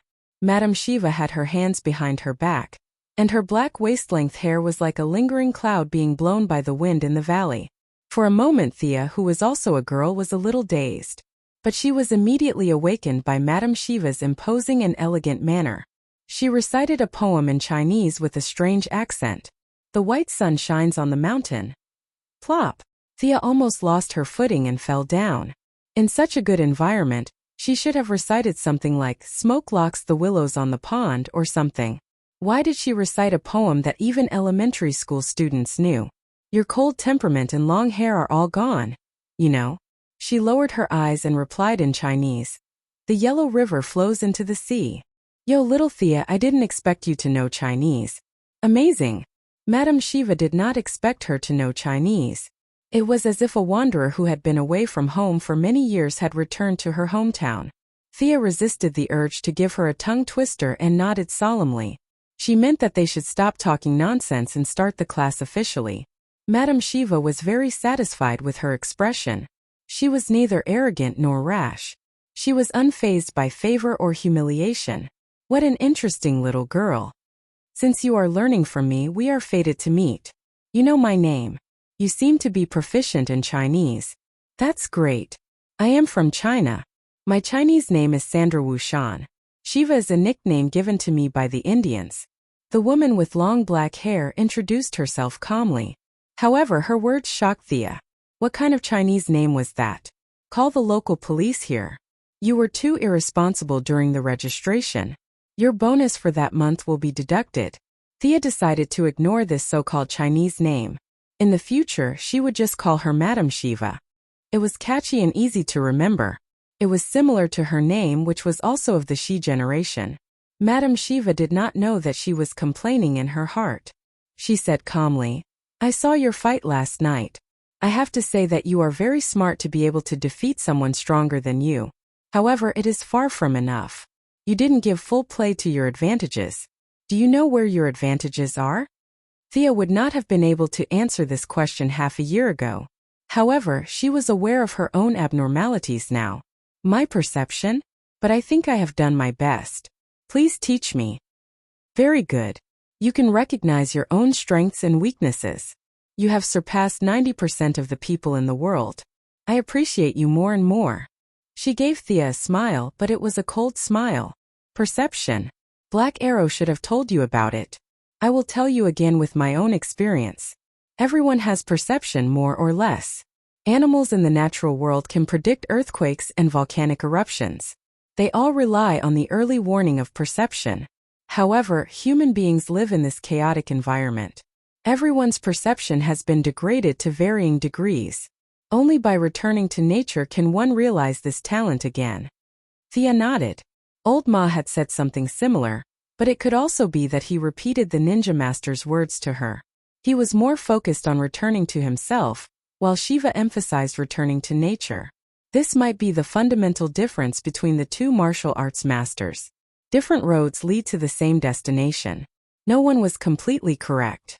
However, compared to the ninja master so-called seeking a breakthrough in fighting, Madame Shiva's words were undoubtedly more suitable for her. Today's lesson will not teach you actual combat. I hope you can take the first step of returning to nature. Feel the nature and stand on my side. Thea obediently stood at her original position. The first thing she felt was that the wind was very strong here. Would she be blown into the valley? Her current weight was just 50 kilograms. Close your eyes and carefully feel the sound of the wind. Madame Shiva took out a cloth and wrapped her eyes. The sound of the wind? Once people lost their light, they would immediately fall into chaos. Thea took a while to react. The training had already begun? She listened attentively for a while. South wind about level 3. The wind speed is at most level 4. Others. There are some birds, but I can't tell what kind of birds they are. Not bad. Your aptitude is indeed extraordinary. I divided the perceptual training into 4 stages. The first stage, listening to the wind. The second stage, singing birds. Now we are entering the third stage, singing insects. Now sit down and take off your clothes. What did this mean? Why did she have to take off her clothes? Was she going to practice some kind of evil art? Thea's mind automatically flashed with the scene of Yanghua and Xiaolong Nu practicing in the flowers. Would a Yin Jiping jump out later? Don't be in a daze. Hurry up and take it off. Shiva didn't know that she was in a dilemma and urged her. Anyway, this person was also a woman. Take it off. She took off her coat with trembling hands. Why are you so shy? Are you more conservative than Asians? Shiva saw that her hands were trembling as if she had Parkinson's disease. She was a little curious. You are prejudiced. What's wrong with Asians? This is a personality problem. Sia kept her eyes closed and did not say anything. Now she could not help but retort. Asians also had their bold and unrestrained side, especially those young girls from the Foot Basin country. What was there to write about their bodies? It had nothing to do with the region. Madame Shiva's cold face was amused for the first time. Okay. Personality problem. Hey, I didn't ask you to take off your underwear, did I? What? Why didn't you say so earlier? Thea quickly put it back on. This woman looked serious, but she was actually a bad girl. At this time, Thea missed her father's lessons in the woods. Although it was dark, the heart was bright. Although there were birds and flowers, it was easy to be led astray. After this unexpected episode, the serious atmosphere between the two disappeared. Instead, there was a sense of intimacy. Madame Shiva didn't continue to stand like a javelin. She found a tree stump and sat down to watch from afar. It was so cold. She took off her coat and covered her eyes. When the wind blew, the coolness from her skin immediately washed away her mental perception. Her brain was full of cold signals. She couldn't feel the chirping of insects or birds anymore. Chapter 30. Although her body was freezing, her mind was becoming clearer and clearer. No matter how low her IQ was, she could still understand the purpose of this training. She had always thought that she had trained her perception well, but today, she had shown her true form under external stimulation. Would the same situation happen the next time she was attacked by external interference? Her foundation was still not solid enough. After understanding the purpose of this training, Thea adjusted her attitude. Since she was a woman, she would not lose anything if she looked at her. She would just treat it as if she was at the beach. She tried her best not to think about the cold wind blowing on her skin and focused on exploring her surroundings. She did not know if it was because she was numb from the cold or because she had improved, but she could vaguely feel that her surroundings had quietened down. The intermittent chirping of birds became clearer. After some time, she heard Madame Shiva's voice. Catch! A gust of wind blew. Thea determined the direction and caught it. It seemed to be a wooden stick. Come, let's see how much you understand. Attack me. Thea had a general understanding of this unconventional training method. She did not dare to take off her blindfold as she was afraid that the mood she maintained would disappear. She closed her eyes to block out the noise around her and tried to sense her position. She slowly approached her. When she felt that she was only 3 steps away, she fiercely struck her with the stick. As expected, Madame Shiva blocked the strike and hit her left shoulder with a backhand. Not bad, you can be faster. There are still flaws on your left side. Again. Slap. Your right hand is too high. Again. Slap. Slap. Move faster. Again. This woman was too violent. Thea gritted her teeth in hatred. She felt that she had never been beaten so many times in her life. The pride she had when she fought Malcolm to a draw was gone in an instant. However, for the sake of her path of self-improvement, she tried her best to persevere and constantly adjusted her attacking posture. After being beaten for an unknown period of time, Madame Shiva's voice sounded like it came from heaven. That's all for today. Take off your blindfold. I'll apply medicine for you. Leaning on the baton, he slowly pulled down his blindfold. It was as if he had returned from hell to the mortal world. For a moment he felt that his surroundings were so beautiful. In anime and movies, the blind swordsmen would all appear extremely powerful. Their poses were cool and handsome, but it was all a lie. Massage was the only way out for the blind. Why would he practice swordsmanship for no reason? He touched his body. There were bruises all over his body, and he was numb. He did not feel cold. He felt pain everywhere, and there was no place that did not hurt. This elementary class was much more difficult than the previous ones. In order to stand out, what else could he do? He had to persevere. Sit tight, I'll apply some medicine for you. While she was in a daze, she saw Madame Shiva pouring some medicine into her hands. She rubbed her hands together and was about to apply it on her shoulders. What are you doing? Thea didn't know why she was so nervous. She only felt that she should stop her. I'm applying medicine for you. You can't apply it on many parts of your body. Stop talking nonsense and behave yourself. Shiva didn't know why this little girl was always so shy. She just thought that the two of them were not familiar with each other, so she didn't care. Numb and hot, Thea only felt that her hands were magical. They kept moving around her body, as if there were thousands of ants running through her blood vessels and bones. It would be a lie to say that she was uncomfortable, but she really felt embarrassed. She suppressed the pleasure in her heart and was afraid that she would cry out. Her little face was red. After applying the ointment all over her body and patting it, Thea was already sweating profusely. She didn't know if this was the process in the original tutorial, or the result of her imagination. Her skin's sensitivity to the environment had greatly improved. It was like a cicada sensing the wind before the wind blew. Your progress is much faster than I expected. Let's not practice perception today. Come and fight with me. Shiva massaged Thea for a while. She was also a little hot. She felt that today's teaching mission was almost completed. She wanted to see how much Thea's combat skills had improved. Thea didn't mind. Although the hope was slim, she might be able to take revenge for the beating just now. Now that her whole body was hot, she didn't rush to put on her coat. She picked up the stick and rushed forward. The two girls quickly stood up fiercely.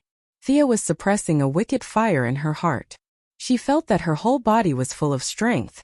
Using this mysterious feeling, she used the moves that she used in the past. For a moment, Madame Shiva, who was unprepared, kept retreating. This is so good. Thea Quinn, you are qualified to be my opponent. Madame Shiva jumped out of the circle. She took off the long windbreaker on her body, revealing the tight red vest inside. The streamlined muscles on her arms faintly bulged. Her flat stomach also showed a beautiful mermaid's line. It turned out that when Madame Shiva was serious, she was worthy of her identity as the world's best assassin or the world's best martial artist. Thea relied on the momentum at the beginning to attack fiercely. Soon she was defeated by exquisite martial arts and skillful skills. Although she kept looking for opportunities to counterattack. In a short time she changed 3 sets of swordsmanship and 2 sets of stick techniques. However, they were all easily defeated by Madame Shiva. Let's fight barehanded. Thea threw the stick far away. She still didn't practice enough weapon fighting. In order to vent her anger, she could only fight barehanded. She was afraid that Madame Shiva would not cooperate, so she tried to provoke her by throwing out her weapon in advance. She thought that Madame Shiva would not be fooled by her arrogance. As she expected, Madame Shiva threw her weapon away. However, 10 seconds later, Thea regretted it so much that she wanted to bang her head against the wall. The two of them could still fight a few rounds with weapons, but barehanded fighting was not at the same level. Madame Shiva's barehanded fighting was much better. Although Thea tried her best to persevere, she knew that she could not lose, or at least she could not lose too badly. However, under the huge gap in strength, she was still pressed to the ground. Madame Shiva's fists were like lightning, rapidly throwing out countless punches in front of Thea's eyes. Obviously, she was holding back.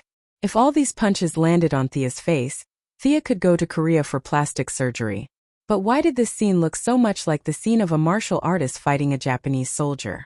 She was lying on the ground with her arms and legs spread out. It looked like the Japanese soldier who was beaten up. Thea blurted out, "Wing Chun. Little Thea, you have good taste. Do you want to learn?" Lady Shiva had already returned to her normal state from her battle state. Although her tone was still cold, she was no longer as unapproachable towards Thea as she was at the start. Instead, there was a hint of ridicule in her tone. Wing Chun also existed in this world. Come to think of it, it did exist. Oliver had once hit a wooden dummy with a loud bang. Why wouldn't she learn? In this world where there was no internal energy or qigong, it was crucial to find a set of boxing that was suitable for her. Chapter 31. Although Thea was eager to learn Wing Chun, there was no time to learn it today. Although Thea was working independently, it was not good to be too late. Master Shiva, can I call you sister? I feel like calling you master will make you look old. After the fight, the two of them had become much closer. She didn't notice it earlier, but now that she was free, she looked at her beautiful lines and perfect body proportions. This kind of beauty that was different from male muscles was very enviable to Thea. Shiva knew that she was deliberately trying to get close to her, but she was not disgusted. Up to you. It's just a name anyway. Sister, can I train to have abs like yours? Thea said as she gently stroked her smooth lower abdomen with her fingers. It was firm, soft, and full of strength. So beautiful. Shiva felt a little strange when she was touched by her, but she quickly covered it up. Take your time, little girl. She put on her coat and walked out of the valley slowly. They agreed to continue the next day. Thea turned 16 last month and successfully got her driver's license. However, she had not decided on a car yet. She just randomly picked a Ford from the company. On the way back to the base, Thea felt that there were all kinds of noises around her. No wonder Madame Shiva always went deep into the mountains and forests. The noise in the city really affected one's perception. The stronger one's perception was, the greater the impact. Was she going to develop a decibel filter earmuff in the future? She slowly drove the car back to the software department of the former factory. From afar, she saw a red figure waving at her. Hey Thea, come here. What's wrong, Felicity? Good news. The facial recognition software is finally done. She had been depressed for the past few days. Developing and upgrading software was very exciting, but rewriting from a higher version to a lower version was extremely boring. Therefore, it was indeed good news for her that she could continue to write brainwave acquisition programs in the future. It's good news for you, but not for me. Also, I'm tired and hungry now. Bring me a Big Bailey burger. We'll talk about the rest when I wake up. After the software was completed, they still had to continue coordinating with the police, contacting the media, and setting up the venue. There were too many things to do. Thea felt that her head was a little heavy and her feet were light. She sent Felicity away with a few words, closed the door, and fell asleep on the guest sofa. He had a good sleep. Outside the window, the sun was still shining. Other people were so busy that they were sprawled all over the place. It was really a kind of joy and happiness to be able to sleep in a corner. Looking at the time, it was almost noon. He casually ate a few mouthfuls of hamburger with plain water. In order to have perfect abs as soon as possible, he did not dare to drink cola now. He grabbed Felicity and went straight to the police station. Why were they going to the police station for lunch? Thea took advantage of the time when they were about to have a meal, so she could drag them out for a meal and exchange their feelings. These were all advanced experiences brought over from her previous life. When they arrived at the police station, they found Detective Lance waiting for his lunchbox. Sir, you don't have to wait. Everyone in the police station had been dragged out by Thea to corrupt them. She had enough food and alcohol, and it was all covered by the Quinn Corporation anyway. As for whether drinking would affect the situation in the afternoon, she did not care. During the meal, Thea proposed to set up a special fund for police officers. Every officer would be able to draw a monthly allowance from the fund, according to their length of service. Nowadays, the focus of society was on the sacrifice police officers. In fact, they did not know that the living were the most important. Reality proved that although the American police had many problems such as collusion with gangs and racism, due to the proliferation of guns, the work pressure was very high. It was not a coincidence that they went to work happily in the morning and came back at night with a small box. Many police officers who could persevere were filled with a sense of justice, especially in this world where villains and aliens were everywhere. It was the most dangerous job in the world. Many citizens didn't understand why they had to do such a dangerous job. They all thought that the police were incompetent, which was why the city was so chaotic. Some of the citizens decided to stand up and fight against evil, but in the process of strengthening their bodies, some changed their minds and forgot their original intentions. They went from one extreme to another, and the vicious cycle naturally made the city darker and darker. In his 20 years as a detective, Lance had seen a lot of people who were determined to fight against gangs when they were young, but ended up being involved for various reasons. However, he was too insignificant to do anything about it. No matter what Thea's purpose was, he was very touched that she could change the current state of the police. Both sides were very satisfied. Although it wasn't to the point of kowtowing, it seemed that no one would arrest Thea for speeding and illegally stopping her car in Star City. Back at the police station, Felicity and the technicians worked together to install facial recognition software. Under the cross-comparison algorithm, they found the two fugitives who had been on the run for a long time in less than 10 minutes. Although the two had changed their faces, their facial features and body movements were still captured by the computer. The two fugitives were caught without any suspense, which shocked the whole police station. Usually, it would be impossible to catch such fugitives without 10 days to half a month of investigation. The lieutenant, who had always been elusive, appeared out of nowhere and praised the Quinn Group's move, thinking that it was another powerful proof of cooperation between the police and the public. He also said that he would inform the higher-ups of the police to attend the signing ceremony, and that the media would be notified by the Quinn Group. When they left the police station, Thea asked Felicity if she knew anyone from the media. Felicity said that she was a hacker and had hacked the computers of those media people before. She had done things like changing speeches and turning the screen black during live broadcasts, but she had never seen any of them. Hearing that Thea was going to meet a few media people, although they didn't know her, they still felt guilty and said that it was better for her to go by herself. After saying that, they ran away. After being abandoned by her unscrupulous comrades, Thea could only think of a way by herself. Although it was convenient to ask Moira or Old Ma for help, she always felt that it was not a big deal. Using their connections was like using a butcher's knife to kill a chicken. Looking through the phone book, Thea could not help but sigh. She knew too few people and there were only a few who came and went. Although she was unwilling, she could only ask Tommy for help. She didn't know if Old Ma told her the truth or not, but she had never figured out her position with Tommy. She didn't know if they should maintain their original relationship as friends or as siblings. Moreover, she didn't know if her identity as an illegitimate daughter would affect Tommy, the son of the first wife. In the past, as long as Tommy picked up the phone, he would come immediately, but this time he waited for an hour. Just when Thea was wondering if he knew the truth and broke up with her, young Master Tommy, wearing sunglasses and holding a cane, walked in front of her like Daredevil. Chapter 32. Tommy, who used to be cheerful, looked like a frosted eggplant this time. He barely managed to greet her. "Hey Thea, you must have been waiting for a long time." Looking at the man with sunglasses and a cane in front of her, it was hard to believe that this was the same Tommy who used to be in high spirits. "Dude, where did you go? Cosplay as Daredevil? You must have entered the wrong set. Don't tell me that both of your faces are quite similar. Both of you have long faces." Thea remembered that when she met Laurel a few days ago, Tommy was still very energetic. How did he become like this in just 3 days? The original plot had changed significantly. Was he blind? Thea stared at his sunglasses for a long time. She couldn't decide whether she should get up and help him sit down. She could only ask hesitantly, "Your eye?" "Oh, it's nothing. It's just a bump." Tommy took off his sunglasses to show that he wasn't blind, and then quickly put them back on. Looking at Tommy's eye socket, Thea almost spat out the coffee in her mouth. His left eye was obviously punched and his right eyelid was also swollen. Did Laurel hit him? Did domestic violence also exist in this world? "Did you quarrel with Laurel?" Thea asked tentatively. "Quarrel? No." "Oh."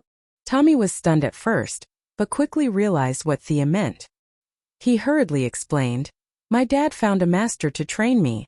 You know that I have to protect Laurel, right?" Tommy had a basic sense of confidentiality.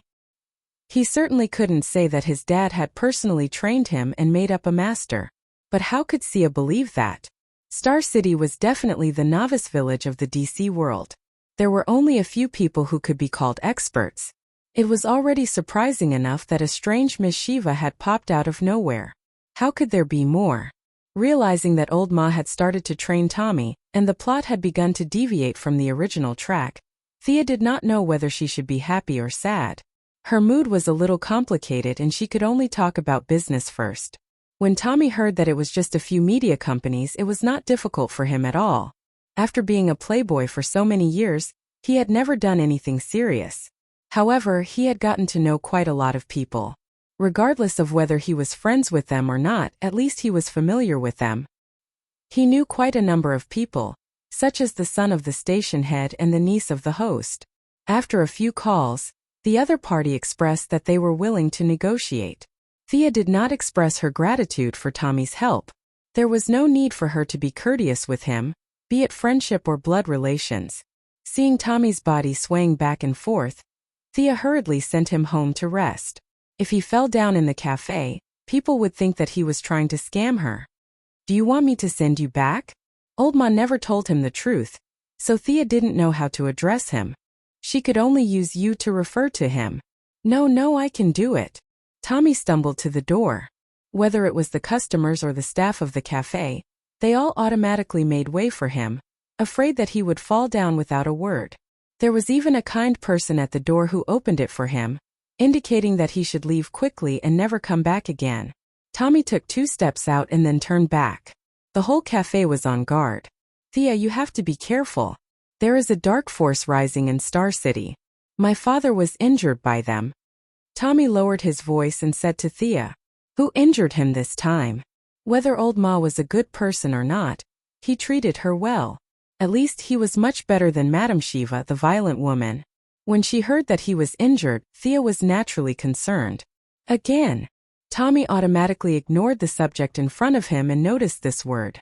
Could it be that his father had been injured before? Oh, where is Uncle Merlin injured? Thea vaguely guessed something, but she still wanted to confirm it. A knife wound under his ribs. It's a very serious wound. It's about 10 centimeters long. Oh my, this old liar. Isn't that the wound that I made? What dark force? He really knows how to make up stories. Looking at Tommy's reaction, Thea knew that Malcolm was playing the trick of injuring himself to gain her sympathy. Or rather, he was using the current situation to put on a show. He came up with a mysterious force out of thin air for the sake of harmony between father and son. Thea criticized Old Ma's foresight. In fact, she had wronged Old Ma.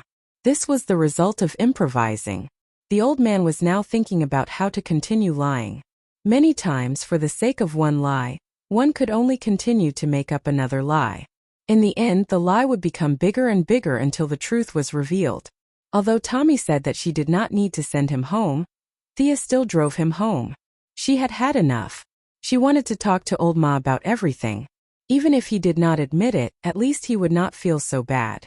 At this time, Malcolm was resting with his eyes closed.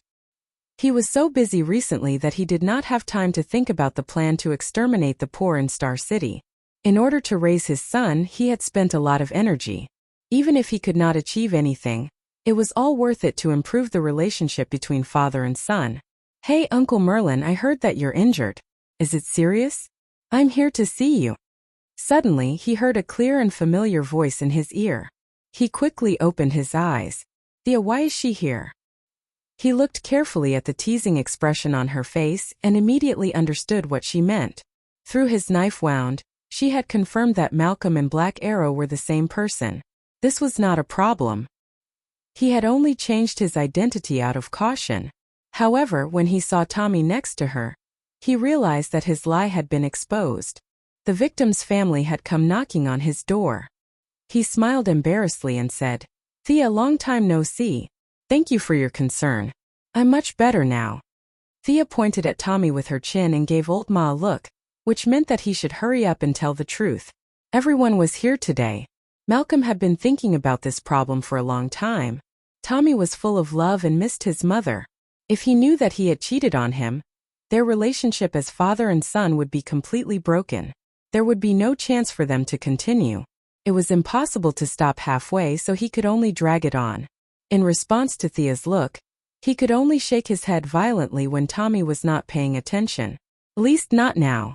Although Thea was dissatisfied with his dissatisfaction, she could only maintain her respect. What if she was too enthusiastic and was misunderstood as robbing his property? He changed the topic and said in a strange tone, I heard that you were injured by the dark forces in the city. Can you tell me more about it? Yes, father. When I asked you, you said that you were injured by a woman. You haven't told me the details yet. Tommy gave a beautiful assist. Oh, which woman did it? Hurry up and tell us the details. Thea looked at the sky and said unhappily. Malcolm had never been so embarrassed in his life. He was squeezed by his children's words. He wanted to go up, but he couldn't go down. He was caught red-handed when he made up a lie. Now that he was the victim, how could he continue lying? Chapter 33. It was dark that day, and I was discovered by a woman. She was wearing a long trench coat and had long black hair. She had a long knife in her hand and then... Thea listened with a strange expression on her face.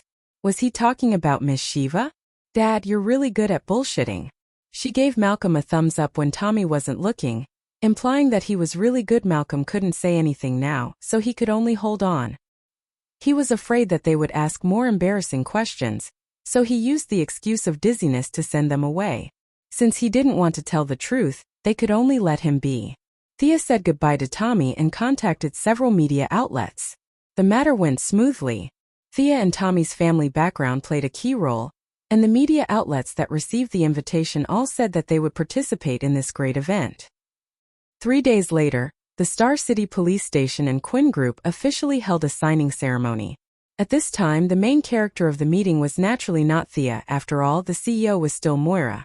She had only briefly told her mother about the police fund, and neither of them paid much attention to it because the money was really not much, and compared to the good reputation they would gain, it was a drop in the bucket.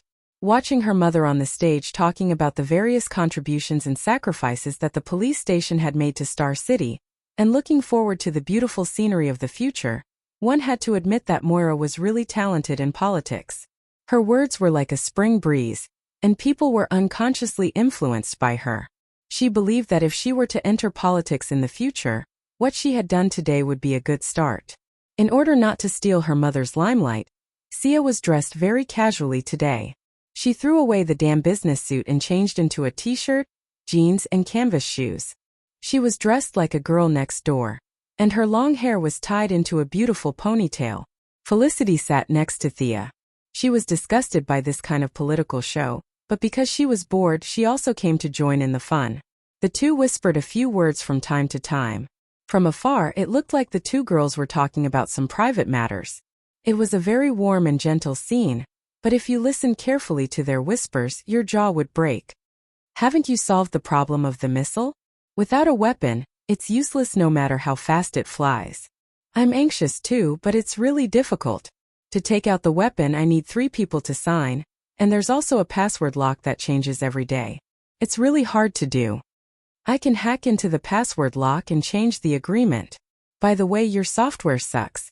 Don't stare at me, I'm telling the truth. Only you can solve the problem of signing the agreement. How about this? Let's put the skateboard away first. I'll go rob a few gangs.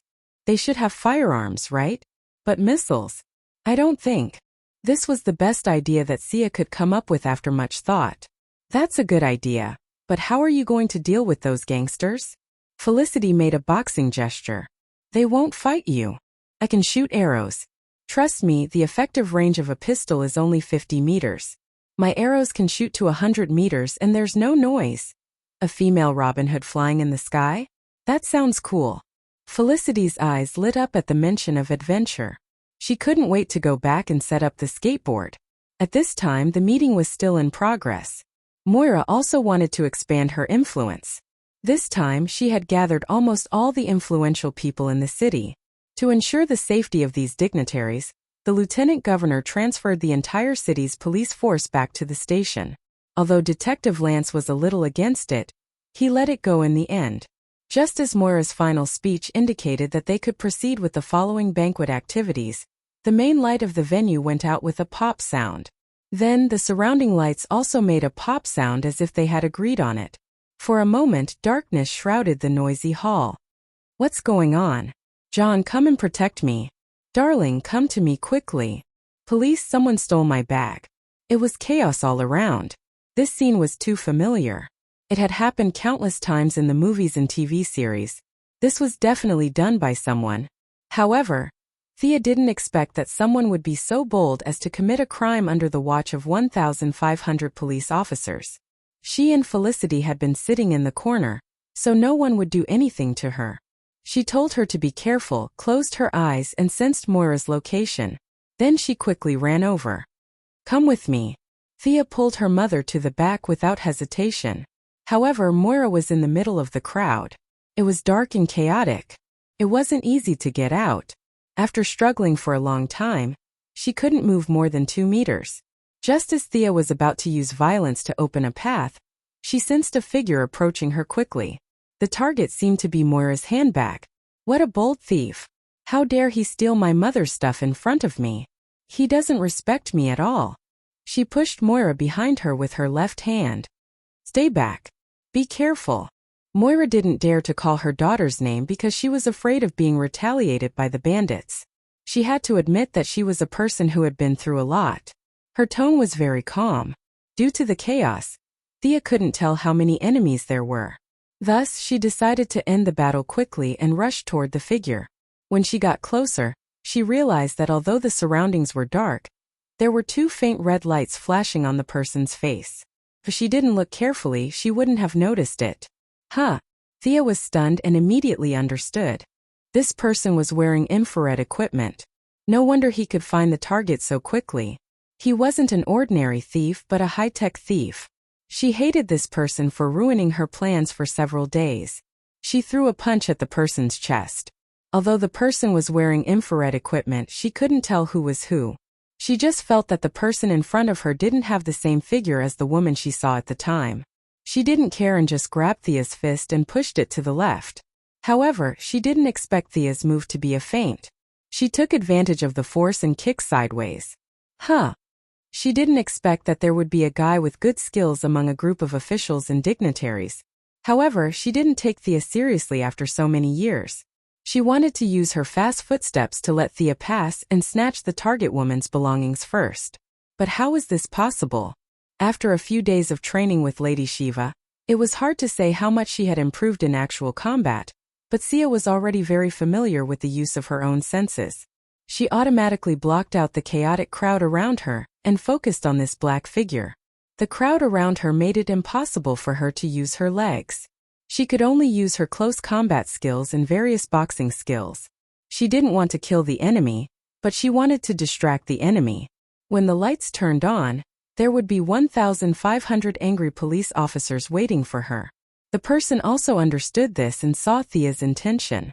He knew that his plan today would not be successful, but he still wanted to try his best. He didn't hold back anymore and was ready to go all out to get rid of this hindrance. Chapter 34. As the intruder aimed at Thea, the pressure on Thea suddenly increased. However, with her senses fully activated, she could clearly see every movement of the intruder. There was no problem of blindness, and she could also use all her skills to the best of her ability. At this moment, Detective Lance's voice came from afar. Connect the backup power. Team 1 and 2 go get the heavy weapons. The rest of you follow me. When the intruder heard the police officer's footsteps, he was extremely irritated. No matter how good he was at fighting, he couldn't withstand the gunfire of more than 1,000 people. Even the Terminator couldn't withstand it. He had thought that this was just a simple mission for him to relax and have some fun, but he didn't expect to be held back here. He couldn't even take half a step out and he couldn't even run away. The enemy opposite him was thin and he couldn't tell who it was. Logically speaking, he should have seen or heard of someone with such skills. Thea was also very unhappy.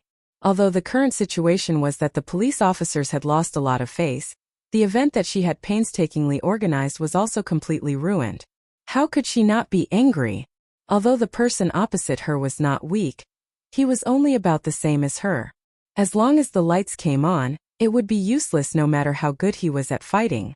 The two of them gradually became more and more aggressive. Both of them were agile fighters and they fought with speed. The situation was in a stalemate for a while. The lights on the side slowly came on. Thea stopped in time half a second before the lights came on. She stood in the crowd, trying to be a graceful spectator. She didn't want to expose her skills. After all, in the eyes of kidnappers, kidnapping a weak young lady might be enough with a knife. But if they were to kidnap someone who could fight, they would have to bring a submachine gun. You could say that she was pretending to be a pig to eat a tiger, or that she was pretending to be low-key. In any case, Thea was prepared to maintain her image as a harmless little white flower. Under the dim light, Thea looked at the figure opposite her. Black tights, high-heeled boots, a butterfly mask and seductive red lips under a delicate nose. Was this Catwoman? Wasn't she hanging out in Gotham? Why was she in our village? As the lights gradually came on, Catwoman knew that today's entertainment was about to turn into a life-and-death escape. She glared at Thea. Although she was hiding in the crowd and pretending that nothing had happened, she had fought with Catwoman for a long time, and there were traces of a fight on her body. For Catwoman, who was known for her sharp eyesight, it was too obvious. The sound of footsteps was getting closer and closer, and the light around them was getting clearer and clearer. Catgirl was in a very bad situation. Sia had insidiously set the fighting ground in the middle of the hall. Now there were people all around and the nearest window was 10 meters away. Although the police officers weren't as good at fighting as the heroes, they weren't useless either. A few of the nimble and clear-headed ones had already run towards Catwoman, drawing their guns as they ran. It couldn't be helped. Catwoman's outfit was too obvious in the crowd of people in suits. Anyone who didn't have cerebral palsy would know that there was something wrong with her. Just as Thea was whistling and waiting to see how Catwoman would fight her way out, a cylinder was thrown in through the window. With a bang, it hit the ground and thick white smoke enveloped the hall. A smoke bomb? The originally stable situation became chaotic again. Fortunately, Detective Lance was experienced and shouted to maintain order. He instructed his subordinates to open the windows and turn on the high-powered blowers. When they gradually regained their vision, Catwoman, who had been surrounded by the crowd, was nowhere to be seen. "If I let you swagger away like this, it would be too embarrassing for me." Seeing a few bodyguards come to her mother's side, Sia went to find Felicity and whispered, "Pull up the city's surveillance and see where she ran to. I'll go and catch her." One street up ahead, about 600 meters away. Felicity operated quickly and soon found Catwoman in the camera. How did she manage to run so far in such a short amount of time? Thea put on a headset.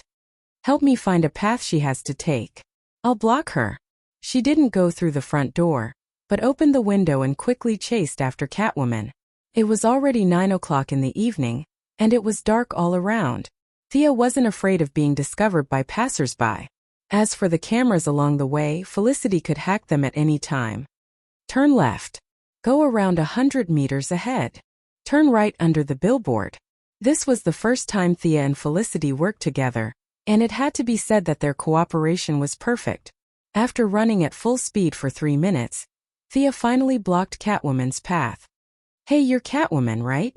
Why did you come to Star City?" She was a tourist and a simple citizen of Gotham. If she wanted to set up a branch in Star City, she had to ask first.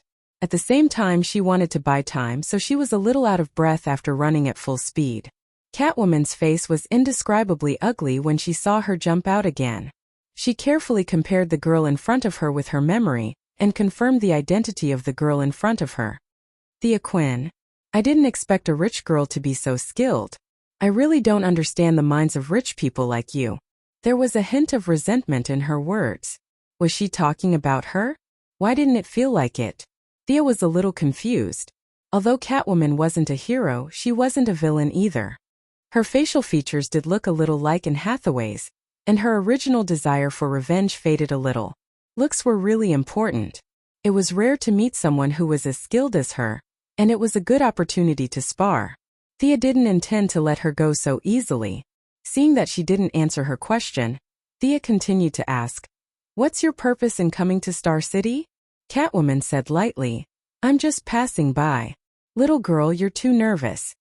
It was pitch black just now. Although she could use her perception to observe, the crowd was too chaotic and it seriously affected her performance. Thea didn't feel good fighting just now. "Since you don't want to tell the truth, then let's continue fighting." Catwoman also felt that she had been in the underworld for many years. Today, her reputation was ruined by a little girl, and she was very unhappy in her heart. Seeing that Thea rushed over, she also expressed that she wanted to teach her a lesson and let her know the power of a senior, and that she should be careful in the underworld in the future. The two fought again after 3 minutes. Thea had completely recovered her vision, and there was no noise around to disturb her, so she could exert 100% of her strength. Catwoman felt that she had run far away, and the people in the police station couldn't catch up with her for a while. She also didn't have the sense of urgency just now. In the face of Thea's fierce attacks, she cautiously responded with her years of fighting experience. For a while the two were evenly matched. Thea had a strong perception, while Catwoman had a rich experience in street fighting. She could always use some roadblocks, trees and the like to resist the attacks. For a while, neither of them could do anything to the other. As the physical strength of the two was severely exhausted, Thea gradually gained the upper hand. This was mainly because Catwoman was still wearing high-heeled boots when fighting. This person's sense of balance was really strong, and she could do all kinds of high kicks, side flips, and other movements in high heels. This made Thea want to write a big word of admiration. Seeing that Catwoman's breathing was getting more and more disordered and her footsteps were no longer as stable as before, Thea knew that she was not far from defeat. After all, she was still an Earthling. If she could defeat her in high heels, she would have lived in vain. She would be too sorry for the teaching of old Ma and Shiva. Chapter 35. Thea knows that if she wants to defeat Catwoman, she has to limit her speed. Although she is agile, that's only when compared to Catwoman. Compared to her, there is always a gap between them. It's this gap that allows Thea to have the upper hand, but she can't expand her advantage. She moves sideways to avoid Catwoman's consecutive kicks. It seems that Catwoman's leg skills have been trained hard. Whip kicks, spinning kicks, and all kinds of other kicks make Thea tired. She really doubts whether this guy has the supernatural ability to walk on flat ground while wearing high heels. This is too unscientific. Anyway, Thea thinks that if she wears such shoes, it's good enough that she can walk at a normal speed. How can she kick up and down like this? It's already GG. Finally, when Catwoman's physical strength is exhausted, her powerful side kick loses its precision and is easily blocked. Thea sees that she shows a flaw, so she rushes to the inner circle and hits her face with her elbow. Catwoman sees the fierceness of this move. If she is hit in the face with the dense nerves on the face, it will definitely cause a short period of coma. At the critical moment, Catwoman suddenly exerts strength between her waist and legs, and her body jumps up a little. However, the fierce elbow still hits her shoulder near her collarbone. Thea is not going to let it go. She grabs Catwoman's shoulder with both hands, stomps on the ground with her right foot, and bends her left leg, using a Muay Thai knee strike. Seeing that Catwoman is about to be hit in the lower abdomen and lose the ability to fight, a shining metal object in the distance quickly flies towards Thea's right foot. She doesn't know what it is. If she continues to exert strength, although she can hurt Catwoman, she will also be injured. Thea weighs for a moment. She just wants to learn from each other. Not a duel of life and death. It's not worth getting injured for this.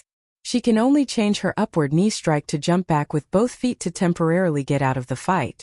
With a crisp sound, the metal object was inserted into the ground where Thea was standing. She stared at the metal object that was inserted into the cement road. It was streamlined and had a special metallic texture under the dim light. There was also a sharp blade on the side of the metal object that was exposed from the ground. "Oh my, is this a bat dart?" Felicity's anxious voice came from the earpiece. "Thea, be careful. It's Batman." In fact, Thea also saw the legendary Master Batman. He was wearing a Kevlar bulletproof bodysuit, a black mask, and a dark black cloak. He looked like he was flying on a sword as he floated down from the sky.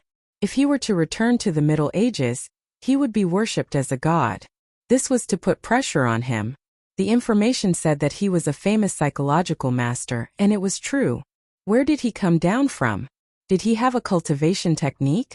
That was impossible. Thea carefully filtered the surrounding environment with her perception.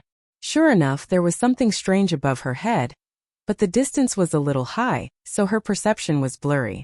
It should be his bat plane. It has a very strong ultra-low flying ability. She couldn't see it with the naked eye, which meant that it had an advanced optical camouflage stealth function. This was different from the traditional stealth fighter that couldn't be seen by the naked eye. This was both invisible to the radar and the naked eye. It was very advanced. She would ask Ryan's weapon research department to develop one for her later. After seeing Batman float down, he stood beside Catwoman. However, for some reason, Catwoman moved 2 steps to the side, as if to avoid him. Although Batman's face was covered by the mask, from the outline of his chin and other facial features, there was a hint of helplessness. He seemed to want to say something but didn't know where to start. Catwoman seemed to have suddenly lost her sight. She ignored the living person beside her and continued to stare at Thea. Even a blind person could see that there was something wrong with the two of them. Thea's gossipy fire was ignited. Felicity, who was watching the live broadcast, also expressed her opinion in a low voice. She almost flew over to give it a thumbs up.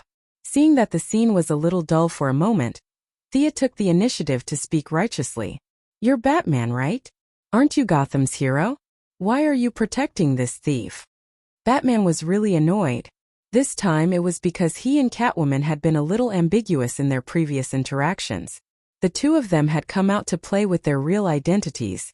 When passing by Star City, the two of them had quarreled about their views on the world and life while chatting. It just so happened that Moira had gathered all the politicians in the city for a press conference. Catwoman was unhappy and wanted everyone to be unhappy. She changed her clothes and came in to pull the switch, ready to take action. The game that he thought would be a piece of cake was completely ruined by Thea.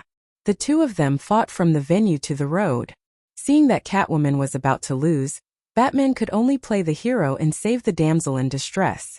Faced with Thea's question, Batman didn't know how to answer. He had checked Thea's information on the Batplane. She was the eldest daughter of Quinn Corporation. Her father and brother had died in an accident. She had no bad records. She was currently working in her own company and was applying for a place at Princeton University. She wasn't a bad person in any way. Instead, she had experienced the same thing as him. She hadn't fallen, she hadn't given up, and she could still maintain such an optimistic spirit. This made Batman, who had fallen into darkness several times, envious. Someone else had done what he couldn't do. Naturally, he admired them. So Batman could only pretend that he didn't hear her question and be a quiet, handsome man. Seeing Batman playing dead, Catwoman was agitated again and again tonight. She couldn't maintain her usual elegance and calmness. She shouted, "Come and catch me if you can." Thea would be stupid to go over. The two of them were clearly in a team. With her small arms and legs, she could forget about it. Moreover, she didn't intend to fall out with Batman. After all, he was a big shot in the Justice League. She would still be in the hero circle in the future. It would be unwise to offend him. As long as she didn't have superpowers, she would automatically be in Batman's camp. Yes, there were also factions among superheroes. Similar to the conflict between Marvel's Team America and Iron Man, the DC was mainly reflected in Dachau and Batman. Batman was hostile to all abnormal humans. In his eyes, no matter good or bad, all alien mutants should be eliminated. The only difference was that aliens were all hostile, while mutants were selective. With his wealth and wide circle of friends, it might be difficult for him to get some superpowers. However, it wasn't difficult for him to get body-strengthening drugs. However, he would rather maintain his identity as a pure earthling than accept those enhancements. This showed his philosophy. To deal with this kind of person, it was useless even if your martial arts were better than his. Unless you completely beat him to death, he would always be like a cockroach, jumping out of nowhere to scare you. Thea decided to use the same trick that Prometheus used against Green Arrow in the future to deal with him. First, she would use a big move, which was a famous protagonist's exclusive skill, mouth escape. First, she would seize the moral high ground. There was no need to compare whose fist was bigger. As long as she could make him speechless, she would naturally win. Chapter 36. Thea said loudly, "Tonight is the signing banquet held by the Quinn Corporation and the Star City Police Station. In order to fight crime, we specially developed facial recognition software and gave it to the police station for free. Such a good thing was ruined by this thief." She glared at Batman. "Do you know how many gangsters there are in Star City? Do you know how hard it is to fight against these people? If we can get rid of 1/5 of them, the city government will be able to provide 20,000 more jobs." Everything was ruined by her. The Star City Police Station has become a laughingstock. The efforts of 1,500 police officers and thousands of people in the Quinn Corporation have all gone to waste. In fact, the so-called efforts of thousands of people in the Quinn Corporation were made by Felicity and 3 of her subordinates. Of the 1,500 police officers, less than 100 knew the details. However, Thea put herself in the role of a city protector who did not ask for anything in return. Batman, who did not know the truth, was in an awkward position. They just happened to pass by Star City and did not know the whole story. In fact, it was useless to know in advance. Thea's words were 70% true and 30% false. With Felicity's methods, it was impossible to discover the truth without a team investigating day and night. Damn it! What should I do now? Should I hand over the ambiguous Catwoman? I can't bear to do that. This is not Gotham. I'm not familiar with this place. I don't know who to ask for help. Moreover, Catwoman almost wiped out the Star City police station and the city government. She made them lose face in their own home. They would definitely not let her go easily.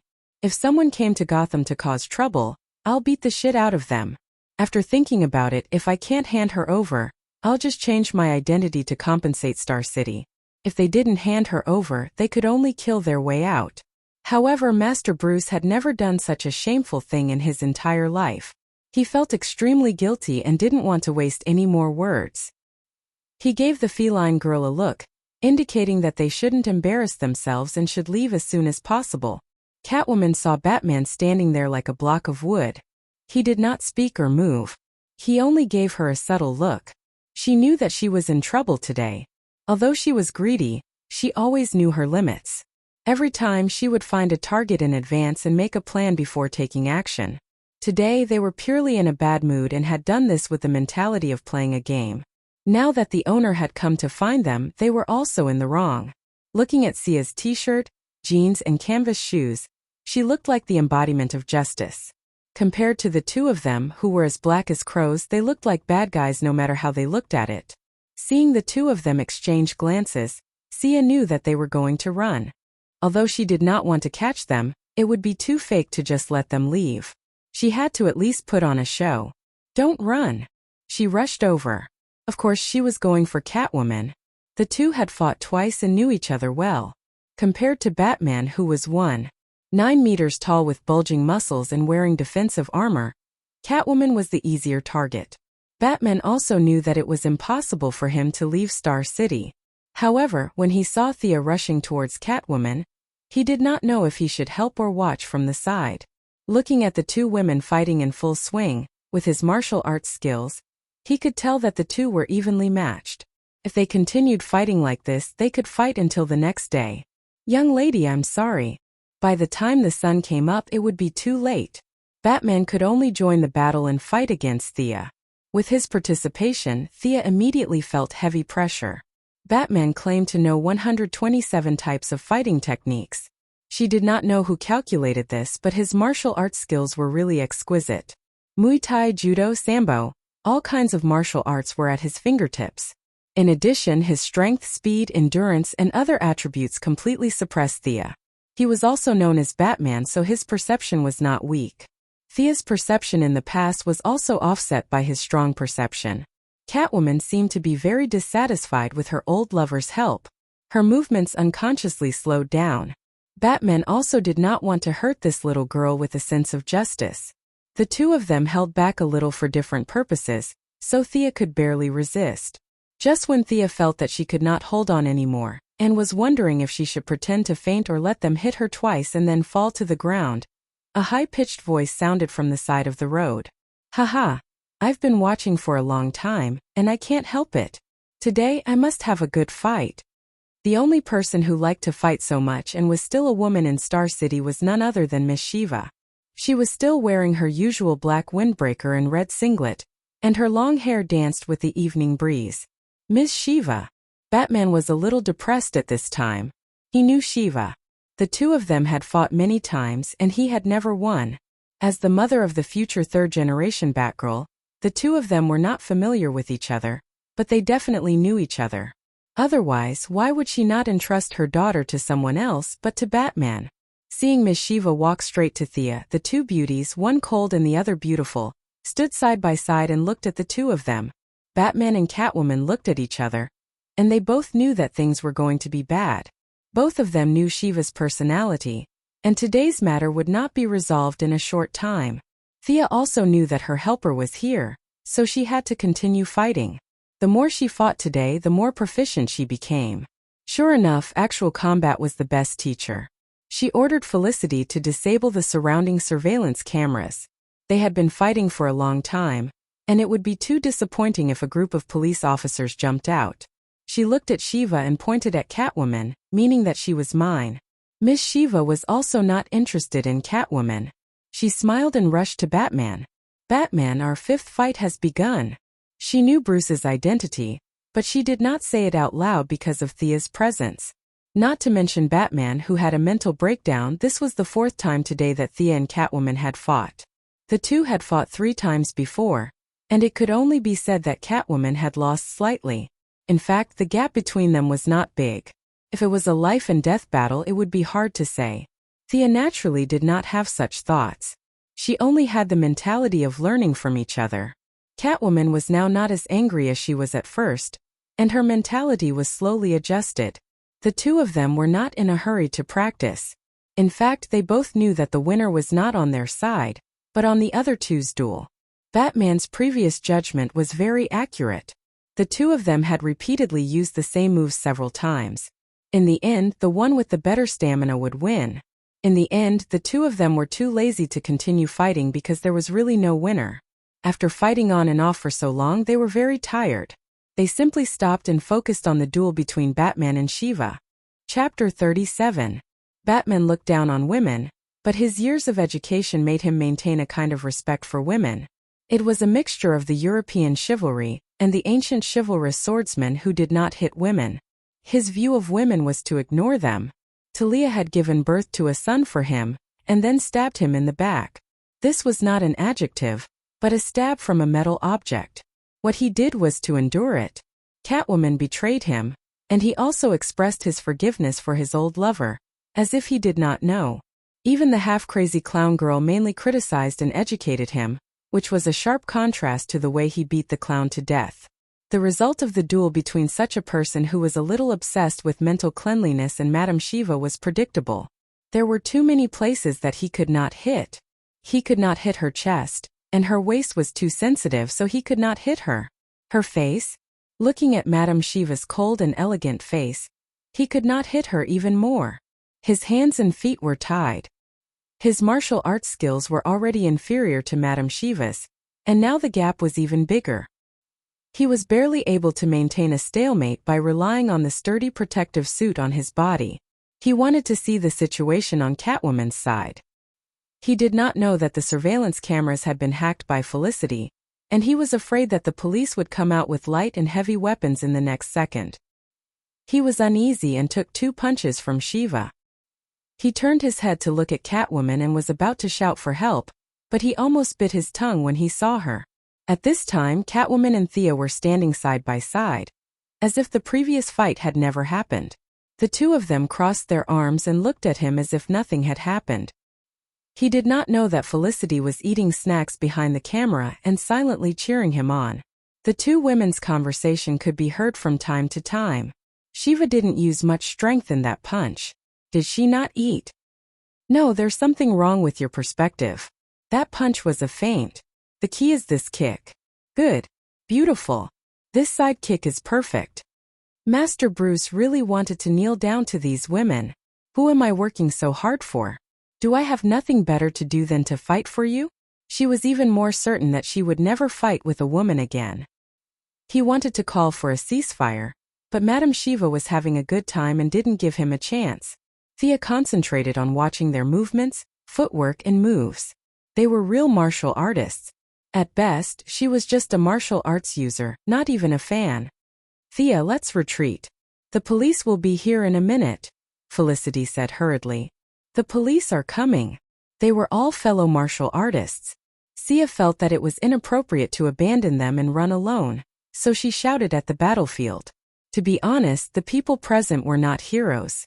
Thea still had to maintain her identity as a little white flower. Catwoman and Shiva, one was a thief and one was an assassin. Batman was also a person on Gotham's wanted list. The 4 heroes were all dead. The few of them stopped immediately. In fact, it was mainly Madame Shiva who stopped. Batman had wanted to run long ago, but she still wanted to continue. She curled her lips and called out to Thea. Continue training tomorrow morning. Before she finished speaking, she had already disappeared into the dense forest. Batman nodded at Thea. At this point, he knew that Thea had no intention of arresting them. Otherwise, she would have called the police. He hugged Catwoman's waist and fired a claw gun into the sky. The two of them quickly rose 30 meters into the air and disappeared without a trace. As the blurry layers of the sky shifted, Thea could finally see the outline of the Batfighter. The body was long and narrow, and the propellers were arranged below the 2 wings. This was the key to vertical takeoff and landing. When she was ready to take a closer look, The bat fighter had completely disappeared into the air. Sigh, she must study it carefully next time. Thea could vaguely hear the sirens and quickly retreated according to the route provided by Felicity. When Thea returned to the venue, she thought that her plan to save face would be completely ruined after Catwoman's antics. She did not expect Moira to be so capable. Before the reporters and politicians left, Moira launched a crisis PR. When Thea entered the venue, she only heard the second half of the speech. We should not be scared away, we will not be defeated. We should join hands to fight these criminals who threaten and intimidate us. They are afraid of us, afraid of our united strength. Lieutenant Edward and I have submitted a draft to the city government and the parliament respectively. The Quinn Group will donate 5 million yuan worth of equipment to the Star City Police Station to fight these criminals. Please lend a helping hand. Help us maintain the good image of Star City and save our home. Finally, the Quinn Group and the city government will each give out 1 million yuan as a reward to those who can provide clues about tonight's troublemakers. Friends from the media, please publish this news. We must resolutely strike down their arrogance.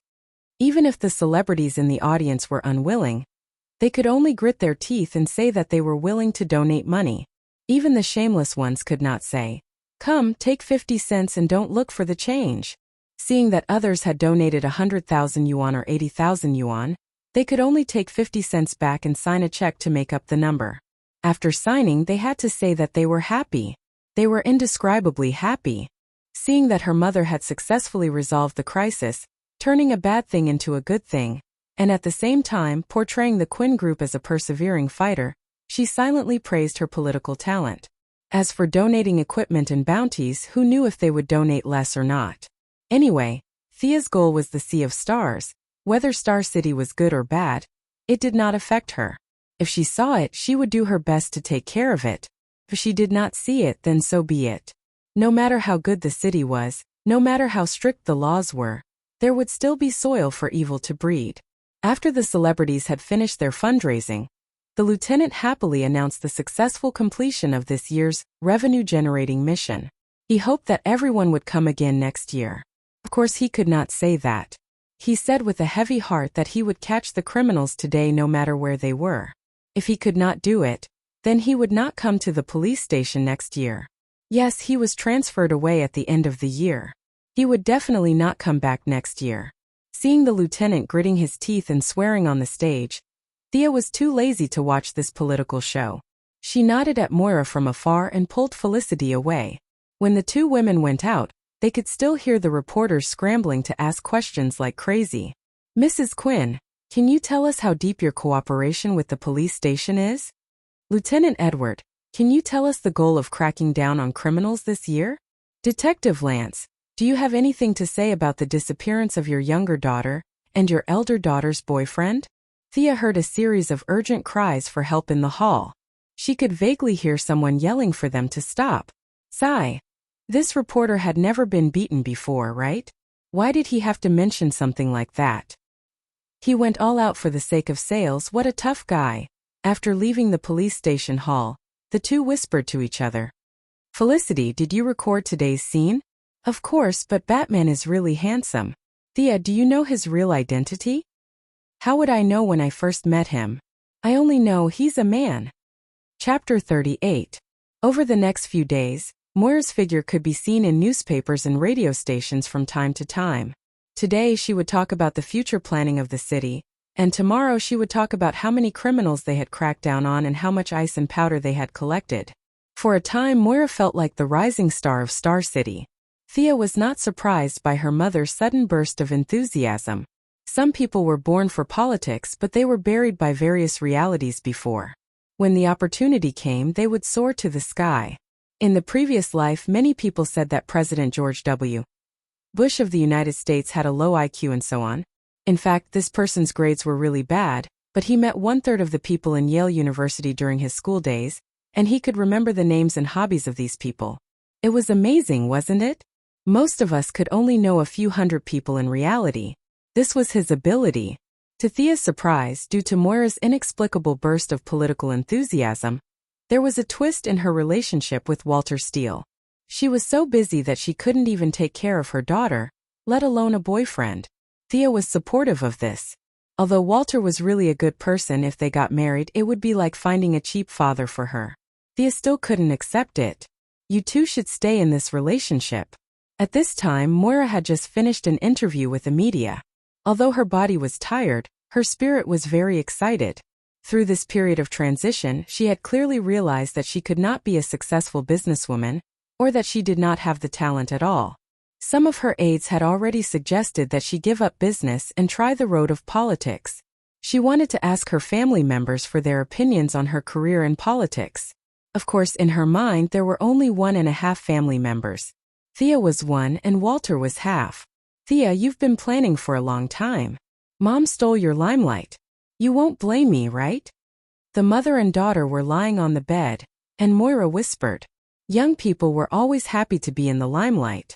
At least this was encouraged by European and American values. Why would I? If I were on the stage, I would have screwed up. Mom, you take at least 90% of the credit for today's situation. Indeed, Thea had only made a few phone calls and chatted with a few people. If there was any credit, it was Felicity's. The mother and daughter hugged each other. Moira looked at her eyes carefully and found that there was no grudge. She breathed a sigh of relief. At first, she thought it was just a regular meeting. She did not expect that there would be such a big change in the follow-up. If her relationship with her daughter was destroyed because of this, it was not worth it in her opinion. What do you think of me going into politics? I've been really comfortable and happy these days. It's a completely different feeling from when I was in the group. Moira looked at Thea eagerly after saying that. Great, I've finally led you to this path. Thea wished she could punch the wall and shout. Her mother was a shrewd person. Moreover, the two of them met each other every day. She was even harder to fool than Malcolm.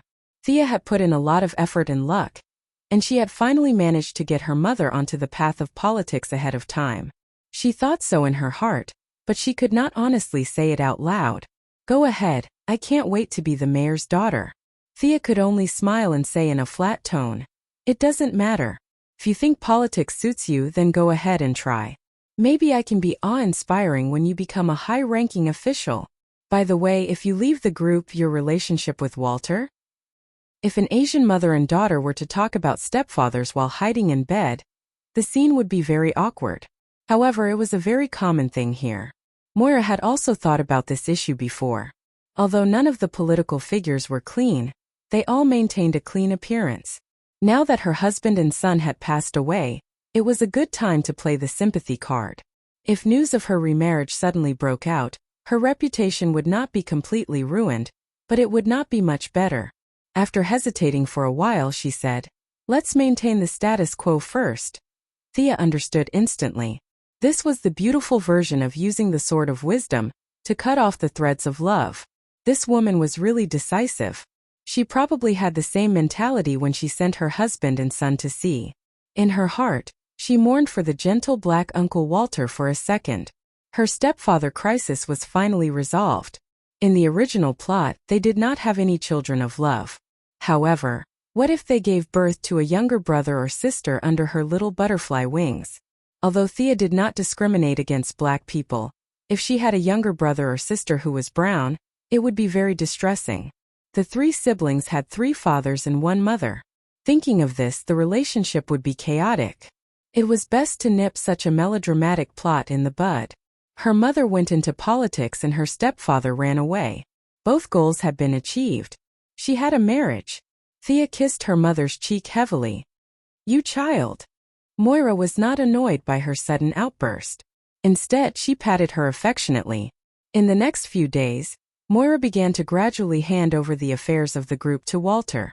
Although the marriage between the two was a bit uncertain at this stage, they still trusted each other enough to let him take over the position of the president of the group.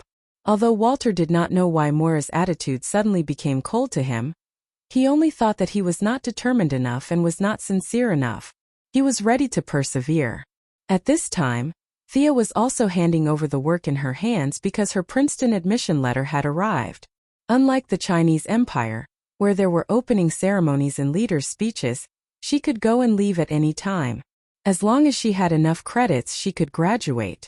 She handed over the work of the software department to Felicity and reported to the group to let her take over her position. When Felicity heard that she had to write the facial recognition software from 1-0 to 6-0, she completely went berserk.